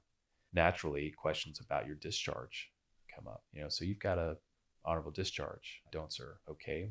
What do you have? General under honorable conditions. Well, tell me about that. And so, just being honest, right? As he's interviewing me, he's online looking at news articles about this thing that just happened a year or 2 prior. And I remember him closing the interview saying, "I really like you." He said, "But I don't know what to do with this media attention. I can't hire you." Yeah. He was kind about it. Yeah. But that's, that kind of thing follows you. Of course it follows you. There was a headhunting firm that focuses on JMOs, junior military officers, as they transition out of the military. And I applied to work with them. So you fill out an online application, you submit your resume, and then they assign you a recruiter to help facilitate landing a job. And, they get a cut, right? Once you land. Yeah. They wouldn't work with me because of the discharge, So there were just a number of different things, obstacles. Me personally, even as a West Point grad with a science and technology degree, and I don't have a record. I don't have a felony, a misdemeanor. There's nothing on my record. Right. But it's these things that follow you, given the dynamic we live in of social media and, however much information can be public and how it can work against you. And the risk aversion in private organizations that are hiring, there's no law that says they have to hire you, of course. So I have a handful of guys from Dog Company that are still negatively affected because of their association to the company and what we went through in Afghanistan. Yeah. Even to this day. So what I understand is now that the presidential administration has obviously changed over, there's a different tone and tenor than the Biden administration, and I guess you and Erhan have gotten your heads together and have assessed the situation as maybe being more favorable to getting some of the status back, or I know that you've been busy on the Hill drumming up some conversations. Yeah. What is it that you'd like to see accomplished for you and your team, and how can any of our listeners or the American public, how can they help? What would be considered to be helpful in a situation like this, if anything? Yeah, maybe I should start with, more to follow, because we're still building a plan. But I think, our team of folks who need these different injustices redressed have some collective needs, and then there are definitely some individual needs. And so collectively, I think it would be appropriate for there to be some investigation into what happened in Wardak. Like, it doesn't make sense to me that these intel specialists at the division or the task force level knew that there was an insider threat for some extended period of time, and that somehow we weren't given a heads up at an earlier point. However long it was, a day is too long in my opinion, but it. And I've heard you mention that before, and that's not something I have any knowledge of. So sure. Yeah. I immediately go to fixing the problem, and that's not the right place to go. No. But you're either some fact you learned or your perception was that. And at this point, it may just be an explanation as to what happened. Okay, sure. In the way that I kind of look at this, and maybe this doesn't make sense, to everyone, but you can't tell me that under the Barack Obama administration, after 550 plus or minus drone strikes were conducted and 350 plus or minus civilian innocent casualties were killed, and no one was investigated or prosecuted or, was forced to contend with anything like what we went through, when nothing, practically speaking, happened to any of these guys. And we were in a knife fight. Like, we were fending for our lives because we were not afforded the resources and support that we needed. It's hard for me to juxtapose that against something like, and this is just one example that came out of that war, but all these drone strikes where so many innocent civilians were killed, and many of those were calculated risks. That's right. That were taken. And not even just risks, calculated collateral. Yeah, they knew that it was going to happen. Yeah. And there was no price or penalty paid for that. And there were many layers of leadership that off on those decisions. That's right. And I can hear all the decision makers now. Like, it's convenient to say, well, those things were signed off on appropriately and properly, and yours wasn't. And it's a very sort of bean counter, pencil pusher kind of mentality. But might as well address the elephant in the room. That's exactly where their mind is going to go at the leadership levels. Yeah. Right. But there is this parallel reality where sometimes shit gets fucked up in this crazy world we live in, and let's just acknowledge it when it happens and work together to fix it. This whole thing felt like you and your men were just like almost scapegoated. Very, very much so. I kind of look at it like this: the command, and this is why the book. You hand me a copy? Yeah, thank you. So there's a subtitle, right? So the title is Dog Company, and then the subtitle is A True Story of American Soldiers Abandoned by Their High Command. And it's, command is, probably more than a couple of different levels, but certainly the battalion, I think also the brigade, but then, there's some attribution. Like, if you were to apply a weight of attribution to these different levels, it may not all be the same, but there's certainly a weight applied to all three. And I believe that somebody should answer to. And maybe it's a committee, maybe it's an investigative body, but it will go in, lift up the hood, and look at all that happened. One, because there are going to be a ton of lessons learned that are invaluable to the force today and in the future. If you just talked about, the volume that would be focused on intel and counter intel, that alone will do a lot to help our force become more lethal and more efficient in the future. And if we don't go back and pick that up and touch it now, it might be lost forever.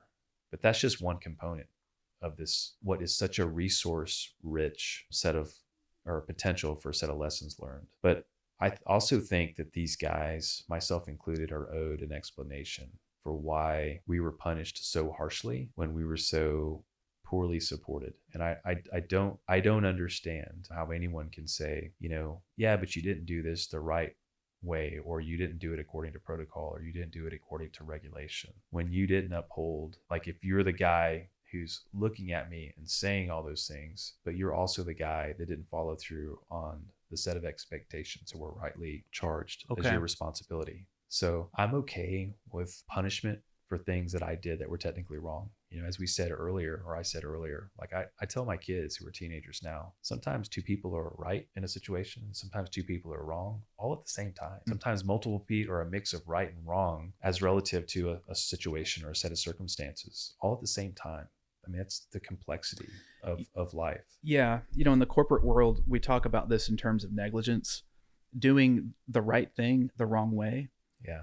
to get something done by a deadline or something is a form of negligence that can have unintended consequences, like, put your data at risk or something. And that's, if anything, I tend to look back on everything I learned about your situation as, at worst, a matter of negligence.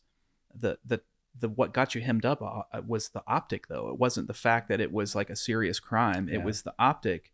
It sounds shocking to say a company commander committed mock executions to get someone to talk, like Alan West. And they're just, since it was all handled in an Article 32 and you pled, it never got to court martial. It was all handled by 101st folks. It was internal to 101st.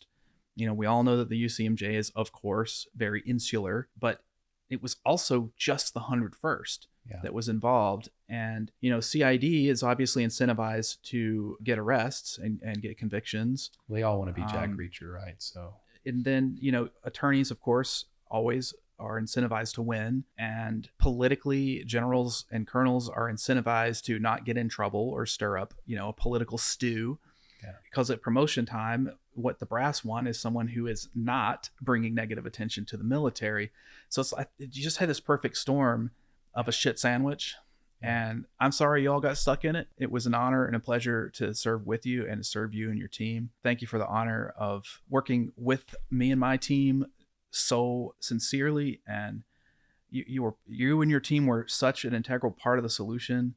You were so organized and efficient and by the book. I was really surprised to hear something had happened that wasn't by the book, based on everything we did together during the 10 days we were on FOB Airborne. That's part of the benefit of the doubt that you hope is extended to you in an extenuating and mitigating circumstance, right? When you're dealing with contingencies, you're like, okay, well, maybe we'll look at the entire body of work and then we'll say, does this line up? And if it doesn't line up, let's dig a little deeper. Yeah. And I think that's part of what was so hard about this is like, this was not common to how we operated. Yeah. So, and if our presence there and the fact that we found as many insiders and then who those insiders were, none of that was super common. Yeah. It was much more common after this operation. Yeah.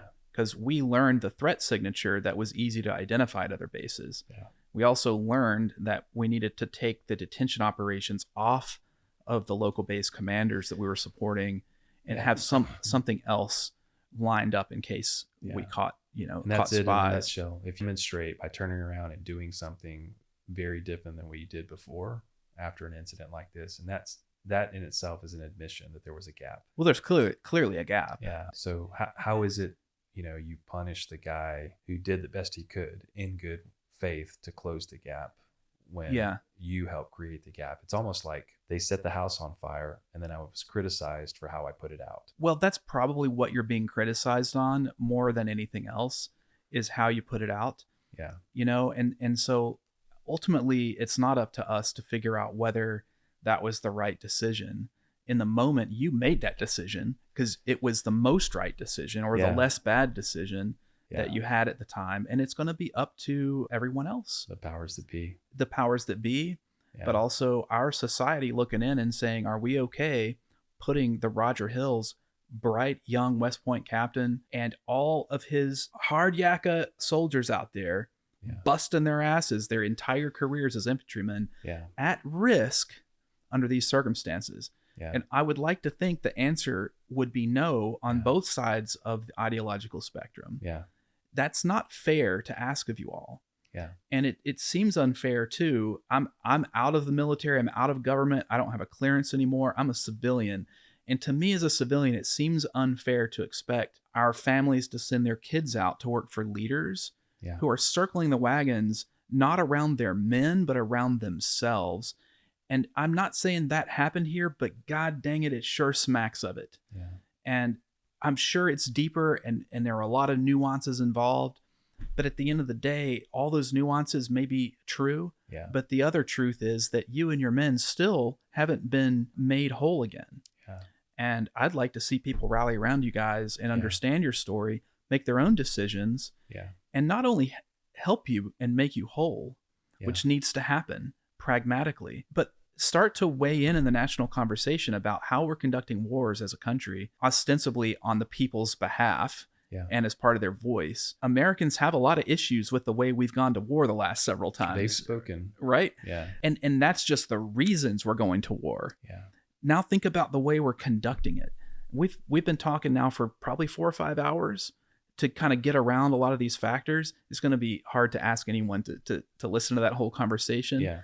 But if you do, and you've listened to all of these considerations, I'd be interested to know if anybody thinks we should be doing things the way that happened. Yeah. That does not look like right to me. Yeah. It doesn't look like right in the way that you were brought into the situation. That's where you found yourself, or the way you all were treated afterwards, even after finding that there wasn't some egregious incident that happened. Yeah. You know, it wasn't what it was alleged to be, but then they were like almost committed to that story and that narrative enough that when you took that plea deal, it was kind of like, good. Yeah. We can really hammer these guys now that there's a plea. Yeah. And it kind of went downhill from there. Yeah. Man, yeah, it's a heartbreaker. I'm glad to see you in DC. I'm glad to see you excited about the opportunity that this administration may provide towards returning your status and making you all whole. But I hope there's also a lesson in, we inform the officer grades coming through the ranks that these dilemmas get people hemmed up. Yeah. And there has to be a way to professionally communicate those dilemmas in the O ranks in a manner that gets the job done without putting you in a position like that and leaving your guys flapping out in the field. Yeah, a great point. If we insulate ourselves from these conversations inside of the profession of warfighting, it will get people killed. These lessons learned are necessary to pass on to the next generation. Yeah. And they're not fun to talk about. No, they're not fun for our kids to hear. Yeah. But part of the reason this situation exists, that these things happened, is because there was a break in contact and a transfer of knowledge and understanding. Yeah, so that's exactly right. And then the contact internally after the incident was all insular. Yeah. It's damage control at that point. Yeah. Politics. Well, the political aspect is always there, and we have to acknowledge it and operate within that. And that's certainly, weighed heavily on how things shook out. But, hopefully years later here, you guys have that opportunity and are able to get it over the goal line. But between now and then, I figure, why don't we go have some beverages at the Tabard Inn? Yeah, let's do it. Say hi to the people that care about our story and what you're trying to accomplish for you and your guys. Awesome. Thanks. Dude, much love, brother. Appreciate you. Give me some love, man. Love you, brother. Thanks for everything you're doing, for everything you did. Thanks for your service and the character of it. Thanks.